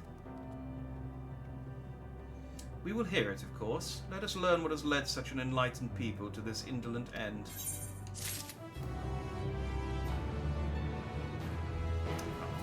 Y'shtola learns the truth and she despairs and just immediately transforms into a monster. And it's like, oh, dang it. Come on now. That's not cricket.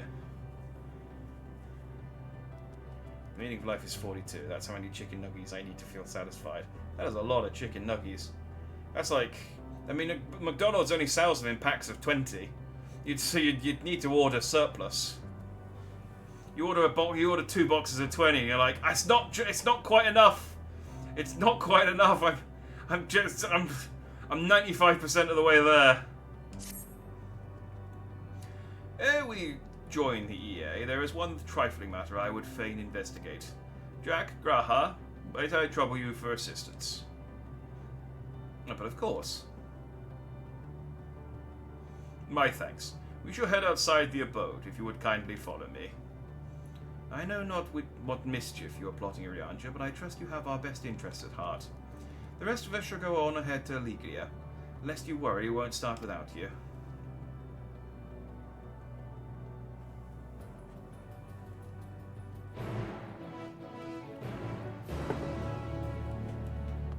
That's their plan.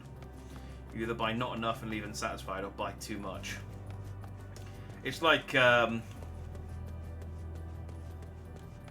can't go through that. It's like premium currency in mobile games. So they're like, hey, you want this thing? It only costs 500 premium currency bucks, but then they only sell the things they sell it in is they only sell it. You can buy a bundle that has 480 premium currency bucks. And then if you want to top up to 500, you have to buy another 80, so you vastly overshoot the thing that's 500. And you're like, oh, you horrible mobile game developers. I've been playing AFK Journey, and it does that, and I don't like it. I do like AFK Journey generally, but the monetization on it is a bit... I mean, it's in keeping with, like, every other bloody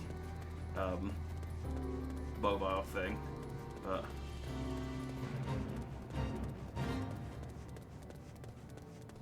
I will say, because I also play Pokemon Masters, which also has monetization. Monetization on that is a lot better, because a lot of the stuff is multiples of like 100 or 1,000, and the packs are actually, well, it kind of depends, but you can actually get you can actually buy as many as you need a lot of the time. Sometimes they do still sound like weird amounts, but aye, this place shall serve. Is that the spring that you wish to investigate? No, oh no, I just needed the toilet. Pray forgive me, my friends, but there is naught to investigate. 'Twas but a pretense to speak in private. I just wanted to get away from those weird ghost things. They were just creepy. You have our undivided attention.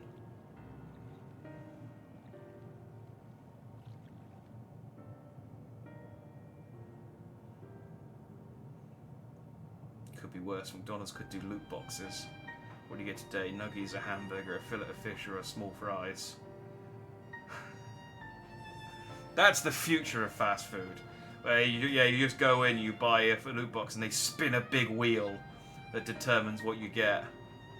And it's like the Big Mac. You've got like the Big Mac's the banner ticket item. It's like, oh, there's a 2% chance to get in the Big Mac.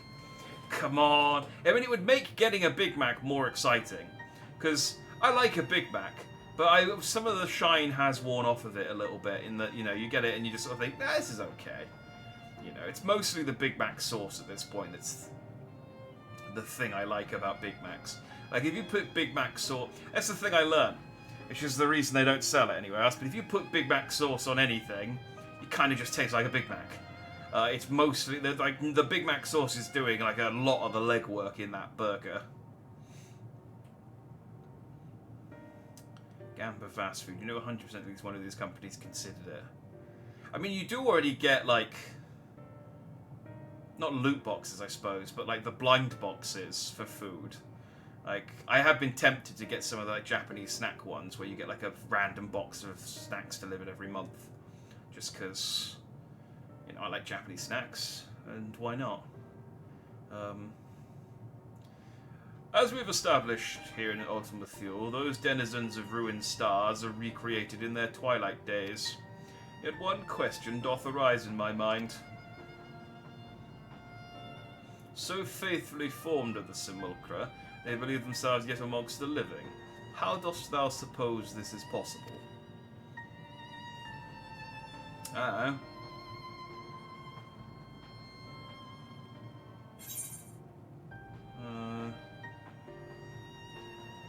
Meteon made contact with them when they were still alive, I guess? I mean, both that...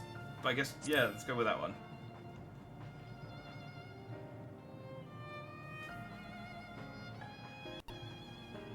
Of course. She must have visited the stars of the dragons and the EA before either race perished in their entirety. Thus, could she make their emotions her own, and with them create more faithful simulacra than she had relied on any historical account? So too did I theorize, and upon that assumption considered how those two races may have met their demise. According to thine own tale, Meteon perceiveth the emotions of those nearby as her own. A heightened sense of empathy intrinsic to her nature as an entelechy. In the course of her starfaring journey, if she encountered beings who strongly desired a cessation of their existence, she would be powerless before that desire. Even as she possesseth the power to grant it, the power of Dynamis, 'tis my supposition that, overwhelmed by their longing for death, Meteon did unleash Dynamis and ushered the dragons and EA unto their doom.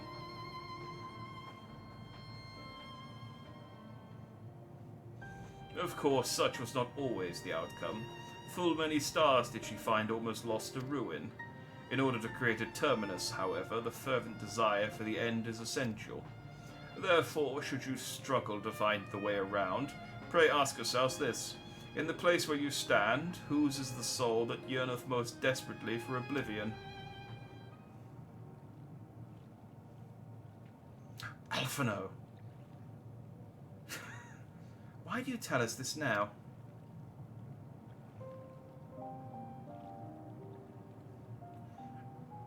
Ne'er again would I betray your trust. This pledge I did make to my comrades. In bringing thee into my confidence, I would remain true to my word. Hey, salutations, Bri. I was about to say Alphino.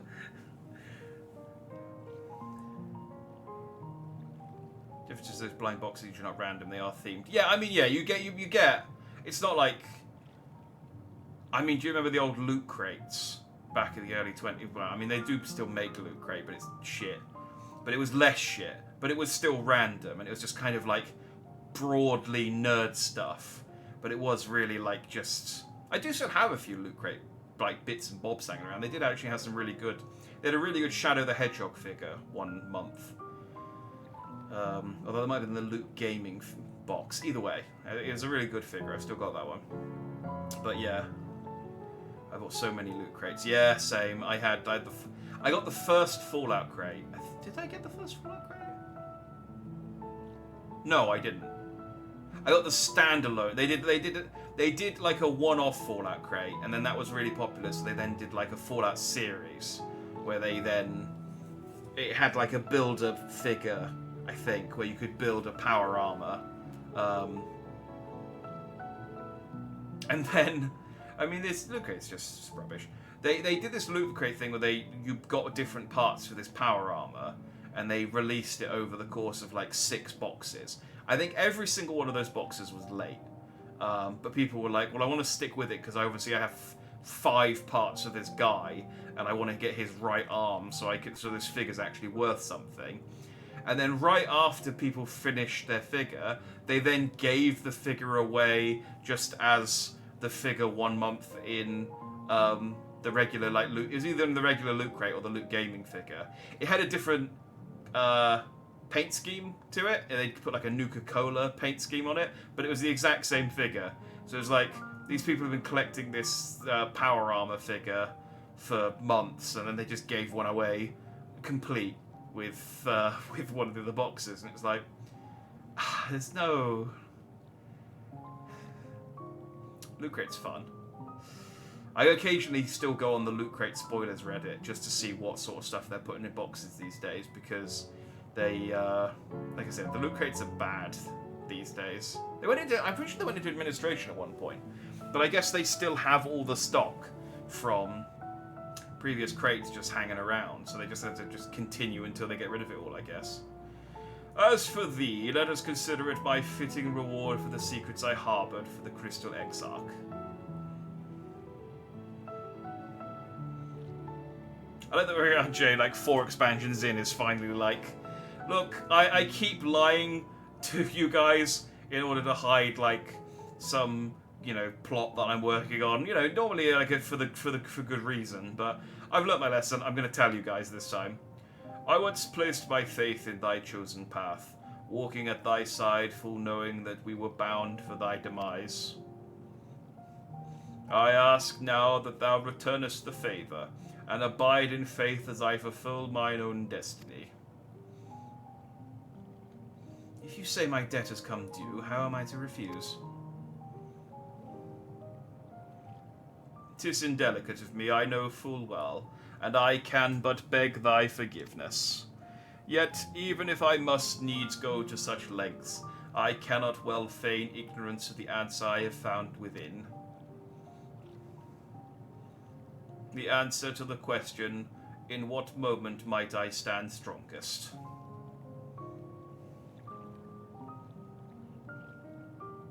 I think Oriange is going to sacrifice himself to open up the next section. I think this is what this built to. After all that we've been through, I will say only this. Do what you must. Do what you must and see your conviction through.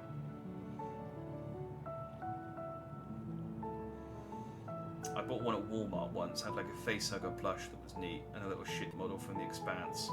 I think it was like a retail sample crate you get to get the service. Yeah, they sold a lot of stuff. They used to, when it was like really big, they used to have a lot of stuff that was like Loot Crate exclusive on the box, and they were like, you'd only ever be able to get this in a Loot Crate, you weren't able to get it anywhere else. They were trying to really sort of play on the FOMO to get people to buy boxes, and it did work for a bit. But then they kind of oversubscribed to stuff, and I think it was a lot of mismanagement from what I heard from reading about. I read a lot about this at the time when I was trying to like cancel my crates. There was a lot of mismanagement, and what they would do is they would get these suppliers to provide them with the stuff, but like there was kind of like a minimum. There was kind of like minimum orders that the supplier would provide. So they'd prepared like 5,000 crates.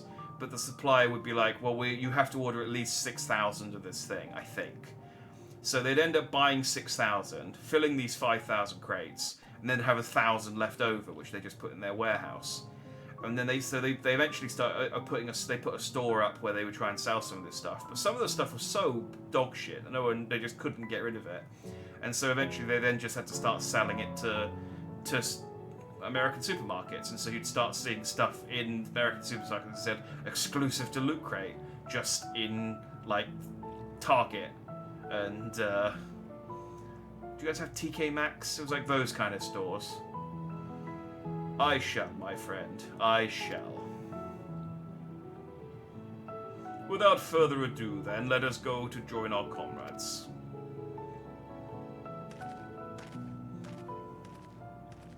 I don't know what Orange's got planned, but I guess he doesn't like the ghosts. Oh, Graha looks sad.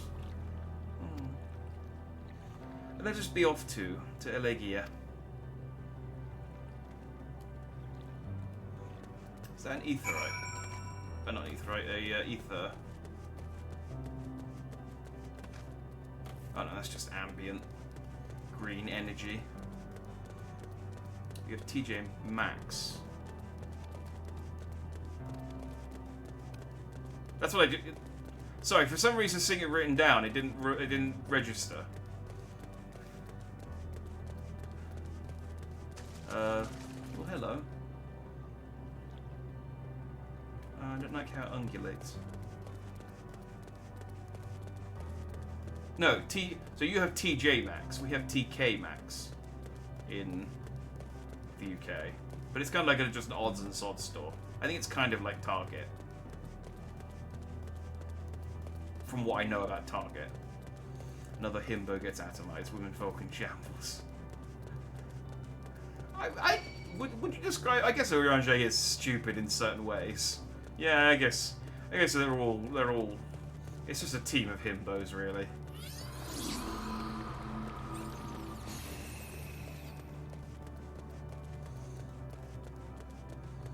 It's a team of himbos, bimbos, and then just Y'shtola is the only person who's sensible.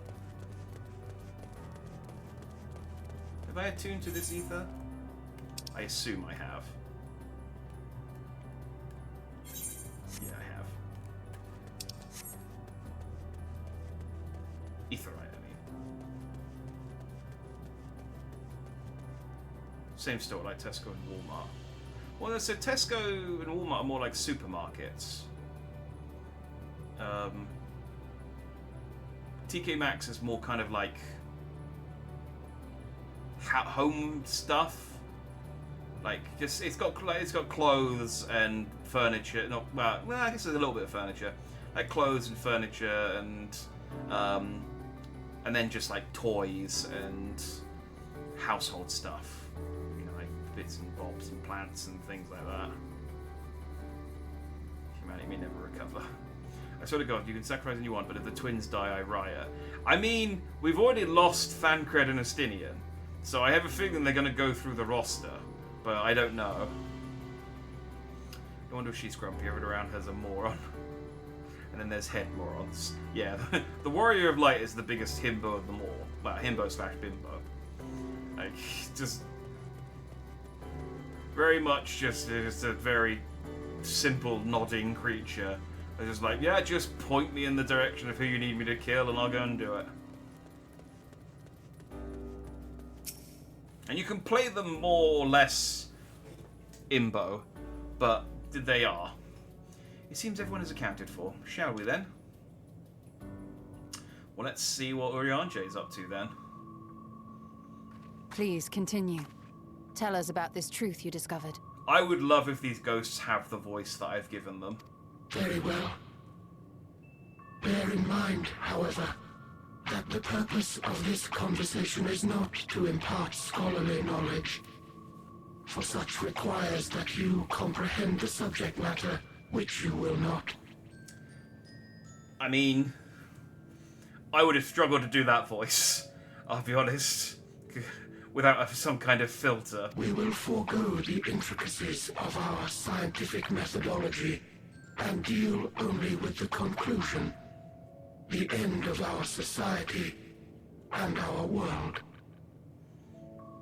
By the way, if you play as a scholar, you get to do the Spider-Man meme. I'm somewhat of a scientist myself. Ha! That's cool. I know that, the localization team for this game does like to have fun sometimes. So did the world end, or is this our new alien home? So we've gone into space, and we're at the far end of the universe. And we're at a place called Ultima Thule, which is kind of an amalgamation of a bunch of ended civilizations that Meteon, our little bird girl from the past, has spent like a few millennia putting together. So these are, we've met some dragons who have all gone lost in despair, and these are some scientist ghosts who have kind of eschewed their corporeal form in order to live forever. They then proceeded to discover the answer to the life, to life, the universe, and the everything, which they're about to share with Y'shtola. So we'll see what that does. We acknowledge, with regret, that your star is in the midst of the same panic-induced cataclysm that befell Deneb 3. As such, in order to avoid causing undue distress, we will refrain from explicitly stating how much time you have remaining. bird who travelled across the entire universe and hogged all the teenage angst. It's not a phase. I mean, it's just a very, very long phase. I mean, you got to remember that the Meteor lives for a very long, long time. So we just don't understand. Yeah, she hates us. She wishes she was never born. I mean, that is true. You are entirely too kind. I pray you recount your tale as you see fit. It's like we do joke about her being an angsty teenager, but she just absolutely is. But she's an angsty teenager with the power to undo reality.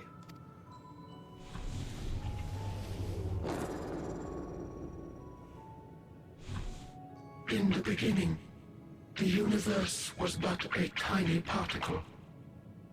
Then suddenly, this particle began to expand. Having remained entirely in the bounds of your star, the phenomenon may be difficult for your kind to grasp. But this expansion has since continued unabated. Are the space ghosts just telling us about the Big Bang Theory? Speculating that the universe could not grow indefinitely, we sought to learn what might occur, and made a worrying discovery.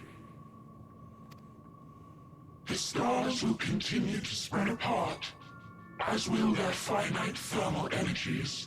Yeah. This is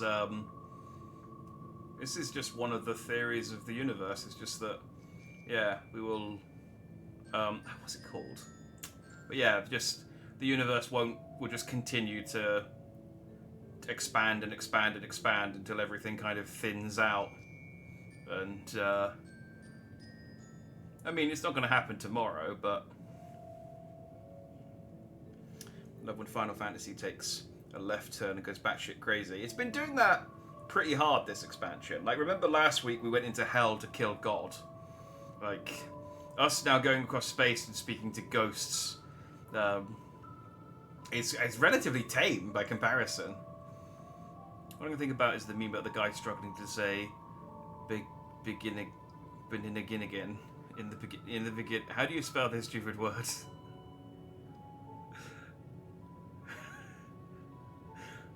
I thought you were doing the meme, but you're actually struggling to just spell the word. Eventually, all heavenly bodies will grow cold and freeze. No new stars will be born. Oh, the heat death. And the universe will enter onto an eternal ice age. Yeah, the heat death of the universe. That's what it's called.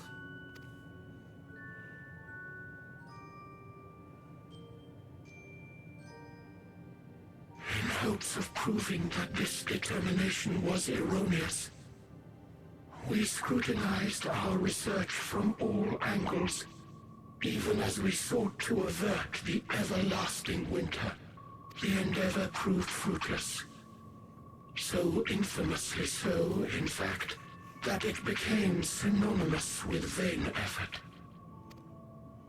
The universe as we know it would end, and there is no way to prevent it. Yeah, but like for really long, you got like a minute. Beneath the weight of this knowledge, our society stagnated. Though we had time still, it was a cold comfort. Did you get it? Because of the heat death? Why strive for anything when desolation is assured? When our wealth of wisdom, accumulated since the dawning of our kind, would be forever lost. No civilization would rise from our ashes. No scholar recover our knowledge. In silence unbroken, naught would stir. Intellect was once our pride. Overnight, it became our shame. Our works, monuments to futility. Immortality, our greatest invention, became a source of suffering. Rather than suffer on, many chose to unmake themselves by means of etheric exsanguinators. Sorry, I just distracted by the word exsanguinate. They did say it earlier, but hearing them say it with that voice, I'm just thinking of the Daleks Exsanguinate! Exsanguinate! Etched upon these stones are the testaments of such souls.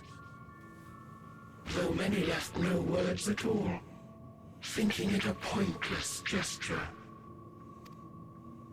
Once we have obtained vessels of flesh, we likewise intend to vanish. If you understand this, understand aught of our tale, you will abandon your quest for knowledge.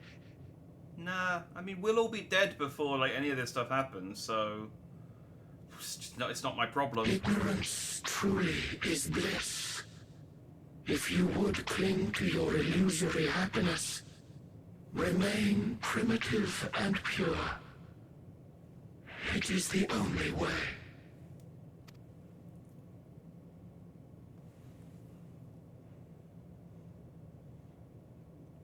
Nah, I'm gonna do my own thing.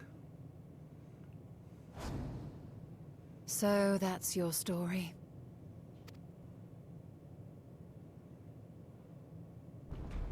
While I appreciate your advice, I will not heed it. Yeah, exactly. Your daughter ain't giving up. Convinced though you may be of this truth, it is yours and not mine. Indeed, truth, I have ever believed, is in the eye of the beholder. Are you suggesting that we have reached a faulty conclusion? That our science failed us? Well, I mean, we have, like, the life stream back on our planet, although I don't know what happens if we die here. Do we just get stuck? That is a thing that they've discussed in the Final Fantasy universes before, where if you go to a different planet, you can't enter the life stream because it's not your life stream.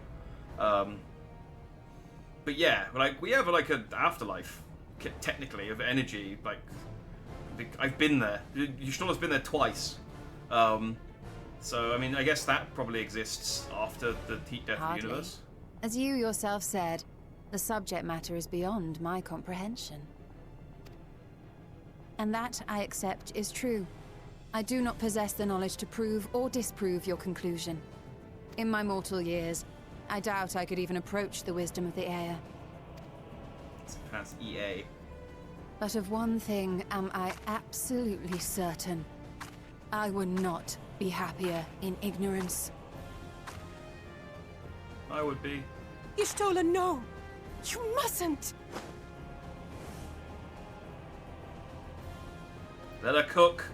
The most important lesson I've learned is that learning isn't simply passing one's eyes over words. Nay, 'tis when understood for oneself that knowledge attains its true value. This is what has sustained me, driven me onward in joy and wonder, in anger and sorrow. By the way, if you die in Ultima Thule, it deletes your account. You're so determined to delete my account today. The universe may end, and all may be for naught. But I will live as I always have. I will always seek out new knowledge. And no conclusion of yours, no matter how grim, can dampen my desire.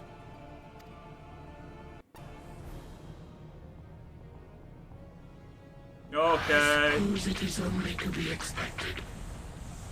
Their feeble minds cannot fathom the terrifying gravity of it all. But worry not. We consider it our duty to enlighten you, and we will not stop until you grasp the full extent of our despair.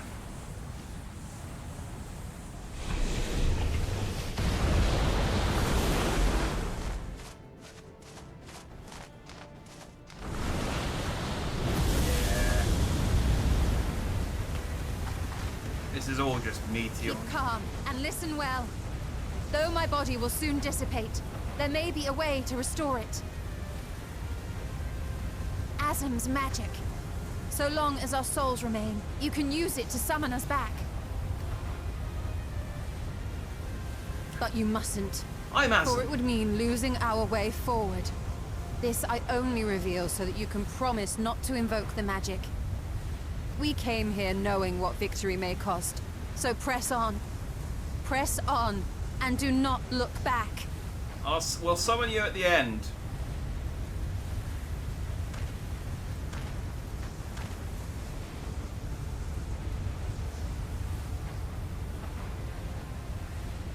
I shall join thee. As subterfuge is not required, thou shalt not suffer for mine absence. Riange. I'm sure I was like, no, I could have done this without you. My resolve hath never been as strong really as no thou. reason for you to enter the tornado of Full oft despair. have I wavered in my decisions, and afterwards been stricken with regret. In spite of this, I may still stand with my comrades, supporting them as they attempt the greatest of feats. This truth I have learned in the course of our journey. And many though my shortcomings may be, I may also claim to excel in prophecies. My studies, into which have granted me the flexibility of mind needed to bend this malleable reality. Alright, toot your own horn a bit more, Riange.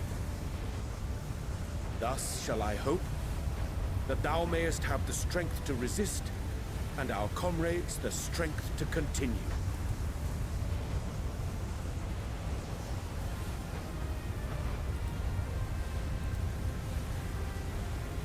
Salutations, Freya system. Why does he sound familiar?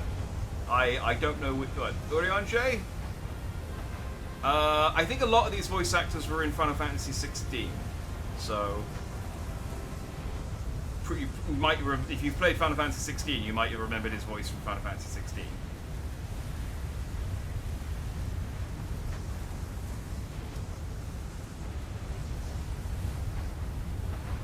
I like the idea of a game just killing you off. Like, people always complain like this is so unrealistic. I want these people to have to rebuy the games they play and start from zero every time they die. I mean, there were games that did that. Like, there was that game that like you could only play. You had one life, and you could play it for as long as you wanted. But if you died, that was it. You couldn't play the game anymore. It was free to play. But like it just bricked your entire copy of the game, and you weren't allowed to play it anymore. I can't remember what it was called. The idea it was supposed to be like you all work together towards like finishing the game, and so your progress would kind of help other people. I can't remember what it's called though.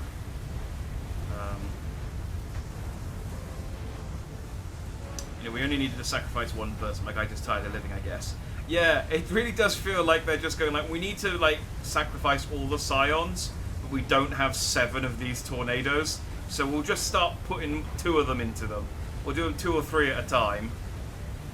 I question if the twins needed more trauma. It's fine. Like they'll probably be the next to go. It'll be just me and Grahar against the world. So it's like someone from Elder Scrolls. Yeah, I mean, yeah. I'll leave it to Satras. He's looking up the wiki.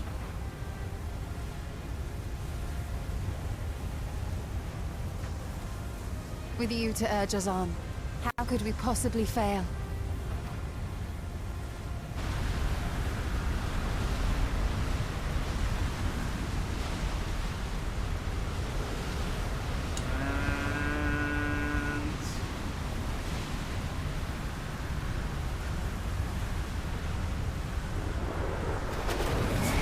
There they go.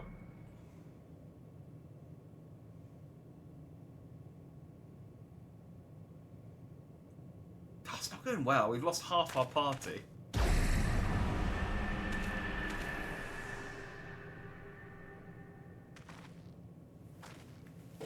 What's this? An extinguished civilization. Rekindled? Hey, matey.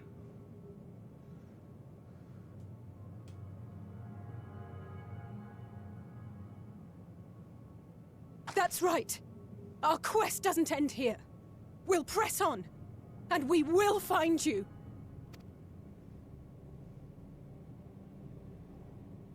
There. That's where you'll find me. Is that another star? To be fair, that seems pretty obvious in hindsight. Of the stars we visited, most were already devoid of life. And where there was life still, the inhabitants wished for death. But even death, we learned, isn't truly the end. It is but a part of the cycle of rebirth.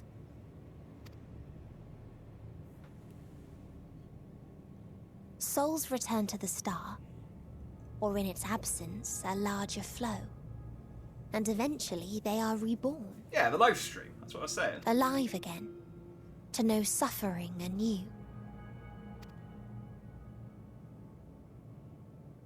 True salvation lies not in dying. It lies in not being born. This is the gift I would give to you. To all life on beautiful Aetheris. Okay. And how does turning people into, like, abominations do that exactly? Because... that's... okay. I mean, you've got some kind of twisted logic, it's fine. To that end, we created an egg wherein life cannot quicken. That dead sun. Attain it if you can. Before your friends' emotions fade away. Along with their protection.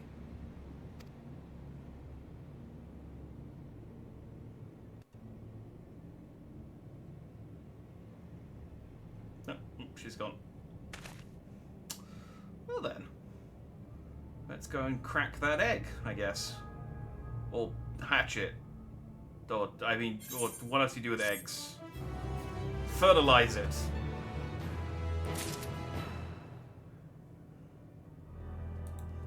Let's go and fertilize the egg. Alright, we'll, I think the next quest gets me another aetheryte shard, so, to travel to, so, let's go and do that. Grahati regards his comrades in solemn silence.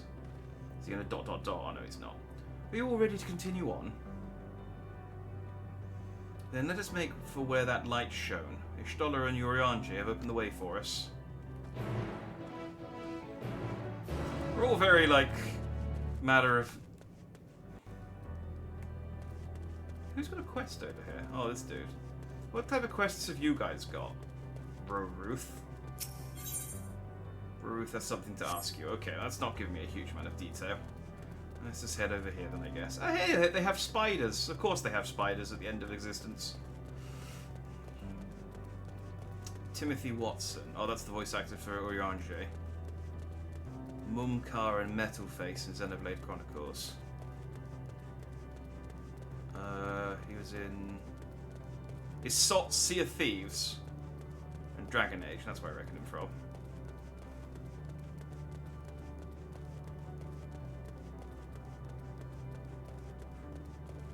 I know Metalface from Xenoblade Chronicles.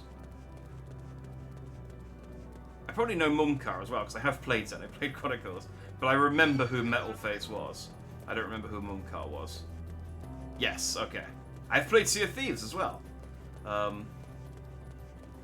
That must be one of the more recent expansions then, because when Sea of Thieves came out, I'm pretty sure they had quite... They just used, like, employees for the voice acting, because they wanted it to be... I don't know, I can't remember what their reason was. I think they wanted it to sound, like, authentic or amateurish. I can't remember. And then, as they started doing, like, the Tall Tales, they then started getting in, like, proper voice actors.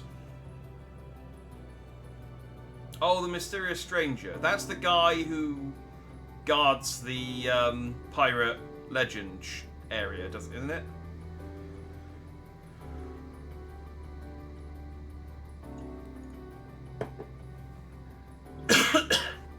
Oh, that went down the wrong hole. I'm trying to remember. Yeah, I think that's who that is. It's been a while since I've played Sea of Thieves. Yes, I can feel it. The ether emanating from the arcane pattern. This is a portal, and no mistake. Let us see where it where it leads. That's what I get for drinking water.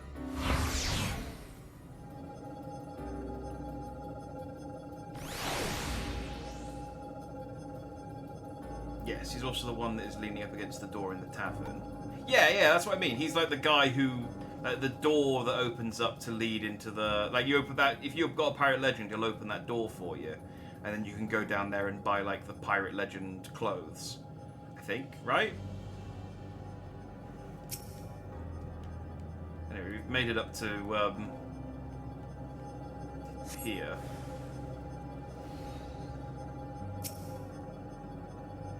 Being attacked by a ball and the TV.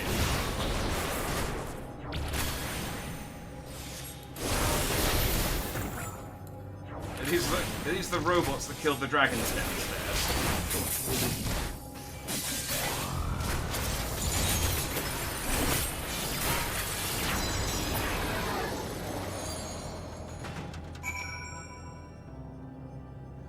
Where are we in relation to where we were?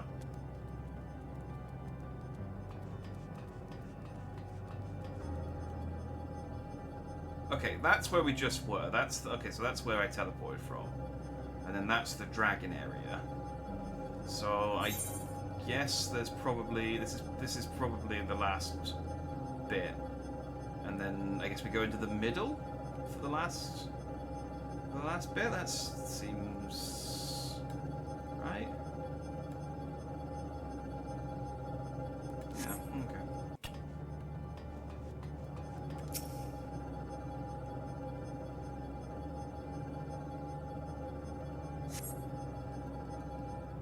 Oh no, you have to activate something once you're a pirate legend that'll lead you underground. He gives you a quest. It's like a song you play to get to the underground section. Ah, okay.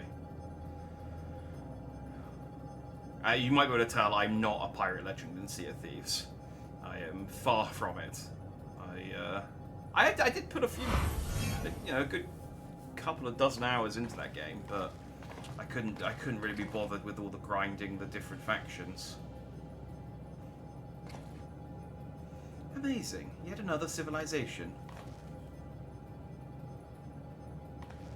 Attacked as soon as you arrived. Not the most welcoming of places, is it? We must try to find denizens who are amenable to conversation. We should also get the lay of the land, see how far we can go. I'll help Alpha know with that. In the meantime, you and Graha can search for friendlier folk.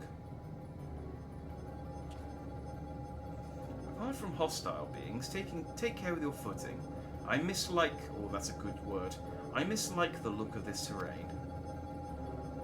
Not knowing what the locals are like, you'd best take care yourselves. We'll find you once we've finished exploring.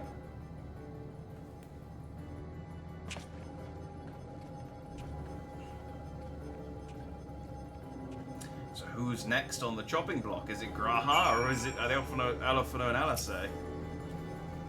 I expect the twins will seek the outermost bounds of the Isle, so I propose we search the central area. There are machines patrolling here and there, sentinels in all likelihood. Like those you encountered, they will most certainly attack any who venture too close. So let us avoid them and look for others that appear more approachable. Yeah. I mean, I don't know how you can tell an approachable robot from an unapproachable robot, but here we are.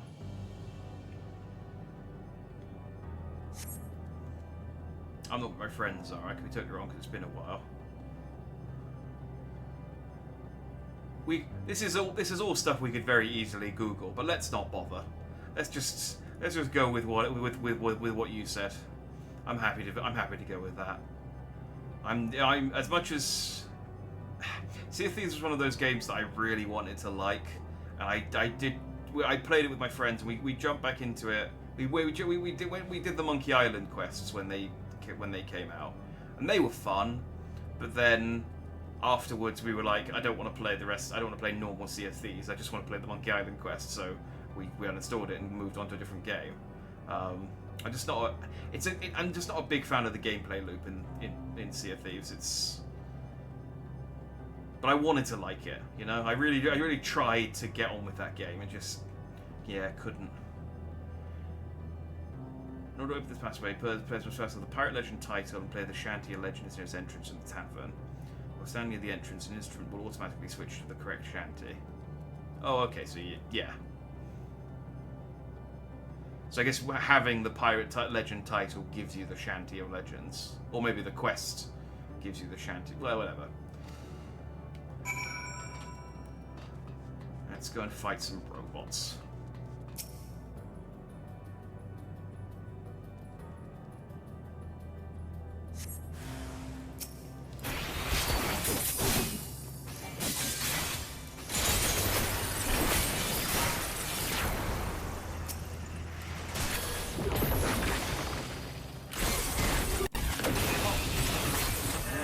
Roses.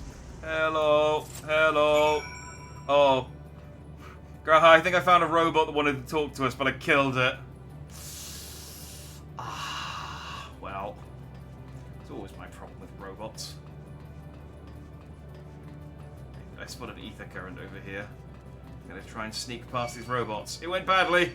Oh, it went very badly.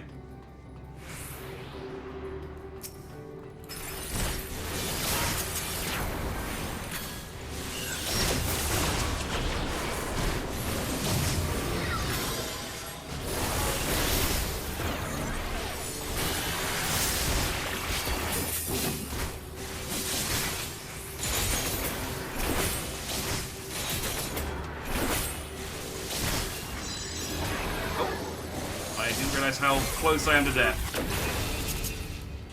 Heal up. Nope, never mind. Oh, I've got to go all the way back to Limpsa. Ah, that is...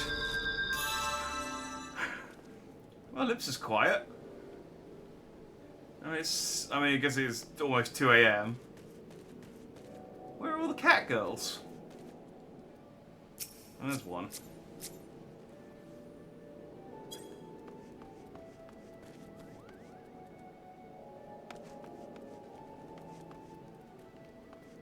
Man, I don't think I've ever seen Limpsa this quiet before.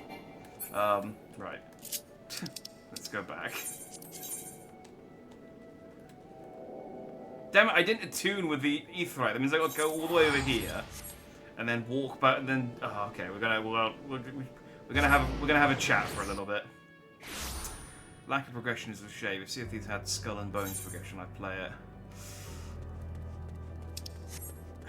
I know what you mean, but I also know why they do it the way they did it. You know, it's...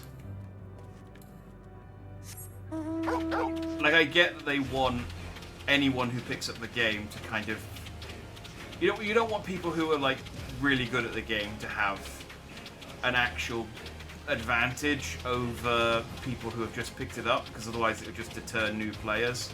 If they're... Like, you're jumping into the sea and then getting immediately blown out of the water by someone with like level 20 cannons or something. But I mean, that still happens because you get people who are really good at the combat. They just show up and obliterate you. There's someone over here fighting. Oh, I guess, yeah, there's some people that are doing the fate here. Nah, I got stuff to do, guys, sorry. You guys crack on.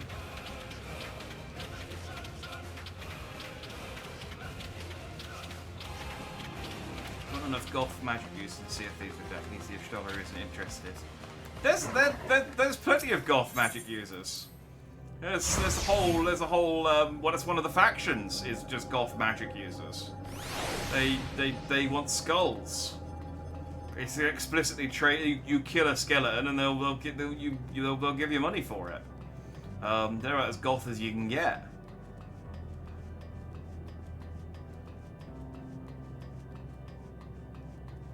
Alright, let's try and get this again. Okay, I didn't get beta that time. Can I get past level trigger?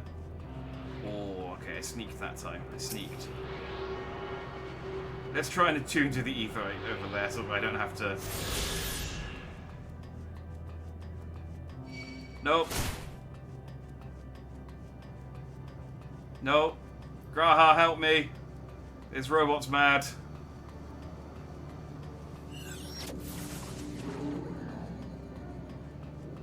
There you go. Out away from him. Oh, she's got a peacock. Why? Oh, the gemstone trader. Hello, N1499. What have you got? Oh, they got the old Final Fantasy boxes! An error has occurred in the trading protocol. Debugging in process. Please stand by. Okay, so I can't do that yet. That's cool.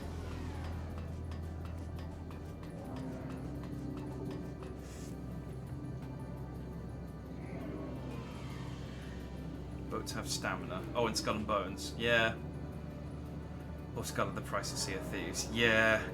That game should not have been like a 70, 80 quid game. I can't imagine they made any money on that game at all. You make a terrible diplomatic envoy. Eh.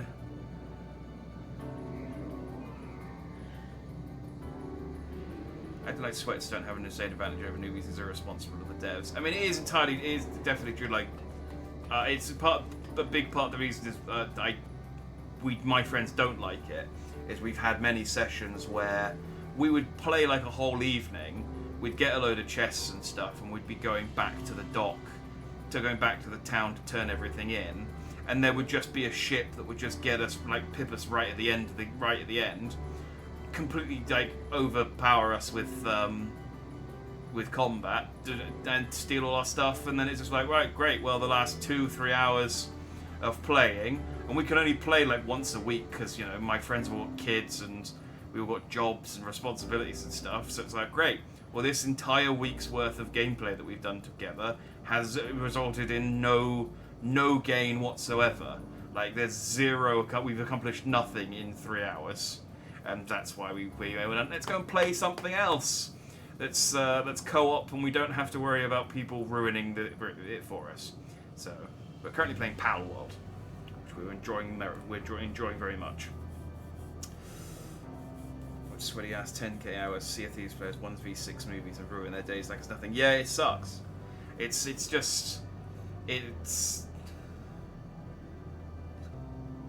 the combat in Sea of Thieves as well is just a bit. It's okay. It's quite simple, but it's also. No, I mean there must be something. There must be more to it, but it's. At least for Skull and Bones progression, there are zone levels, so high level players don't really gain anything for being the load zones. The problem I have with Skull and Bones is that it's just the ship battle stuff. That you can't get off the ship and go and do stuff on land, which you can do in Sea of Thieves. Jack, come on, Skull and Bones is an AAA game. Yes, you're right, so it's a quadruple A game. Ubisoft said so. And, if Ubisoft say so, it must be true. Ubisoft said, I saw recently, Ubisoft, I think it was Ubisoft that said it, or it was a reviewer who said it. I can't remember. I don't know. I just saw the quote. But they said that Star Wars Outlaws, which is their new Star Wars game that comes out in August, is the first Star Wars video game to feature a female protagonist. And then there was just loads of people going, there have been several female protagonists in Star Wars games. Like, Battlefront, the most recent Battlefront 2 had a female protagonist in the story mode. Like, you're just talking out your ass. I'll never buy Skull if they do reduce the price. That quadruple A board BS was so condescending of them. Yeah, it was very. Like, the problem is like even if you're like interested in the game, I think it had such a terrible launch that unless it comes out like Games Pass or it's free or it's like negligible amount of money. The game's probably on it, it's probably going to get shuttered. Ubisoft are not the company that will actually keep that kind of service running if it's not profitable. Like, I have no faith in Outlaws being good. I mean, I have a feeling because Assassin's Creed's been alright for a while, so I have a feeling it'll be as good as Assassin's Creed, which is to say a kind of 7 to 8 out of 10 open world kind of collectathon game. It'll be fine. It won't be as good as Star Wars Jedi. Although Star Wars Jedi kind of released in kind of a shoddy state, but it was a good game in overall. It just could have used a bit more time in the oven, but it'll be. I think it'll be fine. Like I said, a switch your brain off 7 out of 10 open world game, like all of like the Assassin's Creed games are.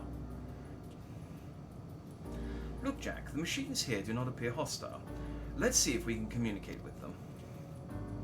Begging your pardon, but we are searching for the denizens of this star. Unknown life forms detected. Assigning generic label interplanetary travelers. Greetings and welcome to the planet. Bloop bloop. The planet what? Could you please repeat that? It appears your hearing organ is unable to process the name in our tongue. It may be translated into yours as Alphatron. Our people, meanwhile, are called the Omicrons, and you stand within one of our Omnivons. The Omicrons, you say? Or Omicrons? I guess it's Omicron. The Omicrons, you say? And what is it that you do here? We are preparing for war.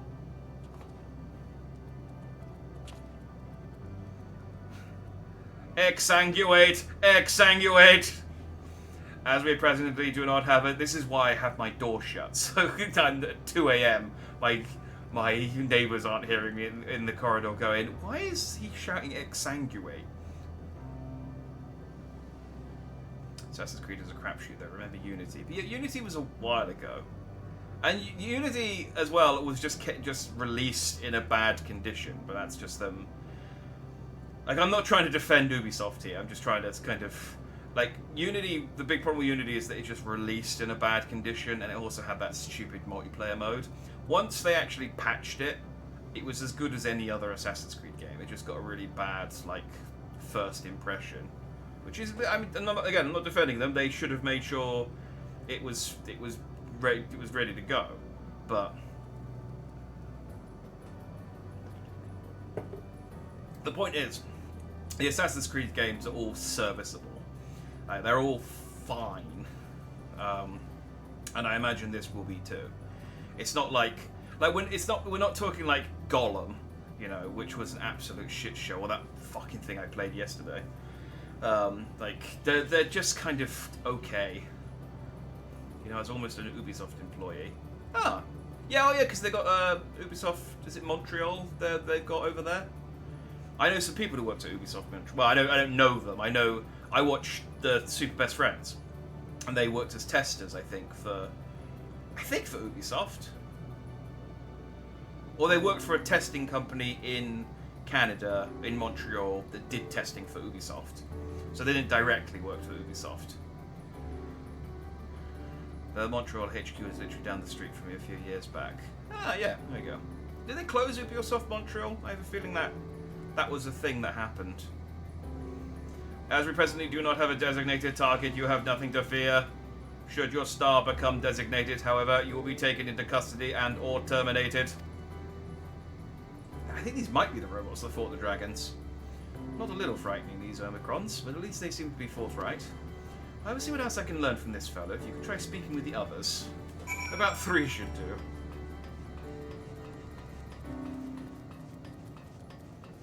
Why did you ignore me? You could have talked to... Okay, you guys are having a conversation.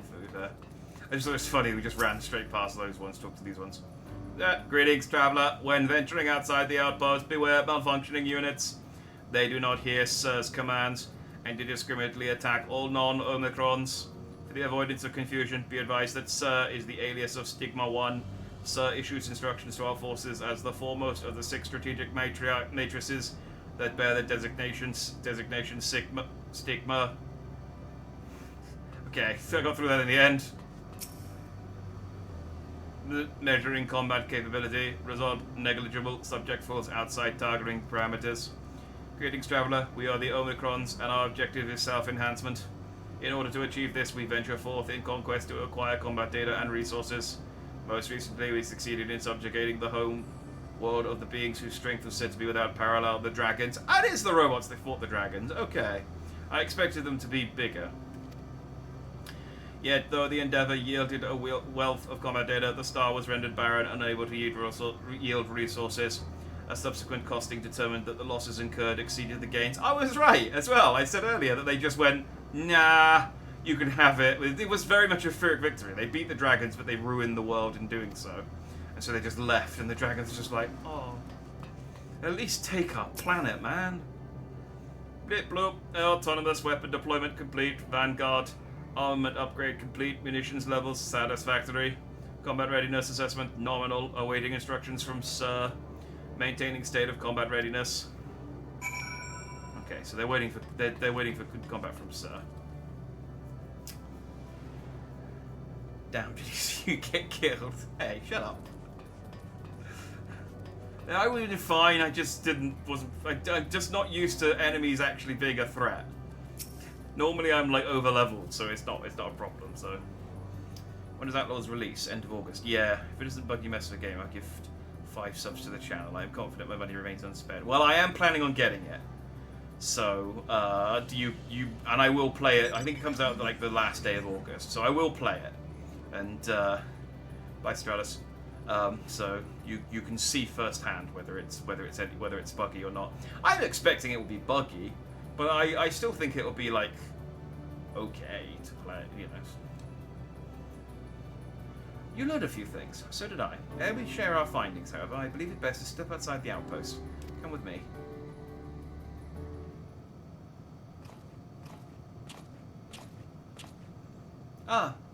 There you are.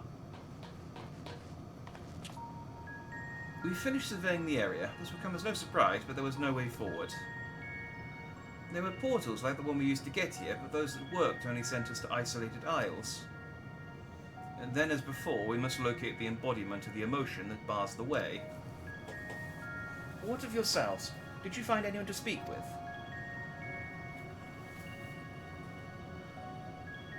Yeah, we found some robots. They killed the dragons. But they don't want to kill us. But some of them do. Not that I died, though. I didn't die.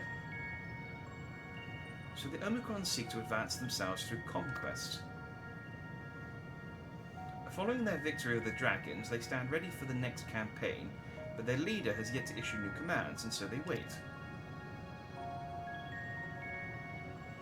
In such a place, who could it be that fits Urianger's description? A soul whose yearning for oblivion surpasses all others. Meteon. Urianger said this. During our investigation before we joined you in Elegia, whatever. The place where the Hishtoller and Urianger died. So that's the way of it. Why couldn't you just say it to all of us? Given what we know of this place, it's certainly a curious state of affairs. While the dragons and the EA longed for death, the Omicrons longed for conflict. As much as that may lead to destruction, it must be considered a distinct desire.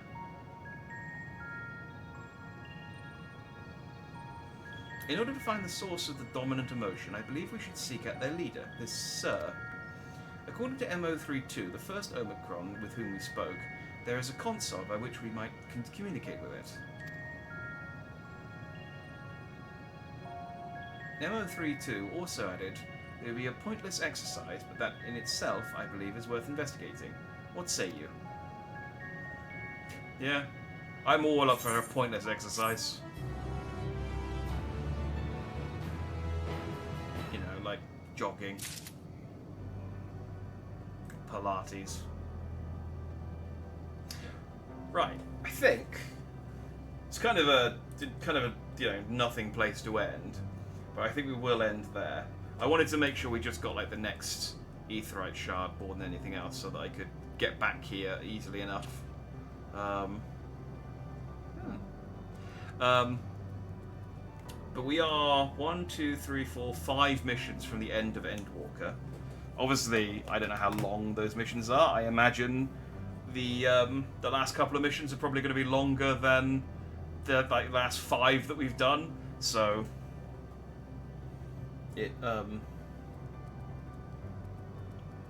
Yeah, I mean, there's really no way of knowing how long. I assume the last mission is like at least an hour or so long. But we shall do that next week. What I would do though is, because I don't want to start like the final stretch to the end of Endwalker, and then kind of be like, it's like 2 AM, I need to stop. We have to finish off like the last hour or two the following week. Welcome back, Stratus. Glad you came back to to join the end screen again, as standard. What I'll do next week, I unfortunately have meetings. Hell yeah, it's Mandeville Mambo time.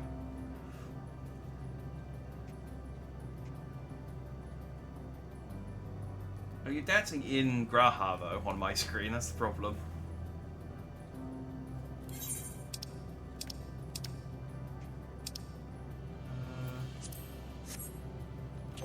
And then if I go into group pose, yeah.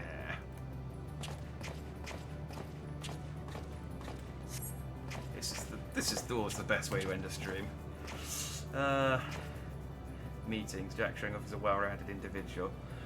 Yes, I do have a day job and actual responsibilities, unfortunately. But no, I have a busy week of meetings next week, like proper, like all-day meetings. So on the Wednesday, unfortunately, I have to be up early on the Wednesday and the Thursday. So rather than streaming on Wednesday next week, I'm going to stream on the Friday because I want to finish. And if I stream on the Friday, I can just go until we're done, even if it takes a long time. I will still try and start early. I'll still try and start like between 8 and 9 so that I can, you know, not do another Death Stranding and go till 5 AM trying to polish off that fucker. Like,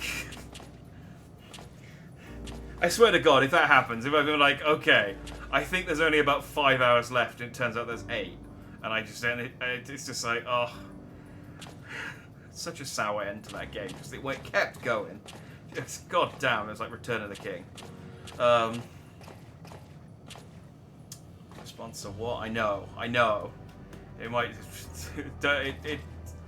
I'm not very responsible, but they do exist. Oh, we look so dapper in our level 90 gear. Yeah, so we'll stream. Oh, I will stream on Wednesday, but I just won't stream this. Yeah, Jack, Princess Beach. Princess Beach wasn't even like. That was the thing. Princess Beach wasn't even near the end of the game. That was like 5 hours from the end of the game. We got the Princess Beach pun, and I genuinely thought we were at the final boss. Yeah, God, that game went on way. The end of that game went on way too long. Kojima I really hope in the second game, in Death Stranding 2, he's kind of figured out pacing a little bit better, but I mean, this isn't like it's his first game or anything, so I've not got my fingers crossed too hard. Yeah, we'll play something else on Wednesday next week, but we'll play this on Friday, because I want to finish Endwalker, and yeah, go until we're gone. And then with Endwalker finish, I then got 2 months to do the post Endwalker DLC, Hildebrand, and Tartaru's Grand Adventure, and I mean, I guess I'll check out I'll sort of like kick off the holiday home stuff on stream just to check it out, but I don't know how much I'll actually do with it on stream, because as far as I know, a lot of it boils down to picking up rocks after a while. I just remember rock picking being a thing that was very popular when it first came out as a way to grind XP. We got that to look forward to. Yeah. Oh, I was going to say, Struts, did you see with the Dawn Trail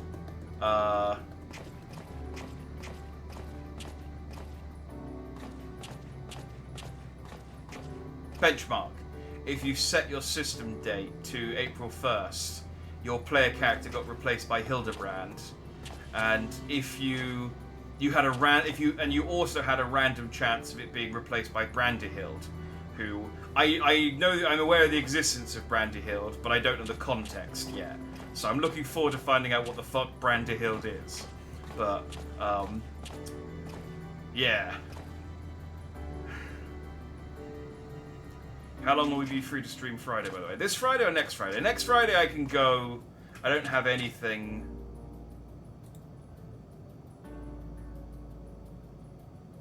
Oh, stop. I don't think I've got anything on the 27th, so next Friday I can.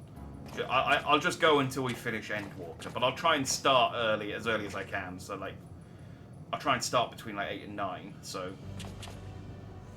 I figure like 5 hours, 6 hours has got to be enough to do the last 5 missions. Surely.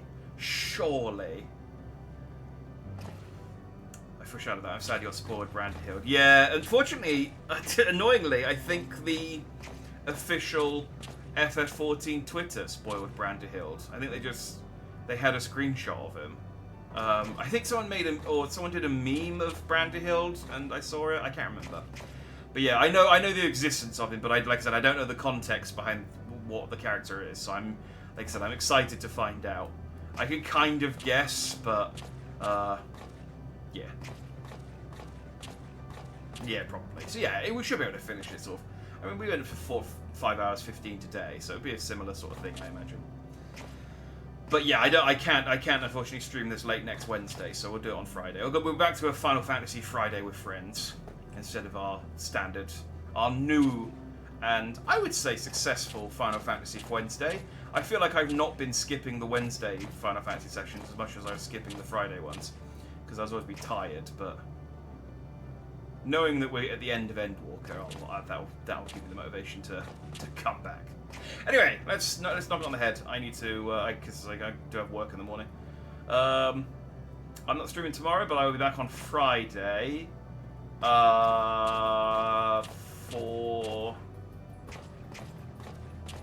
I guess we could play more Nier. I'll see what I'm in the mood for. We might just play some more Nier. We'll definitely play some Nier on Saturday, but I might play some on Friday as well. It's a long game. We've got to get through it.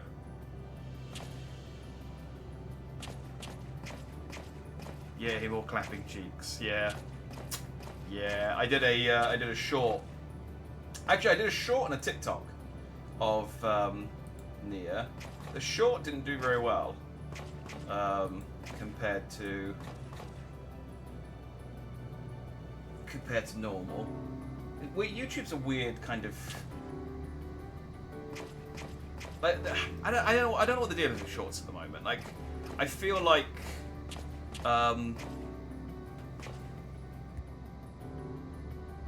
shorts used to be a lot more used to have a lot more engagement. They used to be I'm losing my train of thought. It is late. There used to be a lot more engagement with shorts, in that you'd get like lots of comments and lots of likes, and you see that on like the popular shorts. But I feel like recently I just get not a lot of engagement for the amount of like views compared to TikTok, where I only use TikTok to post videos. I post the shorts that I post on YouTube to TikTok. And I get so much more engagement on TikTok. Like there are loads more likes compared to for each view, a load more comments, and I don't know why the environment is so different in YouTube. Weird. We had a whole conversation about FF14 art styles, and I mentioned Minecraft blocky characters would be funny. Oh, that's what you meant by, and then Twitter spoils my foreshadowing. I see, that's what you meant. They very hardly show me your shorts, I have to look them up now. I used to get them a lot. So, part of that might be my fault. Oh, hang on. Why have I frozen? Hang on.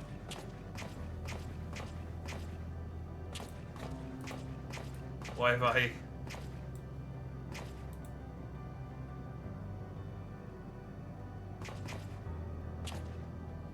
Oh, my...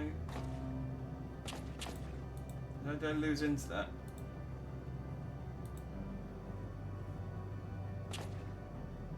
Hang on, alright, I'm back.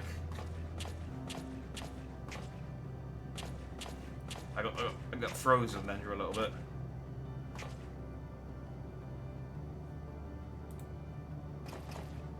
Did the stream die?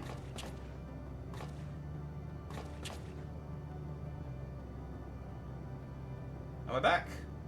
Hang on, I can't tell if the stream's live or not. It says it's unstable, but then the stream preview is not showing anything. It says I'm still streaming. Just refreshing. Oh, there we go. I think I'm back. Sorry. Yeah, I don't know. That was very bad timing. Just as I was sort of like wrapping up. No, my OBS just kind of. I think it might be my internet blipped out. My OBS just disconnected and reconnected. But before it did that, my avatar just froze up into that pose. Welcome back. I'm only gonna go for a little bit longer, but you know, still. But it is time to end stream. I will end in a second. I'll just finish this thought. Yeah, I read a thing that said that when you post shorts to YouTube, you should untick the box that says send this to your subscribers, because the way the algorithm on YouTube works is that it pushes it out to a certain number of people, and then if those people click on it, then it goes, well, if this percentage of people we send it out to clicked on it, so we'll send it out to more people, because that did very well, and that's how stuff gets. That's how, you know, like liking, comment, and subscribing kind of feeds the algorithm, because they're like, oh hey, engagement on this is up. Let's, you know, pump out a bunch of. Let's pump out a bunch of views, send this out to a load of people. And then, but so if you send it out to your subscribers, your kind of like first batch of views goes out to people who maybe subscribed a year, 2 years ago and don't use their YouTube account anymore, and so they don't look at it, and YouTube goes, oh well. So I mean, I have like 700 subscribers or something on YouTube, which is it's like 700 goes up to 700 people in the first instance. Like, oh, no one clicked on it. So I guess there's not a lot of engagement here. We won't push this any further. I don't know how true that is, because I've been unticking that box and sending it out, and I don't feel like I've actually gotten any more engagement than I did before. But that was just something I read. That might be my fault that you're not getting you're not seeing my shorts on YouTube. But I also just haven't been posting as many. I used to try and find a clip per stream that I would upload as a short or a TikTok or something. And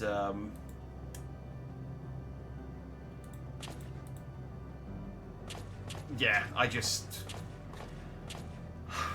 don't have the energy anymore. So now it's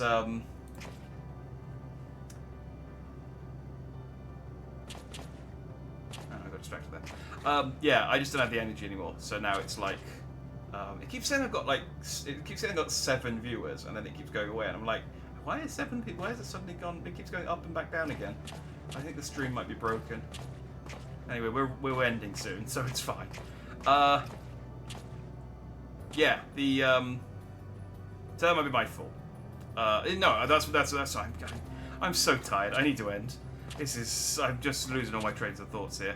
Yeah, I used to do one per stream, and now I just do one. I try and do one like once a week if something funny happens. Yeah. Let's just call it there. Alright, so like I said, yeah, no stream tomorrow. I'll be back on Friday for something. It'll probably be near, but maybe I'll be in the mood for something else, and we'll do a one-off or something, I don't know. But, yeah, if I see you then, I'll see you then. Otherwise, thanks for watching, and, you know, thanks for doing the Mandeville Mambo with me, as always, Stress. Have a good night, or whatever, and I shall see you anon. Bye-bye.